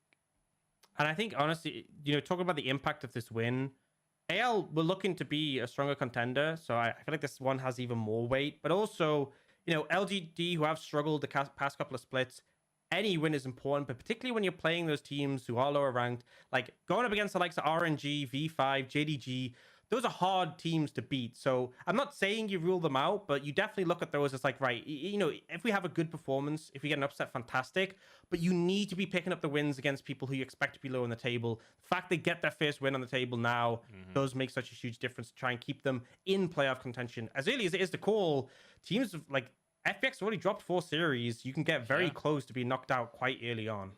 Absolutely. Like, these series are coming at you thick and fast. There's only 9 weeks of the split.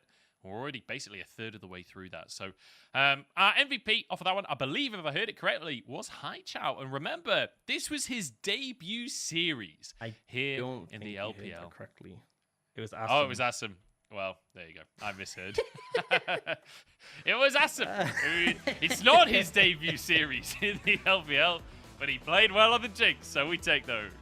Yeah, he did do some right clicking. And it's kind of funny that he plays Jinx 2 games, something that was kind of like the main pick for Betty. I actually looked up, I can't remember the exact numbers right now, but the majority of games that AL won last split were with Betty on Jinx. Like, more games won with him on Jinx than not, because he was so instrumental in this pick. But it felt like Asub taking a note out of his book and just really strong performing on this pick when it came to the team fights. I actually love the clip in the next one as well, when they see an opportunity to pick him up, and we actually see him use his chompers, completely shutting down the attempted play coming out for the enemy team. We'll get to see that in a moment. But yeah, just some fantastic play. And you can see LGD feel comfortable with this AD carry, and this one they can rely on. Yeah, absolutely. It feels like they can rely on Asum. It feels like this roster change, Haichao coming on in, with Asum coming on in fairly recently as well. Like, feels like positive changes for LGD, and they're starting to really get onto their stride, right? They're starting to finally find comfort here in the LPL. Positive stuff and exciting stuff moving forward. Maybe LGD can start to repair some of that name that they used to have. When you used to think of LGD, this was a team that was making it to international tournaments. It's not been the case for a lot of years, but actually, no, that's not true. They made it in 2020, just didn't. I don't want to talk about that. That was a whole can of worms. 2020 is now a couple of years ago, so that's true. Anyway, you're not wrong. We're gonna go into a break. Is what's gonna happen next. We're gonna go into a break, and then, boy, do we have a matchup for you. It's TT versus WE. Both 0-2, but if LGD have shown us anything, that doesn't mean squat just yet. We'll find out how good that series will be right after the break. One of them going to pick up yet another kill. It's a double, it's a triple, is it a quadra, is it a penta? Gala's gonna get it again! The penta kill for Gala! The LPL are king again. Cleared on the wrong side of the map, though, as Ming looks for a hook. The ward hop means Cleared can get to his bottom lane. Care needs to look for an execute at this point. Honestly, Wei is here, but Care actually has flash available. There's a route. Get the W. Oh, no! Care, that was so easy. Royal never give up. A team that needs no introduction. A team that has dominated the LPL since the beginning of time.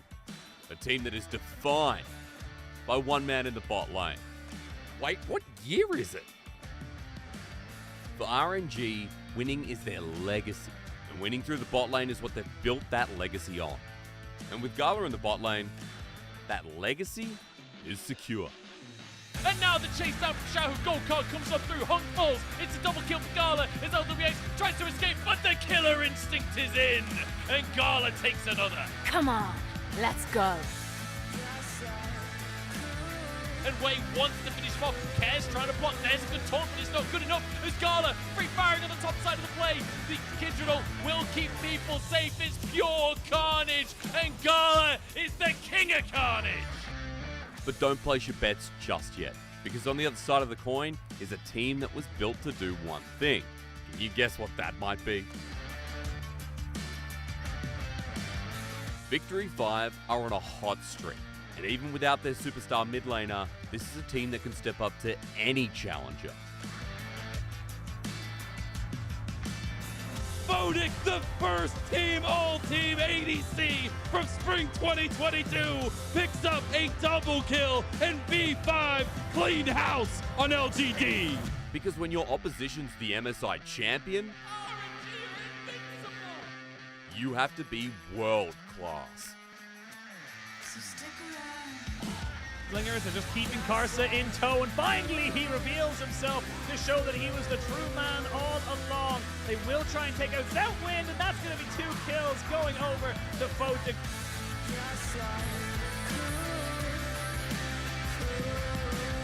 Putting in so much damage. They are going to try and trade back Photic, but even now you can see how difficult it is. He even cleanses it back.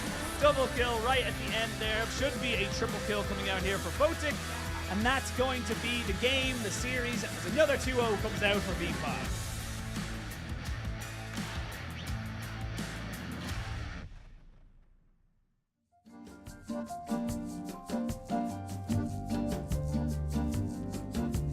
When I feel the darkness descending upon me, then I close my eyes to seek escape.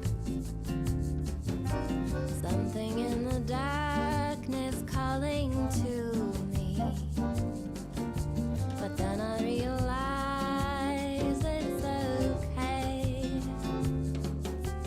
La la la la la la la la la la la.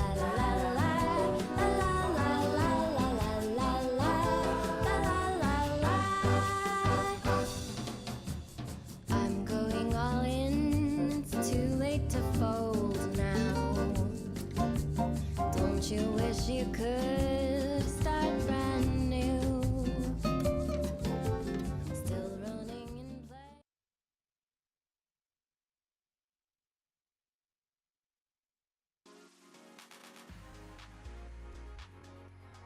Welcome back to the LPL, everybody, as we head towards our second series already.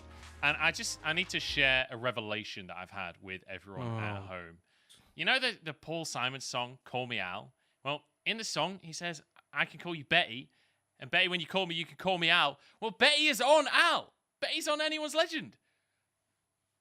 It's perfect. I don't know how it's happened. It doesn't matter. I'm moving on. TT versus WE is going to be our next series today. It's a revelation, honestly. But TT, in a recent series, Orcs, you got to cast an absolute game of throws. Go back to the Betty Al joke, honestly, man. And LNG. Talk me through the emotional roller coaster that we had in game number 1 of that series. This was a game. I think if a team underperforms, we just saw, a quick 2-0. I don't mind if a team underperforms. What frustrated me was TT getting ahead, having a 5-0 Callista, and them just indescribable plays. We have the clips for you, fortunately, because I don't think I'd do them justice without them on the screen. But this is the first one. TT, 3k gold up, 5-0 Callista, and then this from you, Carl. Yeah. I have no idea what this is. I've gone back. I've watched the VOD, Joe. I still don't know what it is. And then the follow-up... We've analyzed the data. the follow-up is, so, LNG get ahead, and then Doinby, super carry Doinby, 400 CS, super fed on this Corki. He's not actually 400 CS, that's the meme. But then look at this package, right? This is why it's a game of throws. Packages straight into the Camille and the Chef, uses all his mobility to end up right next to them, and found possibly the only window they had to lose this fight. So TT come back into it. I'm like, great. TT had a good early game. They find their way back in. They're going to be able to get Baron off the back of this. Things are at least looking like they've recovered. How wrong you were, Joe. though. I spoke way How too wrong soon. you were. And look who it is again. Yeah. What can you say to that? What can you say to that? I mean, the thing is, like, the rest of his team, there was no way they could follow up on that. There was just no window. But I feel like that was the nature of this entire series, was just no window existing and then yet this the one. play being made. Like, okay, they're going for the dragon. Yukala split. They get the dragon, and then Southwind, you're out. He goes back in. And then LNG chase him down, and then TT like, oh, I guess we should try and save him. No, just let him go. But then they literally, this is how the game ends. They got the dragon, they were out. And this is actually how I was so mind blown. I was so speechless. I love how mad you are talking about I'm it. molding. I am This molding. is a few days ago now. Like, I think you should go speak to someone. This is burned into my retinas. When I close my eyes trying to sleep at night, this plays. This is what I see. All you see is UCal and Southwind. Ah. Oh, God. Yeah. Rough series for TT. Rough series in Series for me, Joe. Think about me. Sorry, I should think about you more. On the other side, though, WE actually having a relatively decent series against Weibo Gaming. They're one win on the board. They're 0-2, but they managed to get a game win against Weibo. I don't want to highlight the way that they managed to find that win, because they were fierce fighters, basically. The team fighting, similar to what we said about AL earlier on today, and hopefully not as much of a curse as what we said about AL earlier on today, actually doing really, really well in game number 2 against Weibo in the team fights. Yeah, and I think that's the main thing, is that W definitely struggled so far this split, really struggled last split. But there's definitely moments. I mean, you got to remind yourself, they are a team who 2-0'd RNG last split, towards the end of the split as well, when RNG were looking in prime form. So I think the consistency isn't quite there, but I think they've shown that when everything hits right, when everything is coming together, they can really perform. And the team fights were solid in the series against Weibo. Yeah, we'll take a look at some of the footage as well. As you can see Weibo trying to play at range. Bew getting a really nice ult on the bailout. Like, that's so crucial, having that bailout from heal. Really nicely done. Yeah, I mean, I feel like the Renata Callista is such a strong combo when it comes to those team fights. The extra safety net, that big, powerful team fighting tool. But being able to do that, being able to secure that Ocean Soul, which really contributed, and then just finding more and more windows to challenge Weibo. The Shy on his Jace, which is typically a pick you expect him to have such a big impact on, just consistently caught out. Yeah, consistently getting caught. The Shy going too deep on these fights, getting baited by Shanks' Zhonya's there. And it just means SMLZ has so much space to clean things up on the Callista. Feels good to see SMLZ at least getting a game win on the board after, being hyped up coming into this roster. Like, we were expecting big things for WE with this new roster. And so far, they've not been able to get a series win on the board, but at least getting that one game. Positive things. Now, once again, we're going to shift the focus of the conversation towards this bottom lane and talk about a head-to-head matchup. But it's going to be a jungle head-to-head matchup talking about the bottom lane, if that makes any sense. Because we've got Beichuan versus Beisheng, which is going to be a nightmare to commentate, I will say. But look at these statistics. ADC jungle proximity and team jungle proximity, both second and third respectively in the entire LPL. And both junglers, really no focus on the CSD, right? No focus on getting farmed up. These guys are going into that bottom lane and making sure that their AD carries can get a lead. Yeah, particularly Beisheng, 15th for CSD at 15, just very consistently finding himself behind, but tries as much as possible to make things happen for his bot lane. These are very selfless junglers, and the goal is try and snowball those pivotal carries who can get ahead, who can potentially carry the game. We talked about that Weibo versus WE game earlier. That was the game plan of that one. That was the reason they came out ahead, was being able to get place, get gold for SMLZ, and particularly just leaning resources down towards that side of the map. Yeah, and you can see here, Beisheng going for the dive down at the bottom side here, getting things started off for his team. He'll happy to be there. And SMLZ, I mean, this is the same game that we were talking about before, where SMLZ was cleaning up those fights on Kalista. This is how it started with Beisheng, making sure that SMLZ has that focus and has that support for himself. But then they swap SMLZ up to the top side. You can see it's only 9 minutes on the clock, but SMLZ getting all of these turret plates. He got all 5 in the bottom side and then gets all 5 in the top lane as well. So you can see that's the focus. Whereas for TT, it's much more about the fighting in the bottom lane. Yeah, and Beisheng particularly just covering his bot lane, being ready, available in case any fights were coming out. And in fairness, I feel like Light and Luma kind of opted into that. But here as well, this great setup from Southwind allowing Beisheng to translate. You know, I feel like with... oh, this is going to get so confusing. With Beisheng, it was very much more around trying to invest, you know, resources like the Herald and setting up those plays. Whereas Beisheng, it was like more opportunistic. Hey, I have a window to find a gank. I have a window to counter gank. So we'll see how that ends up playing out. But either way, jungle matchup going to be really important in this one. And not just because me and Munch are going to struggle to distinguish the names. Yeah, this one, especially in a tight team fight. And especially if we have Viego coming up on the kill feed with the wrong champion face, it's going to be a nightmare. It's going to be horrendous. But look at this. Immediately, aggressive AD carries being banned away by WE. This is what we saw SMLZ succeed on, was that Kalista. But this time around, no Lucian, no Kalista left on the board. Remember, that Zeri will be crucial if WE don't ban it. Yeah, we'll see if they opt into it. We'll see how the performance comes on. I feel like we've seen the peak is Vipers. Maybe the lower end is Betty's performance in the champion, but we'll get banned out, so not going to come through. Viego is still open and available if teams want to look to prioritize that one. Senna is something still on the cards. Teams obviously lean towards. We'll see what they'll offer here. The Fiora ban coming out again. This has been quite a consistent thing, honestly. Fiora just being able to be such a thorn in the side in that top lane matchup. Okay, Senna comes in now.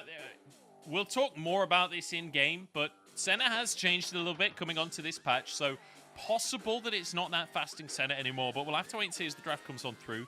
Ezreal going to be locked in for SMLZ, and then, I mean, Viego could well be an option. The Graves being hovered by Beisheng, it's one of his old classics, it's one of his old favorites, but I don't necessarily anticipate it being locked in. Yeah, I mean, we've seen Beisheng play the Graves twice, but we haven't really seen Beisheng. They will go for that Viego in the end. We'll see what TT offer here. I personally don't like the Tom here. Looks like they're going to lean towards it because it allows W to basically pick pretty much anything in the support role. This is such a, you know, the Tom is very good at neutralizing aggressive picks, but WE can pick, like, you know, you can even pick Yumi in this situation and be quite comfortable. We'll see what they end up opting for. Something to note is they've gone for the Gwen here. So now for WE, if you want to match top lane, you have to pick it now and leave your support till the second rotation. They instead opt for the support. They go for that Karma, that strong lane. That means TT can now ban away top lane counters, whereas WE, I expect bans towards the jungle. Yeah, we'll see what's going to be taken away so Beisheng can have a safe start to things. You know, Xin Zhao could be an option. Lee Sin. No! Yone being banned away by WE. Not a ban I expect to see today. Not a pick I expect to see today.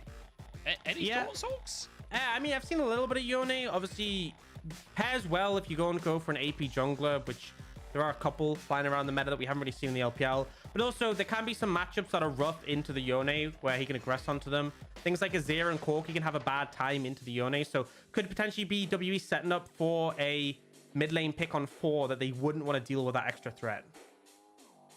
The TF ban would usually lead me to thinking something like a LeBlanc could come on through here. I don't really know the LeBlanc-Yone matchup myself personally, but I'll have to wait and see where Xie is going to go in that mid lane. The Corki taken off of the board in the end. Galio is still available, something we've seen plenty of over the course of the last few weeks, and certainly saw it succeed earlier on today. But we'll see where Xie opts to go. Yeah, bear in mind, Gwen, typically top lane. We've pretty much exclusively seen it there. It can still be flexed to jungle, which means there is a little bit of hesitation for WE on this one. They are just going to go for a safe blind top laner. I mean, not blind, it's counter to it. Well, not, I don't really think like it's a great counter to Gwen. They'll pick it into the Gwen. But this obviously means that they expect the Gwen to be in the top lane. We'll see what TT opt for and if they're going to secure that pick going over there as we expect. Let's see where TT are going to go for UCal here. Hovering the Azir for a second after banning the Corki as well, but I think maybe a little afraid that WE have something up their sleeves in terms of the counter pick. And now just hovering that Ari. That has been the standard mid laner, I would say, so far this split in the LPL. Everybody's playing it, and it is that kind of facilitator role from the mid lane. So Ari locked in for you, Cal. Now we just need a jungler. Yeah, I mean, there's still the Graves Open available. The Xin Zhao. I actually like this. Xin Zhao and Gwen was that combo we saw when both were super dominant. The Venn diagram of you can't do anything, very effective. And we'll see what WE up to answer. They all have kind of pick mid. Lissandra's the pick we've seen come out. And actually, I love Lissandra Viego. The fact you get the Frozen Thralls and the Viego reset, really powerful in skirmishes. And also quite effective against the likes of Gwen and Xin Zhao, because you can like claw into close range, lock them down, and then your team just follow up and you kill them. You just disregard the fact that they have those invulnerabilities against ranged, longer ranged attacks. Yeah, here we go then. Composition's locked in. Dan, how are you feeling about things? Because I feel like, you know, strong lane in the bottom side for WE. They've got their choice of counter to Gwen up in the top side. They've got the counter pick mid as well. Feeling like laning-wise, it's looking pretty nice for WE. Yeah, I think WE are comfortable in the laning phase. I think they should be able to come out with an advantage. You know, you have 3 lanes that should be favored. Bot lane's going to be able to poke them out. Top lane, you have the range advantage in the Gwen. And mid, we've seen this as a counter matchup. But I do feel like as the game goes on, if you don't close things out in that mid game, you will start to struggle. I think mid game is where the composition hits the stride. After that, it's going to start to trend downwards, and that's when you can start to lose out to the enemy team's scaling. Yeah, we'll see. We'll see if the scaling is going to come online, how quick the pace of the game will be in our second series. Because that's the thing. The first series today, much slower pace than what we saw on 12-10. I'm not going to lie, I'm struggling with the patch numbers. I keep on saying 11-10 or 11-12 or instead of 12-11. Anyway, I don't know. The seasons seem to just fly by me. I don't know if I'm just getting old, but I still keep on forgetting that it's season 12. I know what it is. I know deep down. Well, but yeah, I think what's interesting we've seen the game pace slow down is what I'm trying to say. I think what's interesting is you'd expect to be faster. The outer tower's nerfed. I think this might just be indicative of these teams. We still have some very aggressive teams. We do have some teams taking it slower. My thought process was with towers nerfed, we'd see more pace, but it remains to be seen what's coming out. Ultimately, though, will be about setting that pace with this Viego Lissandra. It will be about WE wanting to push the game onwards and TT able to take it a little bit slower. Puff gets the ward down. It will be cleared. SMLZ the one to grab that CS. So, a little unfortunate for WE. I thought they were maybe going to find a pick there. I thought they were going to find an opportunity, but won't be the case. Puff wards them out, spots them, and it'll deny any level 1 shenanigans. But I like the proactivity straight off the bat here from WE. Yeah, something to talk about quickly is the changes we saw to Senna Tom. Senna did get buffs to 80 carry soul rate, but this is going to be fasting Senna, so not much to talk about. But she did get her Q nerfed a bit. The slow on it is down. The slow duration is down early. But in the counterpoint is that Tom Kench got buffed. You know, his passive now does more damage. The healing on his Q is higher. The shield strength on his R is higher, which is ridiculous because his R already, the shield is insane. So, but you know, it kind of feels like they nerfed Senna a bit, but they buffed Tom's. The lane is kind of still in a decent spot. But either way, I think one thing to note for me with this Tom Kench pick is like we talk about Viego, one of those resets to Sandra as well. If Tom Kench eats the person who goes low, it's so hard to get a reset because the shield is obscene. At level 6, Joe, it's a 650 health shield. That's just the base shield. It's not like bad. How are you going to cut through that at level 6, realistically, unless you have like all 5 members pumping damage into it? It's impossible, honestly. It's such a difficult ability to play around at that level 6 mark. But that said, I think SMLZ and Heal, not necessarily going to be looking for an all-in, more just looking to slowly but surely bully the TT bottom lane, the old IG bottom lane, out of lane. This Ezreal Karma has so much poke, and it's not necessarily just about upfront damage in that way, and much more about just slowly but surely whittling you out. And yes, what a sustain on the Senna Tom Kench lane, especially if Kench is the one taking that harass. But that'll be the question, really. Does the harassment or does the sustain? Yeah, and I think a big thing is landing sustain onto the Senna can make a big difference because Senna can heal both her and the Tom, but Tom's gray health conversion only applies to himself. Tom's heal in his Q only applies to himself, and he also runs Doran shield and second wind, so you know, you see here, heal lands a bit of damage in the south wind, he'll just heal it up so easily. Xie could be in trouble in the mid lane here. Beitron going for it, but Jay gets that glacial path, gets himself out to safety. So nicely done there. Will survive the play. It's just going to be...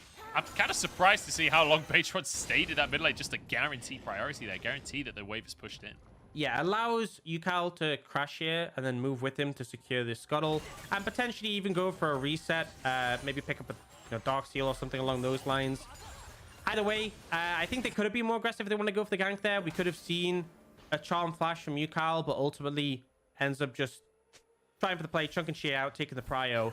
It is going to be the Spellbook Ari with TP, so we often see into Lissandra the Ari will either take Cleanse or take Spellbook to have Cleanse available at some point.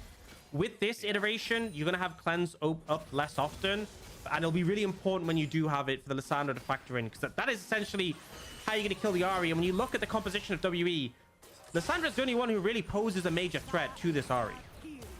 Yeah, absolutely. It feels like if you can get that lockdown, you know, Ari's going to just die. But with that cleanse, if it's used correctly, in conjunction with the Spirit Rush to get back into a safer position, can be crucial in those team fights. As Xiaoshang not having a fun time of it to start off, but actually doing very well in terms of the CS department.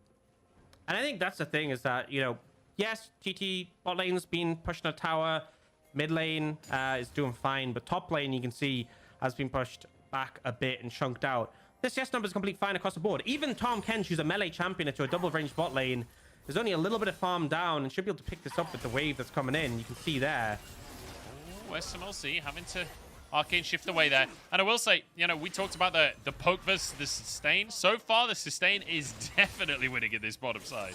For sure. I mean, it feels like every 3 good trades for WE, TT's bot lane only need 1 good trade, and they've actually matched in terms of health. And the fact that Tom's are now ahead in CS compared to the Ezreal, not the sort of laning powers we're hoping for WE to have success here, but I have to say there's still a lot of strength in the mid game they can lean towards, and particularly the skirmishing. I'm looking at Beisheng in those skirmishes. If they can play well around those, that's where we can potentially see a window for them in this game. Yeah, we'll see if they do find that window, whether or not they utilize that window as well. Fairly quiet start, but with Drake up, potential opportunity as Beisheng moves in. You can see the resets from the bottom lane of TT. This should mean that WE grab that Drake with no contest whatsoever. TT doesn't look like they're going to look for anything else on the map for the time being. Just leaving Beitron continuing with his clear up towards the top side, but actually no camps up on the top side right now. Yeah, and a wood down for the Gnar, so may just go for that respawn in the scuttle and pick that one up in return. Early Dragon, though, really good for WE. You know, with the composition that spikes, as we've talked about when it does, you want to be securing those early Dragons now. Xie looked like he was in trouble, still has flash and ult, so TT won't chase further, and Beisheng does just pick up that Skull Crab. He certainly does. Grabs that for himself. Xiaoshang getting chased out here by Bew. I wasn't sure if Bew was just going to keep going for that one, because Beitron was in the area. It would have been dangerous if Bew kept going. And, you know, Bew across his career has been one of these top laners that when he has good games, he really, really pops off. But feels like the consistency has been an issue for him, and his high's not as high as some of the other top laners in the LPL. So feels like a player that you do always have to keep a weather eye on, because sometimes he goes a little too deep. Yeah, and I think in this game, you know, it's easy to try and find opportunities to the Gnar and then end up not catching people out. The fact that there's Tom Kench who can eat people up, the Ari very mobile. Not the easiest job when it comes to team fights. And obviously this Gwen eventually is going to just outscale you and outperform you in terms of relevance. But for the time being, seems to be doing fine. That's kind of just the state of the game at the moment. And I look towards this Herald in a minute. See if we can find some... Oh. Bit of an all-in on the bottom side. SMLZ's actually going to be rooted as well. The flash forwards, one more auto, and Southwind gets the kill. The sustain wins out after all, and Puff and Southwind looking good in the 2v2. Yeah, that should not be happening. And ultimately, SMLZ should never get hit by a Tom Kench W ever, period. Unless Senna hits the W first, but you have an arcane shift.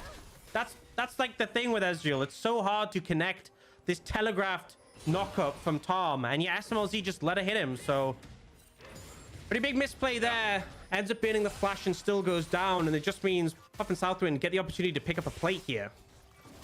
Yeah, very nicely done by Puff and Southwind. Potentially going to get a plate. I think they're just going to go for the reset, though, and maybe some bonus souls as well for Puff on the back of all of that. But nicely done. And the center Tom Kench, it's not a lane that you're looking to win lane, you know? This is not a situation that W should be finding themselves in. Yeah, and you saw SMLZ do like a little back and forth wiggle. I'm assuming the arcane shift must have been on cooldown, but either way, gets caught by the W. He must have thought that he was out of the circle, right? It looked like he was on the edge. I think he must have thought he was actually positioned something safely, along those lines. misjudging it, ultimately. But either way, what worked out great is Puff flashes forward for the W, and it hits the minions, so it still roots him.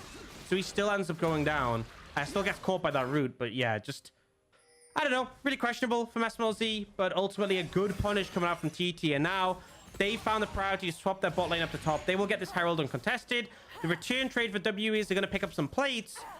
You know, one mid, maybe get one in the bot lane.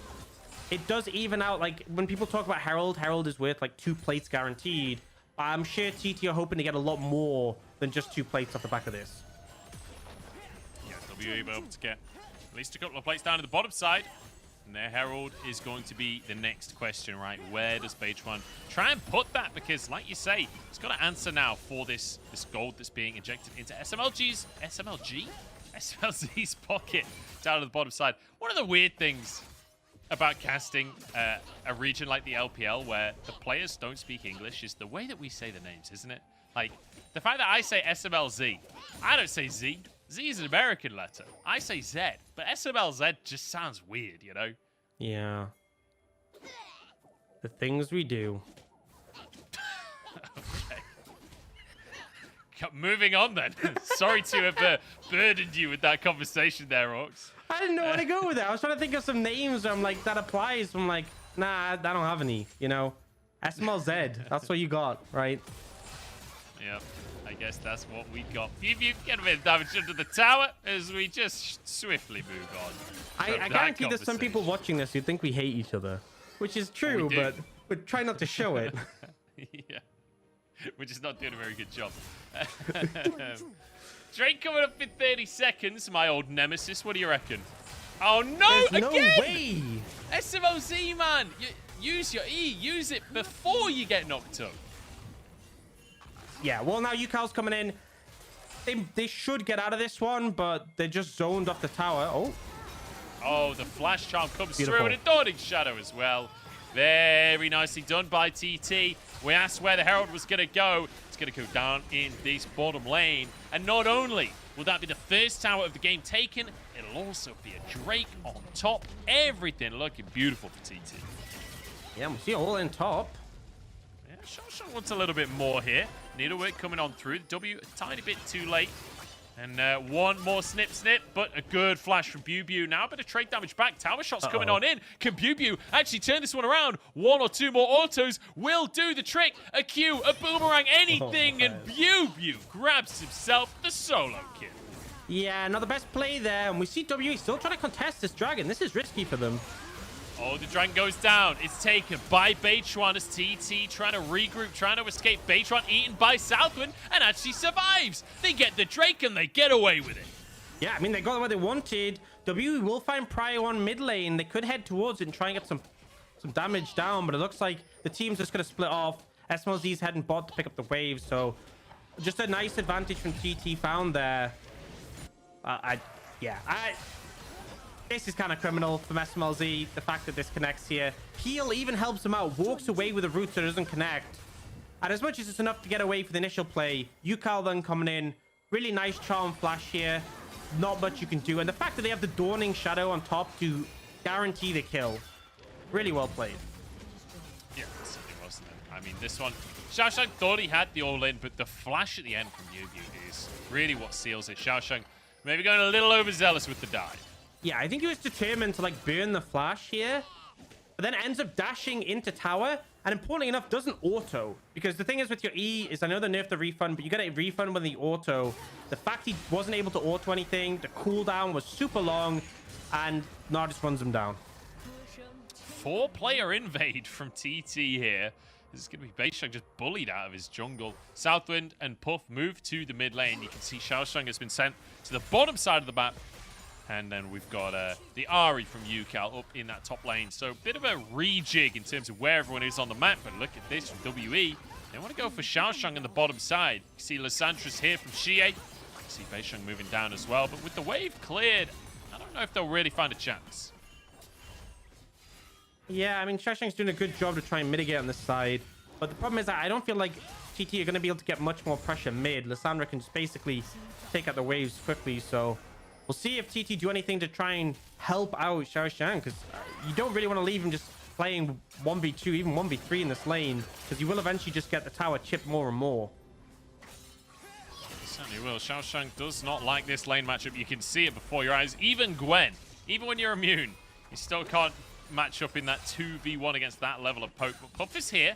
Xiaoshang actually opting to stay for the time being, as Southwind is in the mid lane, and we've got the Senna Gwen combo down in the bottom side.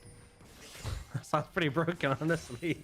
Yeah. But yeah, just Puff moving around, picking up souls, adding that support where needed, and obviously the Tom can just farm wherever. I will note, something I hit on earlier was the fact that you get more souls than before for taking CS. I think there's more opportunity for Puff to start picking up farm later on, especially if he's in a lane with like Southwind. I don't think you want to be stealing farm from the Gwen, but definitely opportunity for that. And we have seen the Umbral Glaive come out for Puff. Definitely going to make controlling areas quite difficult for WE going up against that one. Yeah, it certainly will. Whether or not they can control the areas. I mean, WE feels like they have the kind of composition that if they're in position for this, like they have so much like snap decision-making power with their Gnar, with Alessandra, Viego to follow up on those engages. Like, feels like if they can control the areas, they'll be in a really, really good spot, but might be difficult for them to move in because I don't have anyone that's that great at base checking aside from the Gnar if he's in Mega, but you've got to time that.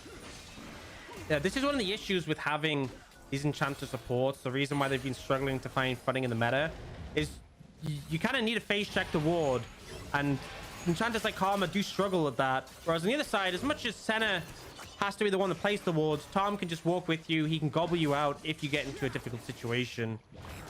And I feel like the fact that we're going into this mid game, 50 minutes on the clock, gold is pretty much even, slightly favored to TT, and TT picking up that second Herald. WE not quite in the position they want to be for this game. Yeah. It's just a 300 gold lead at the 15-minute mark. Very, very slow start to things here as coming into the mid lane from Southwind. Yucal forces a flash, but the charm hits anyway. SMLZ flashing out, but heal getting predicted on his flash, and now Herald down in the mid lane. That was so good. I just didn't think it was coming, and apparently heal didn't either. Yucal catches him out, and after a questionable performance against LNG, Yucal has really stepped up so far this game. Yeah, good stuff. 1-on-1. Another charm landing. Beisheng getting punished for his position. Devour comes on through. Yucal will have charm again in a second here. Dawning Shadow over. Yucal flashes forward. And what a game from the man who, let's be honest, he's had a rough entry into the LPL over the last year. Absolutely. A lot of criticism towards him, but this game so far on the Sari, 16 minutes in, he has not put a single foot wrong. And now, TT going to be able to secure that second dragon for themselves. WE, this is when they're at their peak, right? SMLZ's just picked up the man immune. This is the big Ezreal spike you're looking towards. The fact that they are now looking at a soul, which earliest in the game will be like 32 minutes. They're down in gold. It's not looking too positive. We're going to replay this fantastic charm coming out from Yucal. Yeah, so goes for it. And it looks... I think he was actually aiming for... Oh, no. I'll be totally honest. I don't know if that was genius from Yucal or he'll just not really reading the situation. You know, we've been very critical today. I'm going to say, Joe, let's go on the side of positivity. That was a Yucal, great absolute predict. god. What a play. Basically Chovy at this point. Got two flashes with one charm and got the kill. He did. Yeah, he did. 2 flashes, 1 charm that also connects the CC. Not too shabby. And interestingly, ever since that Everfrost nerf, we're seeing a Leandris now coming out from Yucal on the Ahri. He's also got a Darkseal with 5 stacks on. He's definitely in a good position to take over this game. Yeah, not as bursty as something like the Ludens or even the Everfrost. You obviously get that active damage coming in, but the burn damage having a lot of value in these longer fights. And the mythic passive of Leandris is that ability haste, so you get a lot of value of getting more charms off in those extended fights. Yeah, you certainly do. BB trying to get pressure down. Wants to finish this tower off. A couple more autos will do the trick. Xiaoshang think realizing this ain't a fight that he wants anymore. BuBu will be able to finish that one off. And that'll be the second tower for WE. That makes it 2 apiece now. Gold's still reasonably even, but typically center teams will be naturally a little behind in gold. So it feels like that's probably positive for TT if the gold is even. I think they're in a fantastic spot, honestly. As you said, ahead in gold, and the center who gets so much extra value from those souls. This is just smooth sailing, and it feels like WE. You know, this Viego Lissandra, this combo I hit on so heavily, being like, wow, fantastic in skirmishes, kill one target, get the resets. It's a 0-1-0 Viego and a 0-0-0 Lissandra. They just haven't found anything. They haven't found the skirmishes they want. They haven't found the opportunities. Viego's got a single possess. Not exactly the way they wanted this game to go. And I feel like time is starting to tick away. What they can do is Dragon in 2 minutes 45. They're still on their 2-item spike, which is great spot for the Ezreal. You kind of need to win that fight and then transition it into a Baron. That is how you sort of get this game back in your favor. Because I think if it keeps continuing at this pace, WE going to run out of time very quickly. Yeah, they're on a ticking timer here, and it doesn't feel like it's a good one for them right now. And you say, like, you know, they haven't really found any picks, they haven't found any resets. I feel like you have to look for them to find them. You know, I'm not even sure they've been looking for these picks or resets. Like, it's been a very quiet game from WE. You know, SMLZ getting caught out a couple of times during the laning phase, which was not great for them, but that's basically all that's happened. And even the kill from BuBu up top, realistically, that was a reactionary play. That was Xiaosheng diving him and him being able to capitalize on the mistake of his opponent. Feels like a very, very slow, very cautious game from WE. As now we can see 2 items as well finished in the mid lane. The Xiaosheng going for an all-in on the mini-Gnar here, but won't be able to find his opportunity. Yeah, struggling really in this matchup before the Nash's Tooth now. It's almost looking, might be collapsed on. We said we wanted them to find these picks. Well, they're looking now. Baytron flashes over the wall. Here's Southwind, though. And W's in, flashes straight out. Yeah, he's like, I'm here, I'm helping. Nope, never mind. And BuBu will TP top to defend that tier 2. I'm glad we're finally seeing some aggression come out from WE. And as much as they don't get a kill, Southwind and Baytron now both flashless. Xiaosheng ghostless, and those won't be up for that dragon fight. And chipping away at those summoners can be really important. Bayshang's ult will be up again for that objective, so just these little things can make a difference when it comes to those fights. They certainly can, as Puff just grabbing soul after soul. 72 souls at this point. Doing decent in that regard. Once you get towards kind of 100, that seems to be the big breaking point where you start to get towards that late game center that's just a monster to deal with. Oh, I can't believe that ward wasn't spotted by the sweeper. That must have been a millimeter away. Close one. I'm now 30 seconds until that dragon, Joe. Yeah, this is the moment I feel like WE has to win this fight. They have to come out in favor here. They certainly do. WE trying to group up, push forward, but Southwind is pretty difficult to deal with his frozen fist. And it means now that TT can group up in the river. You can see Xiaosheng trying to buy space to the bottom side. Charm goes wide, Bayshang gets rooted. Xie in onto Southwind. Not the greatest target, really, as Baytron moves forward as well. WE have made an attempt of an engage there, but that's about it from them. They don't have much follow-up.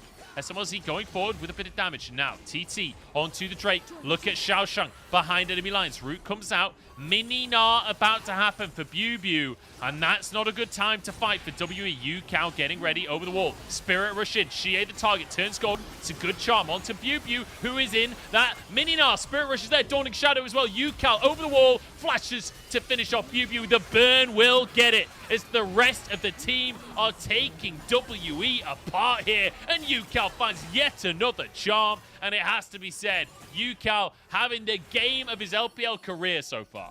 Fantastic performance from him. They can turn straight on the Baron. No jungler. Confident to make this play. The only way they get this is with the steal from SMLZ, but they have no vision in the pit. And that was nowhere near close. So this should be TT. Get the dragon, get the Baron. Everything WE wanted. Now in the hands of their opponent. I'm not gonna lie, observers turned the vision off there. I was real nervous that that was gonna be a karma steal. Let's take another look. Just very nicely played by TT. Playing it patient, waiting for Mini-Gnar. Yeah, that was the main thing. They didn't let BBU get value out of the Mega Gnar, and then they picked this window to re-engage. Yukal threatening Xie, but gets the charm onto BBU, and the solo laners, WE, instantly chunked out, have to back away. WE know this isn't a fight they're going to win, and they just end up running for the hills. Dragon already gone, not an option. Beisheng not able to get out. And for this composition, this combo that I said, the resets coming in for Viego Lissandra, once more didn't see any of it. And I think at this point, TT just feels super confident, have Baron in hand to start to push up and be aggressive. They can just pick up even more gold from these structures. Certainly can. They've got a, 3,000 gold lead. 3 Drakes for themselves. And now with the Baron, they can start to pressure. You can see the Yukal moving down towards that bottom side of Xiaosheng. Matches the top side, will catch that massive wave that BBU is pushing towards the tower there. And will happily sweep up that CS. And then can start to pressure on the top side as well. You could even go for a 1-3-1, honestly, with this comp if you fancy. Yeah, I mean, I think the main thing is, like, you kind of get a pushing wave set up, and then you can, like, rotate over to apply the pressure. Looks like here that they're just trying to apply pressure in 2 lanes at once. So they'll end up getting pressure on this mid lane tower and the bot lane one. You even see Xiaosheng wasn't even showing, so given the semblance that he could be there to back up. The only thing you're concerned about right now for TT is if WE look for an engage window. They have kind of got these 3 lanes of pressure going now. Yeah, I think Xiaosheng did show. I think he was clearing a control ward there in the jungle. So okay. I think they did have vision, but regardless, he has TP, right? So he can always make his way over to the fight. The 1-3-1 we talked about now in full effect, and WE have to find something, but the Claw of Doom from Xie, not going to be that, but there's a more. Look at that shield! Tom Kench. It's, I mean, it's the fact that he's already pulling him out of danger, and then the shield is just ridiculous. Like, this is why it's so hard for WE. It's so hard to find this engage window. It's incredibly difficult, and I feel like the comp is just going to struggle. You have to be killing Puff, and that's just not possible as long as Southwind is next to him with the ult available. You can't burn damage on a Southwind because he is a frog, and he's a big frog at that. Yeah, it's actually a catfish, I will say. Well, he's a river demon more than anything. I've heard stories, you know. That's one of the weirdest things to me. I mean, you can unload the toad at the end of the day. Yeah. But it's one of the weirdest things that it, like, he clearly is a catfish. He's been mentioned as a catfish. He looks a bit fishy, but everyone just agrees he's a frog. It's kind of like in Elden Ring. Everyone agrees the turtles are dogs. That's just the way it is. You know, if enough people say it, then surely it must be true. That's true. That's how politics works. So Xiaosheng gonna charge at BBU here. And I don't know if this was one BBU could survive. Here's a TP coming out from Xie to try and save his mini Gnar. But it's going to be too little too late. And now with the Dawning Shadow there, Xie might just be in trouble as well. And Yukal can chase him down. There's the cleanse from the spellbook that you talked about before. But all 3 Spirit Rushes are used. But heal. He's going to be devoured. He's going to be going down. And it's going to be 8-1 for TT. And honestly, it doesn't feel like WE have existed this game. Yeah, and you know how we talked about those resets, how they're struggling to get them? There's a Mountain Soul in 40 seconds. No one is going to be even close to dying ever once TT secure this one. It is really looking desperate. The Gwen has hit the point where she's just massacring the Gnar on the side lane. Even with Force of Nature, even with BBU doing a good job of sidestepping these ults, it just doesn't matter. He just walks at you. Yep. Xiaosheng just charging BBU down. And in the meantime, SMLZ's been caught again with Flash Up. I don't know what happened, but I'm pretty sure that's not how Ezreal is meant to work. SMLZ having a Oh my god, look at all the souls. look at all the souls. Go, Pup, go. And anyone who's played Senna just got really excited for a second there at the amount of souls that just popped out. This is going to be game, I'm pretty sure. As they find another knock-up, they'll find damage onto BBU. And with another pick, with another mountain of souls pouring out of this one, Puff's going to be over the moon. It's a 12-1 slow and steady win for TT. Easy as you like. A clean win and a much-needed win on the board. It's 1 out of the 2 they need for it to stay on the scoreboard. But it's certainly the first step on the path. And it just feels like WE didn't even get a look in. We said the early laning prowess was where they needed to get a bit of momentum. The mid game was where they needed a spike. That never happened. TT's bot lane really finding these windows to punish in the 2v2. SMLZ being caught out by Tom, of all things. And then as the game went on, it just felt hopeless for WE.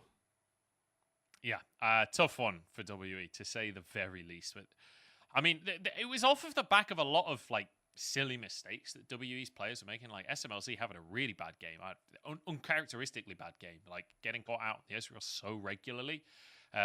Bit of a tough one for him. And, you know, off the back of that, not able to find anything with this mid-jungle that you were talking about with the Lissandra Viego. They needed to be snowballing and not really... It didn't feel like this team was being proactive. It didn't feel like this team had that game plan solidly in their head and just slowly but surely fell apart. Yeah, and I think a big note to Yukal, who... We, at the start of the day, we showed some clips from the LNGTT. I was so harsh on Yukal, deservedly. He looked fantastic. I agree with what you said. Still. He looked really good in this RE, consistently landing the charms in fights. What a night and day performance, especially considering TF has point and click stuns and RE actually have to aim them, and yet it looked like he just could not miss. So really well played from him on that RE pick, showing just some revitalization that we kind of need from him. But overall, TT just looked positive. And for WE, I think the draft should change going in this next game. But even like the draft, they still had win cons. They just were so far away from playing to them. This is definitely a bit demoralizing when both teams are at 0 wins.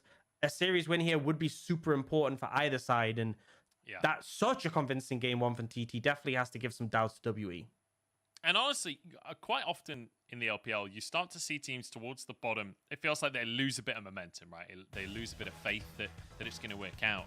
We're only at 0-2. I'm really hoping we're not already seeing the start of that begin for WE, because I feel like when you look at the names on this roster, like Beisheng, Xie, SMLZ, at some points in their careers have all been, at least, you know, in the upper echelons of their roles. It feels very disappointing to see this be a team that can't seem to get any win conditions working, can't seem to get on the same page.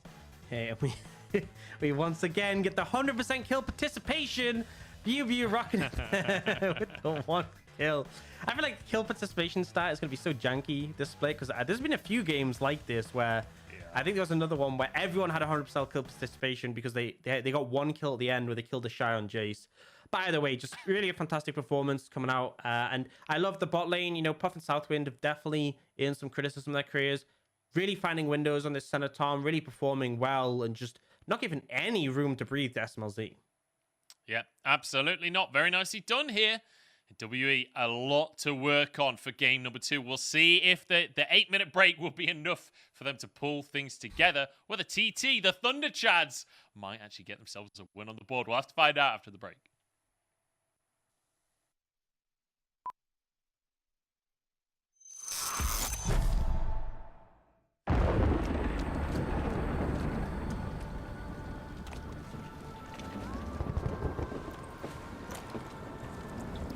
Evils, ancient and deadly, exist in every corner of the world. They have made themselves comfortable, taking what is not theirs, gorged on the suffering of others. I will face them all and crush them. Lord of the waters, grant me swiftness for this trial.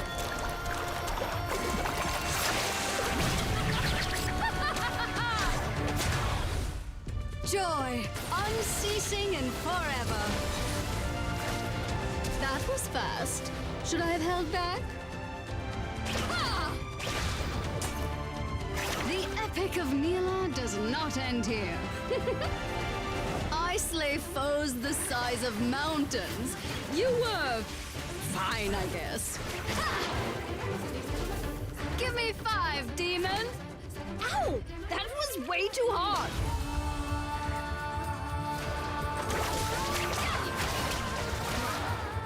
I will face the great villains of myth and live forever in song. Prepare for death! Ha! Now you know what you're up against.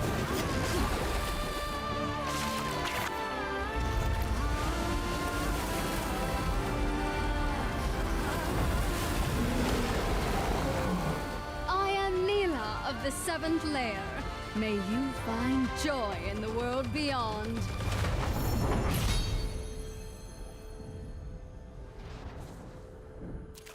I hope the heavens are watching. I hope they're nervous.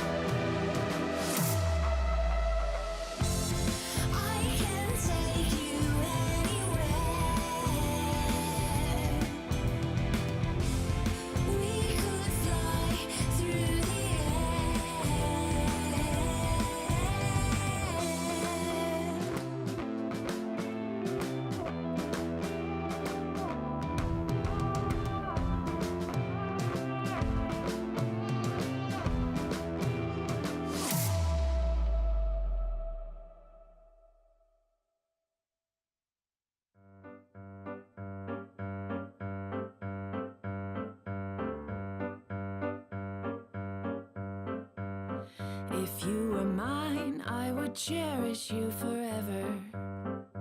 Day and night, I would hold you in my arms. I would tell you all my secrets if you were mine. If you were mine, I would climb up to the chimney tops, shout the news till everybody stops, to see what the fuss is all about. If you were mine,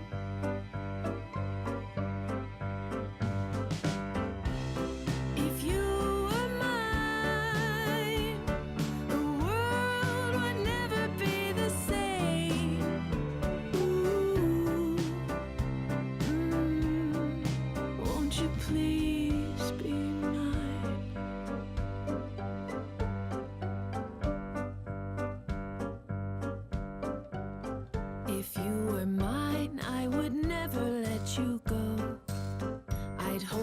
up like a candle to the window, and we would.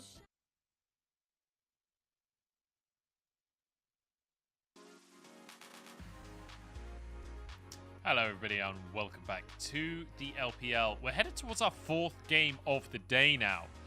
And surprisingly clean game coming out from TT here. Looking very nice. Having this Senatom Kench bottom lane and finding kill threat with it against a Karma Ezreal. Not the way you would expect that lane to go, but Southwind, a commendable Tom Kench performance, and he's going to grab MVP off the back of it. Yeah, confidence to go for these W engages and connecting on them convincingly. And then it was just a brick wall, right? We saw the tank items buffed on 12-11, so even more HP on this Tom Kench. Felt like he was just never threatened. You can see that from the 0 deaths and always there to bail his team out of trouble. Really solid performance and just a massive threat on a champion that we typically expect to be so defensive. Yeah, absolutely. Like, more than happy to be that battle Kench.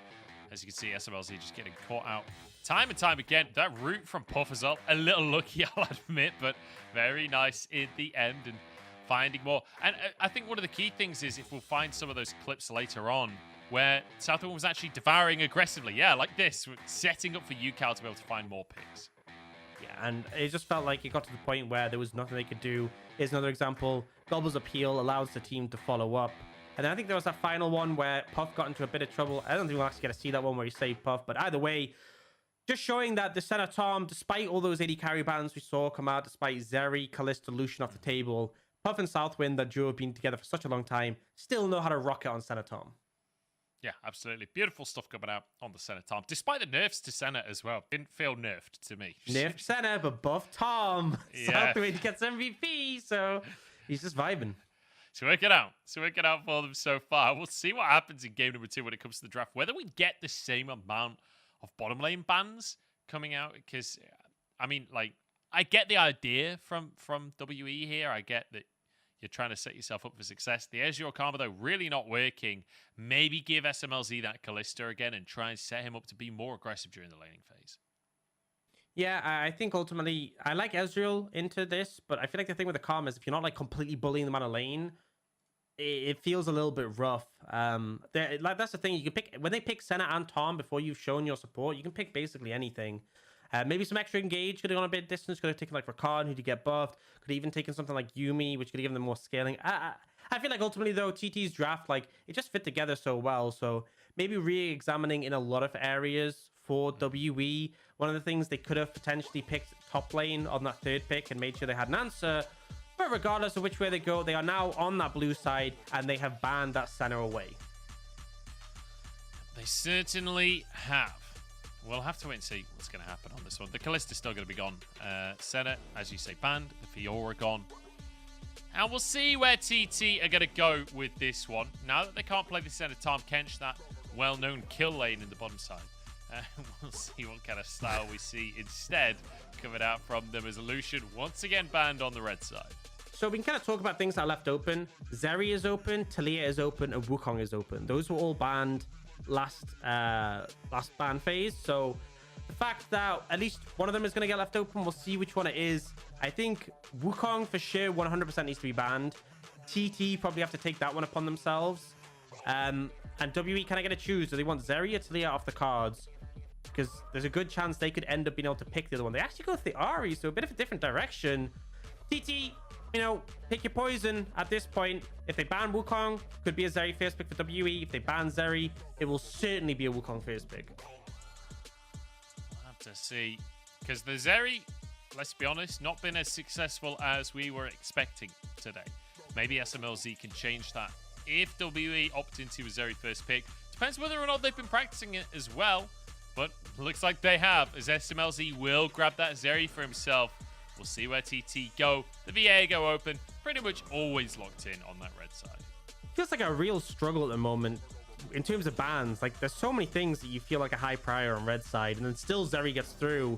We get a quick fly through. So WE actually taking this combo away from TT. Obviously TT had already picked that jungler. They were going to have it themselves, but just copied the homework of TT and pick up that Xin Zhao Gwen combo. I think for TT, you're probably going to take your top laner here to match with a good matchup. Kale could be an option. You could also take the likes of GP, but actually they go for a mid lane pick and take the Azir. Okay, and, you know, could then focus on their bans towards the mid lane. Yep, the Corki taking off that standard, very safe matchup there. Can take something else that they don't want to face off against for you, Cal. So I kind of like the scaling we're getting from TT, that's for sure, with the Jinx and the Azir. But I do think they need some kind of proactivity to make sure they don't fall too far behind.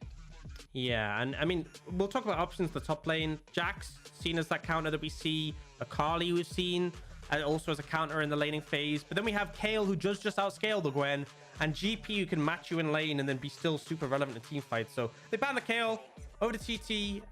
With that Azir open, Corki is something that we see often picked into him. I remember the start of the year, we were talking about Corki Victor meta. Could feel like we had the Corki Azir, but they actually go for the Nautilus as the ban away, which is interesting considering they're against Zeri. Like that first series of the day, we often saw Nautilus picked into the Zeri with that point and click ult to deny the pick. Yeah, trying to remove the hard engage from heal, I suppose. Try and make sure that they have a good matchup. The Tahm Kench is available. If Southwind just wants to go for a Tahm Kench alongside a Jinx, it's something we occasionally see still in that support role without the Senna. But things like the Thresh we've seen a little bit of, although it's not been hugely prioritized. It's not been that successful either, so perhaps the Braum could be the option. I really feel like they should take a mid lane pick here. I mean, sorry, not mid lane, top lane. Because you know that you're going into the Gwen most likely. It's probably not going to be Gwen mid. Gwen mid into Azir sounds like hell. And it looks like they might just take the other end of the matchup and go for that Gnar. Feeling confident that they can make it work better than BUB was able to. Now WE gonna sort of solidify their composition, and TT leave that counter pick for Southwind into support role. So we'll see what they opt to go for in the mid lane. Things that do well into Azir tend to be things that outrange him. But I feel like with this composition WE has, it's already short ranged. You kind of want to get up close and personal. LeBlanc could make a lot of sense. Certainly could. Locked in there. Shie going to grab that LeBlanc, and it's pick he's played plenty of over the years. He's played many different versions of LeBlanc at this point, but that Yuumi, we've seen it banned away across the course of today. We'll finally see it alongside SMLC Zeri for heal. Heal going to be living up to his name, that's for sure in this game. But now we'll see where TT are going to go. And this is the thing with that Nautilus ban, which is why I found it so weird, because that's why I didn't want to see them pick support on 4 for TT, because there's a potential they just pick like the Yuumi into that Braum they hovered. But you ban the Nautilus. The Nautilus would be the answer to Zeri Yuumi, because you lock the Zeri down, you kill the Zeri, you get the Yuumi too. Instead, opting to go for the Lulu. So a lot of scaling for TT's bot lane. But Zeri Yuumi is pretty difficult to deal with. You have this fantastic frontline dive from WE. You're going to be able to poke. LeBlanc does a lot of poke threat later in the game, as does the Zeri with that W. I'm kind of vibing with WE's composition. I think TT, as much as they have these strong scaling backline, I just don't think it fits together quite as well. Yeah, and I just want to revisit the Shie LeBlanc. It's actually his most played champion ever. It is his top champion in competitive League of Legends. So excited to see what he can bring out in a matchup that he's chosen for himself, opting into the Azir matchup here. So we'll see how he's going to be able to do on this LeBlanc pick, and whether the proactivity that they now have with the Xin Zhao LeBlanc, right? You have so much pressure coming out from that mid jungle. I want to see WE being aggressive and getting things done in the early game. Yeah, I think that was the thing they struggled with last game, is they needed to make things happen early. They do have a bit more agency in terms of scaling. Like top lane's going to outscale, bot lane is going to scale exceptionally well, as much as Lulu Jinx will obviously scale incredibly well on top of that. But I think the mid jungle, as you hit on, if they can find momentum there, will make all the difference. Azir tends to be picked up as sort of like a brick wall in the mid lane. He finds prio early. He's got mobility. He's hard to punish. He scales well. You can even just throw up a tower if needs be, if his is missing. So not the easiest to enact things on him specifically, but there are definitely windows. And LeBlanc is one of these champions who has the mobility to follow him, right? If you find a chain onto him, you can use your distortion to follow his dash, connect the route, and then that means Beishan can follow up. We'll see if they'll find the opportunities for Beishan to be able to get into that lane, to be able to follow upon Shie's attempts. Whether or not there will be attempts, because that was the big criticism in game number 1, right? Lack of proactivity, lack of, I don't know, gumption from the side of WE. I'm hoping that won't be the case again. But for TT, it was a clean game 1. They played it slow and steady, scaled up, and won things out. It feels like they've got a composition that can do that exact same game plan again. I feel like to an extent, but I feel like, for example, the top lane matchup's rough. I really want to see this Zeri piloted well, using the W effectively. I think Betty didn't do the pick justice. There's a reason why this pick is so strong. And especially, like, one of the biggest weaknesses of things like Jinx, things like Azir is poke, right? Is that you're trying to set up so you can, like, stand at max range and auto. The problem is, like, there's going to be that poke damage coming out from potentially LeBlanc and Azeri. And on top of that, you know, Xin Zhao and Gwen, you can't just sit there and DPS them, because for a good portion of the fight, they don't take damage. Yeah. It's so frustrating to play against the Xin Zhao Gwen combo. Is SMLZ getting good damage down on Southwind to start this lane off. It's going to be answered a little bit by Puff, but ultimately, SMLZ and Heal, they have the sustain for this lane, so they're more than happy to take early trades. Yeah, I mean, that's the difference, is the Lulu can prevent damage, but can't heal it back up. So I feel like Yuumi should be comfortable in this one, unless you get caught out by, like, a polymorph. You're pretty fine.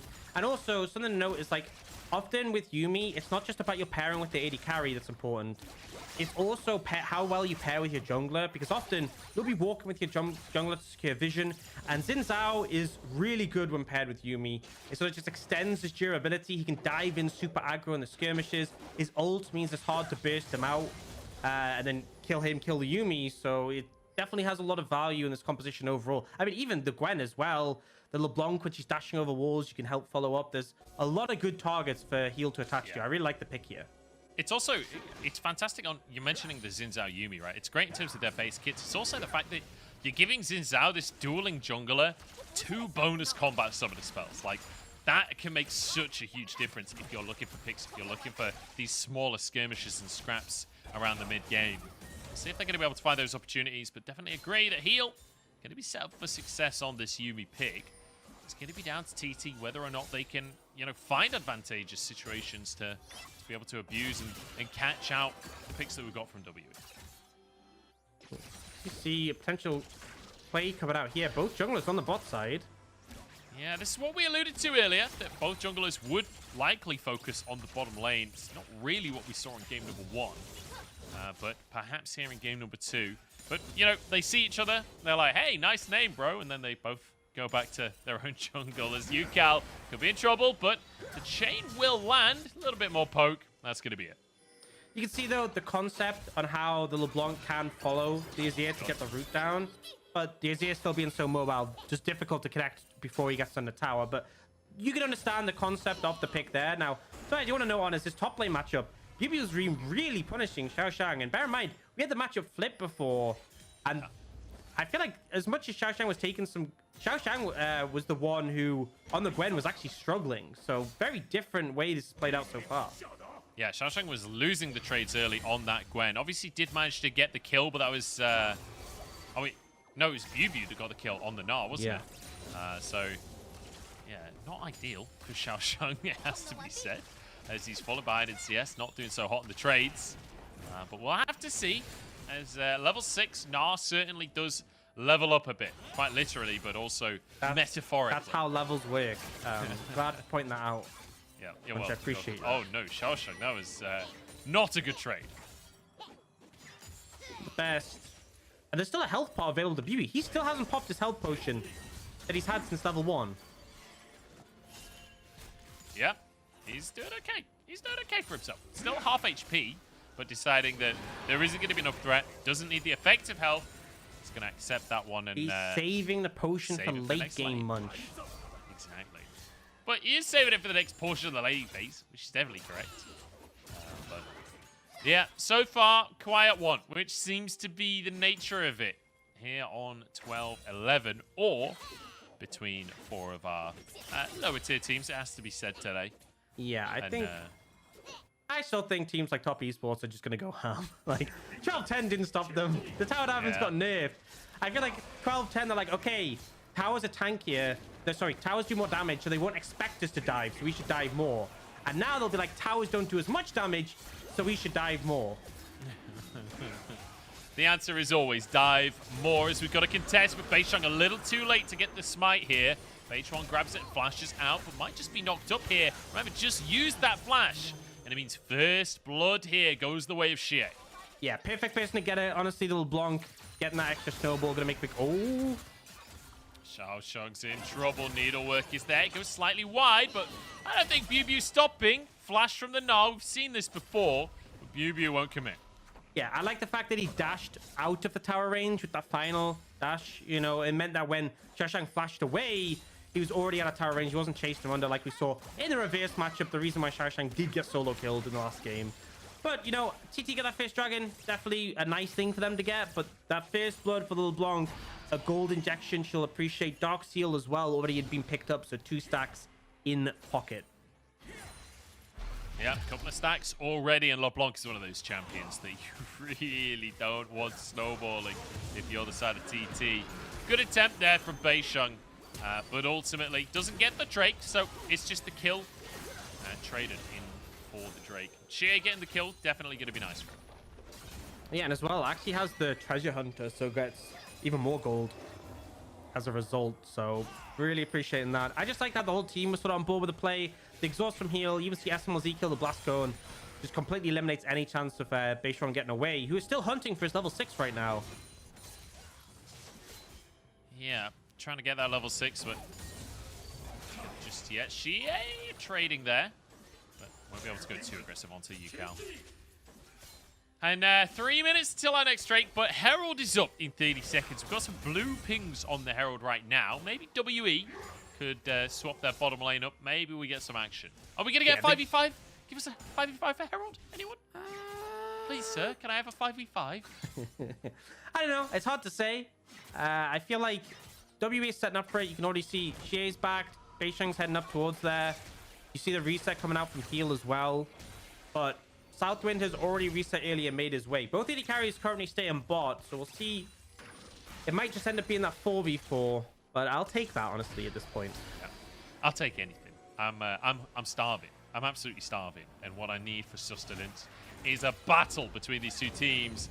Xiaosheng gonna be living up to that a little bit as he turns mini Gnar, gets some good damage down. BuBu does shroud away the last little portion of that. TT have started the Herald up. Beisheng nearby. Now he tried to dash it at the last second to smite the Drake. Let's see if he can do it on the Herald. The answer is no. Beich1 wins it once again. In comes Yukal. Emperor's Divide. Very nicely done. This time they get the Herald and they get a pick.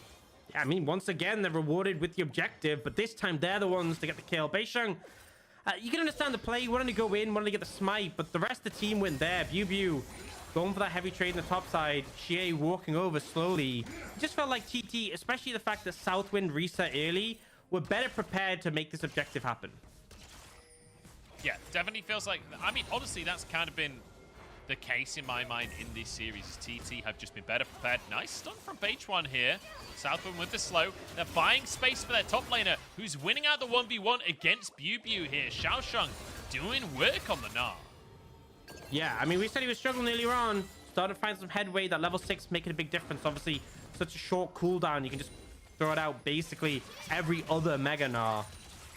The bot lane, AD carry's just been going a little bit mano a mano, but nothing too much has come from this so far. No, to be expected though, right? You're both kind of much more focused on just grabbing that farm early on. Puff will just be clearing the ways for the time being. Doesn't want to go for an all-in fight. This Southwind trying to defend the blue. Both Yukal and Beich1 moving over here. Yukal, no Empress Divide available. As Beisheng wants to go for it and will be respected by TT. Everybody backing off in the end. Southwind probably will lose this control ward as well. Yeah, not really able to defend that one. You can see the confidence SMLZ has on this pick, on this Zeri. Still a long way to go before those Ws are really chunking out, but just the fact that you have them ability tied to the Yuumi as well, and both just able to layer down that poke, becomes really such a pain. Certainly does, and you can't return the poke is the problem, right? Yuumi just gradually heals that back up. The sustain is so difficult, so annoying to deal with. Beisheng on the crux right now. We've got both junglers on the bottom side of the map. SMLZ backing away, and I think they realize Beich1's there. They've spotted him now, that's for sure, as Drake is coming up onto the map. This will be the second one for TT. They're the ones with prio, and they're the ones that are going to start it off. Yeah, they've even actually had Xiaoshang move down here to join up with the team, so this is just sheer fire, not something WE can contest. And TT doing a fantastic job of securing these early objectives when they have the ability to do so. So 2 dragons in the bag. Yep. We are going to see it's going to be a Cloud Soul, which, you know, typically people don't value it too much. I feel like for the side of WE, it would be fantastic. They already have a lot of mobile champions that appreciate that. TT, you'll still take it either way, but 2 dragons in pocket for TT early, definitely a strong start. Certainly is. And a nice TP from UCal as well. They realized that they would lose plates with them moving Xiaosheng down, but Xiaosheng just stays mid for the time being, and they send UCal up top with the TP to make sure that BuBu doesn't get too much off the back of TT stacking those Drakes. But like you say, Cloud Soul on the cards here, and TT the ones in the driver's seat. Minor gold lead for the side of WE, but nothing worth writing home about. Yeah, nothing too significant yet. And honestly, not too much done in terms of taking plates. One of the issues is that because Southwind has the Herald, he's kind of tied to defending his AD carry, and they've been struggling recently in the laning phase. Oh, BuBu looks to be struggling now. He's really far up that lane right now. Xiaosheng about to turn Mega as well. BuBu's so fast with the Ghost. They just can't hit anything. They can't keep up. Yeah, and the problem is, look at the Herald timer. You can't see it right now, but it's... Oh. Wow, Southwind forced a flash, actually. Final chapter Yeah, comes on through. Herald, UCal it's nearly and done. Beisheng nearby. Like, he has to slam it now. There's no other choice. He's going to have to just drop it. Beisheng is nearby, though. I don't think this Herald will get a charge if he just slams it. No, definitely not. Southwind puts it in the middle of the lane. Beisheng here. And you just know that Puff and Southwind are going to have to back away. You can see Beitron moving down, but it's going to be too little too late here. The DPS will come down onto the Herald. Smite available as well. Not even needed. Yeah, not ideal. I think the problem was as well, because Beisheng showed top, Beisheng knew that he could be bot lane without contestation. He could be there. They knew the time was running out. They knew the Herald had to be slammed. And so it essentially just gets wasted. In fact, it actually just gave gold over to WE because they got to kill it. And it gives a little bit of gold. So bit of a disaster. But still, the gold is relatively even. Just no ability to really push the game onwards. Yep, feeling pretty good right now for the side of WE being able to deny that Herald. But still the Drakes for TT. That's the silver lining right now. That's the thing that they're looking towards. But also, a slow game for TT. That's exactly what they wanted, right? With a Jinx and an Azir. Like, they're quite happy to play a slower pace of things. As Beitron and Southwind wanted to get a little bit cheeky with it. At very least a red buff, but might look for a fight instead. Red buff taken. Vision denied. UCal moving over here. But it looks like they will back away in the end. Pings towards this bottom lane, SMLZ. You should not He's be going there. the wrong way. I can't believe he didn't realize this was happening, but jumps over the wall. There's the stun coming out from Beitron. What is this damage from Beitron? He's got a Kraken Slayer, and he definitely knows how to use it. Yeah, I mean, didn't want to risk going further. The heal was still available to SMLZ. Could have baited him under the tower with that one and been able to stay alive. Still, they burn the flash, they burn the ultimate. GT can be happy with that. It doesn't look like they'll be able to get too much more. No, they won't get anything more off the back of it, but SMLZ surviving. Now has that the shield bow, so at least it'll be harder for him to be picked off in those kind of situations. Xie wants to find Southwind. No flash available for Southwind. He's just going to go down. Had ult available, but I think realizing that there's no way he's living now. And this is kind of the mid-game point where we see the Yuumi paired with his Inzao. So hard to contest. Heal has the exhaust for that extra slow, has the ult to lock someone down. It's just see target, kill target. But now, DT are taking the opportunity, seeing so many members on the bot side to start the Herald. See if WE can get there in time to contest. Yeah, not trying to get the Scuttle Crab. We'll grab it. BuBu moving in, but I think Beisheng's going to be too late. The Eye of the Herald popped. I don't even know who got it. I think it was Xiaosheng. As WE want to punish, they at least might deny this Herald, but ultimately, the proc went the way of TT. So there you go, 100 gold for TT. I think we call that a win. Yeah, I mean, the fact they weren't able to use the first one, they aren't able to pick up the second one. This has not been a good game for Herald. This is a no Herald game. Zero in all Herald honesty. game. Unfortunately, we see Xie pick up tower in the top bot side, so at least we're getting some towers killed, even though the Heralds are doing nothing. Now, Dragon in 30 seconds. It would be the third for TT. We see both teams quickly fanning out back on the map to try and get in position for this, but SMLZ starting to feel some of the range discrepancy between these two champs. Oh yeah, the zap coming through. The rocket. This is going to be completely blocked by shield bow. And SMLZ still chilling. Now has a cat on his shoulder, so he'll be able to survive this matchup a little bit better. Yeah, need that extra healing just to be able to sustain up before the objective. And really, again, I want to see SMLZ potentially finding W angles to get some poke, but it looks like due to the damage that SMLZ took, WB just aren't even interested in contesting this dragon.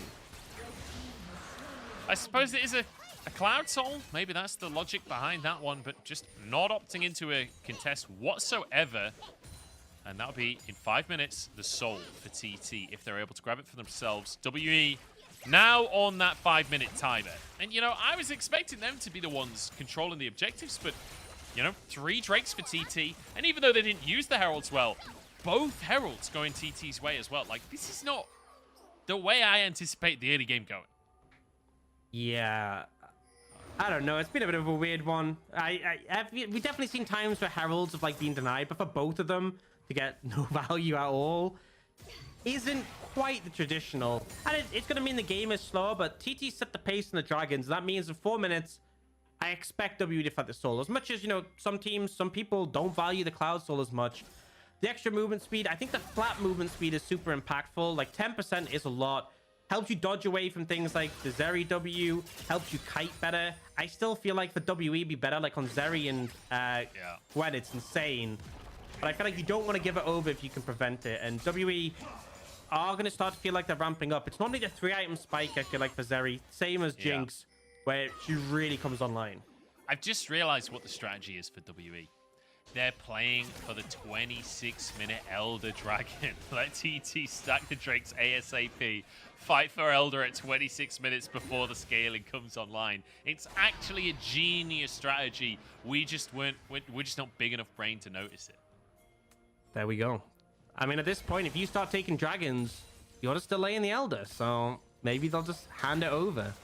For now, they're leaning top. But this leaves SMLZ to defend against all these members in the mid lane. Yeah, I didn't think there was much of a chance either.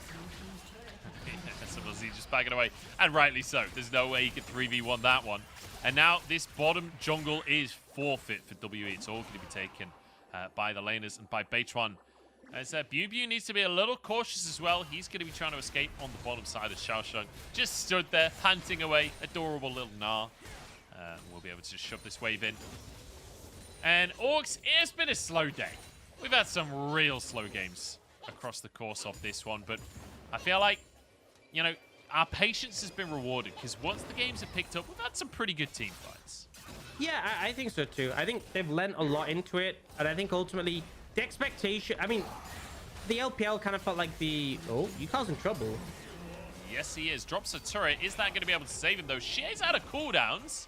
He's and way has too to low, back surely. away. He's on the wrong side of the map, though. I don't think this is winnable. Oh, goes to the Empress Divide. Actually survives. Southwind trying to finish the kill. Beishang flashes forward to get one. Now Southwind caught alone, but flashes out to safety. Xie will live. Yeah, a little bit messy there. Beishang, that's how I will do a lot of damage. You should back off. Yeah, ultimately, Yukal just where he shouldn't be. Does try and make the hero play. It is close, but not able to make it work, even with Southwind coming up. We'll see the replay. And yeah, Xie ends up getting the chain. Yukal coming to the tower. Makes his own. And then Xie wants to wait for cooldowns. And ultimately for his jungle support to move up. I feel like all you have to do is stop him. You didn't have the distortion in here. Because you kind of just gave him a window to potentially find a kill. But regardless, it doesn't come through. Yeah, I felt like Yukal messed his combo up a little bit. I think he was trying to ult Xie underneath the tower. I think that was the actual game plan there. Had he pulled it off, that would have been sick.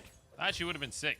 But unfortunately, not quite able to make it happen. But still, regardless, got the tower at least. So silver linings here. 1 minute, though, until this Drake comes up. Orcs, are we going to see a brawl? Are we going to see the big 5v5 that we're all hoping for?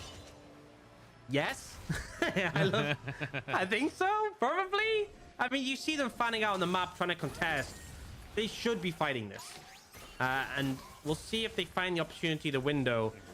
Poke is a big factor. LeBlanc is great at laying down poke. You can see her looking for it right now. On top of that, Zeri as well with the W's. 2 items now should start to hurt if SMLZ can connect it.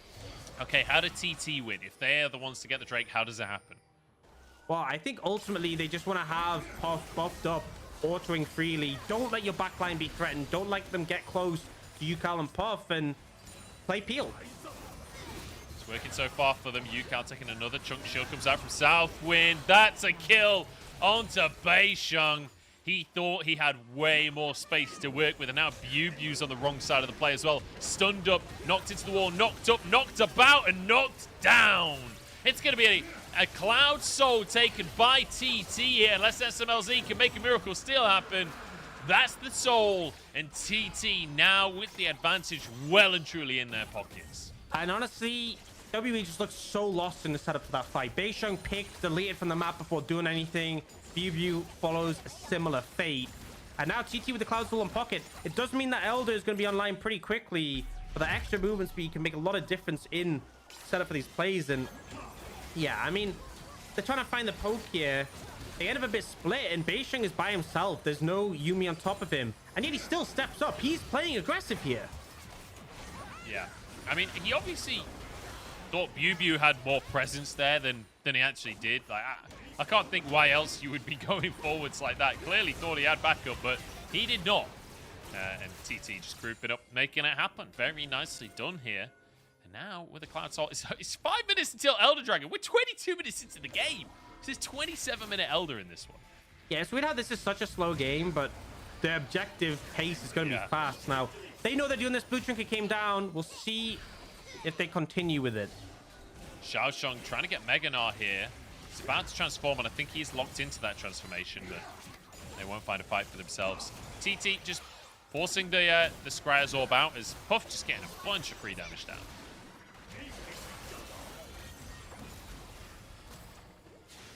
They're just getting those free Jinx autos off, trading back in return. The thing with the poke from WE, as much as LeBlanc can do a bit of poke without skill shots, you are kind of relying on landing your chains or like QR for more poke.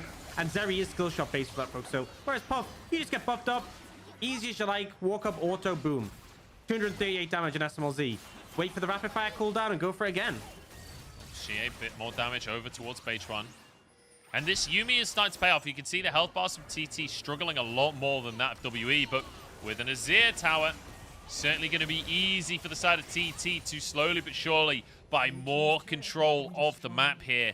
Perhaps retreat back to the Baron. Xiaosheng close to Meganar, getting slows onto Beisheng and Bubu. We'll just scare them away. Now the retreat from TT onto the Purple Worm once again, and it's difficult for WE. They have no vision. They have to be so careful as they make their way over here. But the Baron already down to half, already down to 6k. They might just burst this one. Beisheng slowed down. Baron taken, and now WE final trap to use, but hits no one. Xie into the back of everyone, but takes a couple of autos for his trouble. I mean, they're getting a Azir tower. Xie barely lives. They get durability nothing. change. Durability change, by the way. Shit, for sure dead on 12-9. But I just want to say, TT, their setup has been fantastic there. They pushed really deep and aggressively. They made sure they had swept out all the vision. Every single ward was gone. And then when they pulled back, they just rushed the Baron. And WE, they try to approach as fast as they can. But if you face check into TT setting a trap, you just die. So they were a bit more hesitant. Southwind played interrupt. They never even reached the Baron. That is like an ideal Baron setup coming out from TT. So really excellent play from them. And now they're up in gold. It's not by a huge margin, but they have the Cloud Soul as well. And they feel so comfortable just walking up freely. And look at Puff this game. Like, he's so confident with that Lulu behind him. He knows he can just slam damage down. Getting a zap there. Nicely done onto Xie. And it feels so difficult for anyone on WE to ever get in range of this Jinx, of this Azir. Like you said, that the Wincon was shut down these backline carries, but honestly, it feels impossible for the side of WE at this point as another zap lands. That's a slow one to Bubu, followed up with a boomerang, but Puff dodging away from Beisheng's engage. We did finally see SMLZ starting to hurt with those Ws. Hit one on the Southwind there, did over 500 damage. I just feel like, you know, we've seen so much Zeri today, and we've just not seen it really hit like it did when Viper was playing it. Definitely feels like Bird of Execution is a big factor. If we start to see SMLZ connecting with those Ws, though, especially on those backline members, it is doing so much damage, and that's pre-Infinity Edge. Once the Infinity Edge is completed, it'll be very threatening, but time is running out. It's a minute 40 until that super early Elder. We'll see what can be completed before then to sort of wrap up in terms of items, but teams need to start thinking about setting up for the objective now.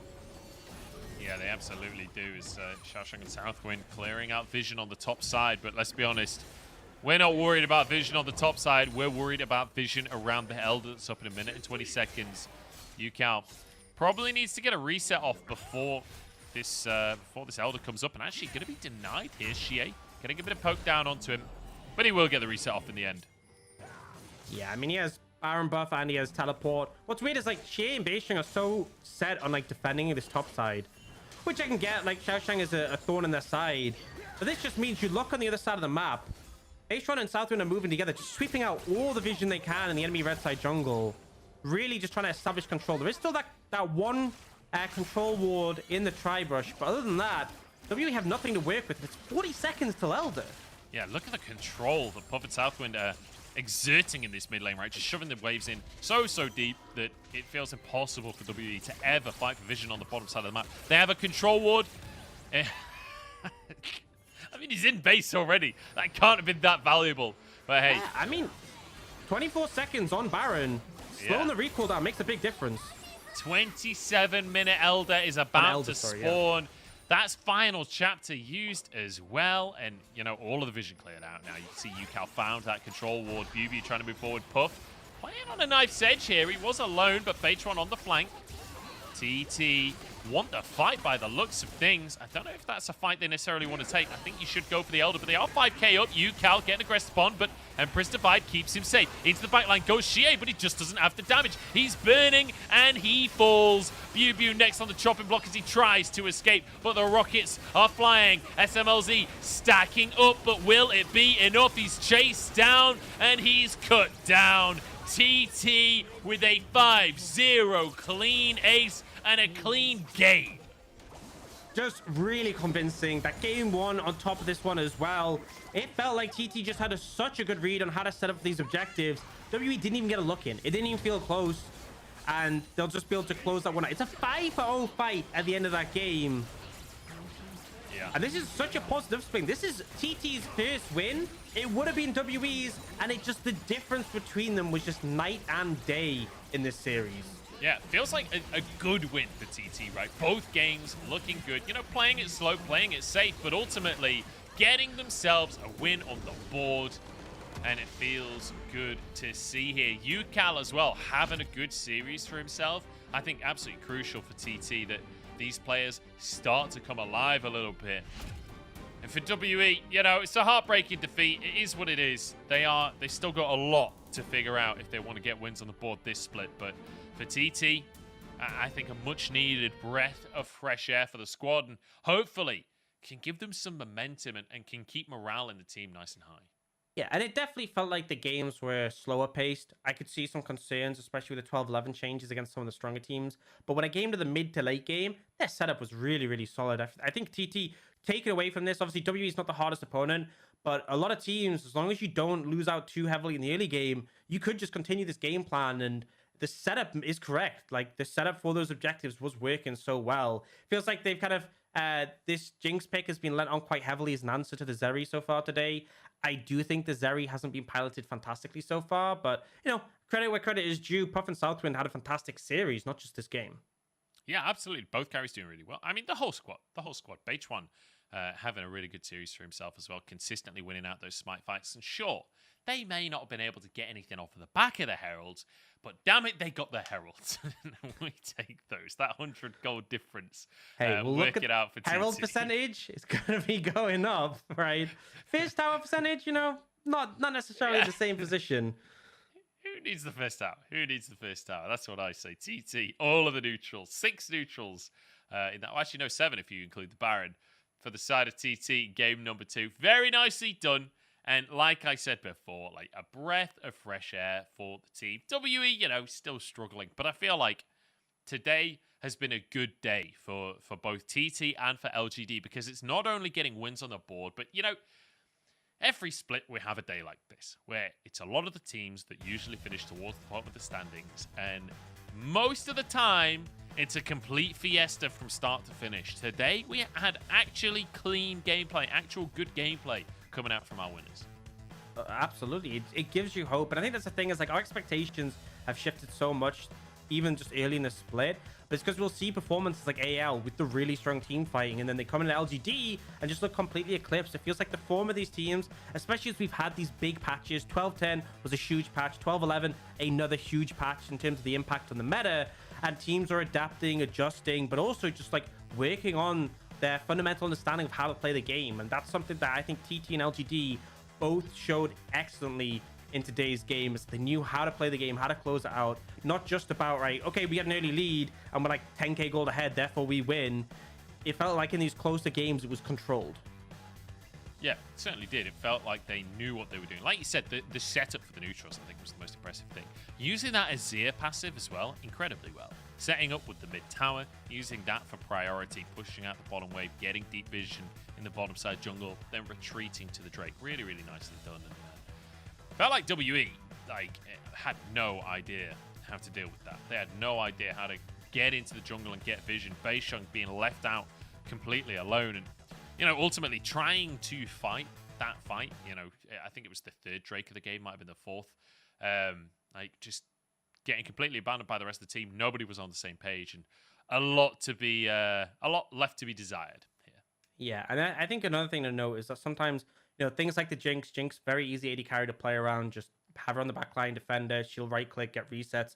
Has worked a bit better than the Zeri, which has a bit higher burden of execution, especially when it is a day like today with these sort of lower tier teams. Yeah, definitely the case, and a fantastic win here for TT. And I feel like this kind of composition can certainly work. Like, if you are struggling to get wins on the board, like you say, lower your burden of execution. Just go for a composition like this where you have carries that just want to sit on the back line. You've got a front line that's there. You can just play front to back. You can just whittle down your opponents and slowly but surely win out the game. It's, in my mind, the easiest way to play League of Legends as a team is go for front to back team fighting compositions, and it's worked out for TT. My question, though, is will they be able to pull this off against better teams, against teams that are going to put more pressure on in the early game? Because that was my biggest criticism of WE today, is we saw proactivity locked in. We didn't see proactivity used that much during the game. Yeah, I think it still remains to be seen. It's a positive upswing, right? But there's still a lot of teams who will apply more pressure. And that's kind of the difference. Is like we've seen other regions be a lot slower on this current patch on 12-10 and then still on 12-11. Whereas the LPL is kind of, a lot of teams have kept that fast pace. So I don't think you can sort of be happy like, okay, the game's slow, we're going to be comfortable. There is teams who will just rip your throat out if you try and take the early game slow. So there's definitely remains to be seen, but a good start, and getting those wins on the board in particular, especially against opponents, as you said, in similar standing, could be the difference between sort of later in the split between, being in playoff contention and being knocked out of it. Yeah, absolutely. These kinds of series are the big difference makers for the teams that are trying to fight for that 10th place spot in playoffs. Our MVP this game is going to be Beich1, grabbing that one for himself. I mean, with the objective control that we saw, I think this absolutely deserved for him. And, fantastic series from him and the team. Yeah, really strong performance on the Viego, just knowing where it needs to be. And despite the fact the enemy team had like Yumi plus Sinzao, which can sometimes be hard to deal with, didn't come and end up being a problem for him. Beishron just able to hold his own. Absolutely was. I was trying to get that sentence out. There was a sneeze coming. I just about managed to squeeze the sentence out before sneezing. But yeah, able to be the better jungler today. And I think, this was definitely a team MVP. Like Beitron being the one to get the smites, being the one to set up a lot of these plays. But ultimately, this felt like very much a 5-man effort. Beitron being there on the Viego, getting resets in some of these fights, being happy to charge on forwards. Good performance from him. But ultimately, this was down to the whole squad of TT leveling up to. Yeah, for sure. And target selection as well in team fights was something that was like a massive positive for me that I saw. Yeah, absolutely. Picking the right people to hit and hitting them, killing them dead. Good stuff, TT. Nice one. A win on the board for TT. And with that, I don't know if production is ready for me here, but it's about time we talk about our results today, because, Dan, it's been a quick one. It's only 20 past 1 where I live. Usually we don't finish until like 3, sometimes going on towards 4 o'clock, but today we have blasted through our games. 2 quick 2-0s for LGD and for TT. And at the start of the day, LGD and TT, or sorry, at the end of last split, LGD and TT at the very bottom of the standings. Now both of them getting a good solid win on the board early on in the split. It's a really positive sign moving forwards. When you think of the fact that like LGD and TT only had 3 wins each in spring, like getting one this early does do a lot of the mileage towards that. Obviously, the goal is to exceed your standings, exceed the amount of wins you got in the previous split. So the fact that they've taken games off these people who expect to be close. You know, WE was 15th. It literally went WE, LGD, Thunder Talk Gaming last split in spring with 4 wins for WE, 3 for LGD and Thunder Talk. So absolutely an opportunity to improve that. And we do get to see the standings where everything's panned out. A lot of places jumped just by securing that win. We still have 3 teams yet to find a series win, especially FBX, who are 4 series deep and still haven't found one. And obviously a big factor is going to be like strength of schedule, how difficult the teams are you faced up against. But still, getting those wins early on can do so much, not just in terms of like the standings, but in terms of like how your team feels, momentum, the mindset going forwards. Yeah, can be a tough one for teams like FBX, for teams like WE to get back on the horse. But we'll have to see. LGD, though, currently in 10th place in playoff contention right now. It's a very positive side for them moving forward. I'm excited to see LGD versus TT now. Both of them getting clean wins on the board in similar fashion as well. I'm excited to see when those two teams face off who will be the champion. And that'll be all the way in week number 9, by the way. That's a long way away for those two teams. Quite a while to wait. So many interesting matchups I feel to look forwards to. Just got to see when they pan out. That's the thing. So many teams, and because it's single round robin, you can't be waiting a while to see specific matchups between teams, but often get so many to deliver. Certainly do. Let's take a look at tomorrow's games, though. OMG and LNG to start us off. We'll see if OMG can finally get themselves a win on the board, a much needed win, and against an opponent that, you know, against TT really struggled, so perhaps a window there for OMG. But then our second series, JDG, who honestly have been on fire, but have been consistently dropping games against their opponents, up against Ultra Prime, a team that I think are one of these up-and-comers, are one of these teams that could well be seeing themselves make it to playoffs. So a potential opportunity for Ultra Prime to prove themselves tomorrow.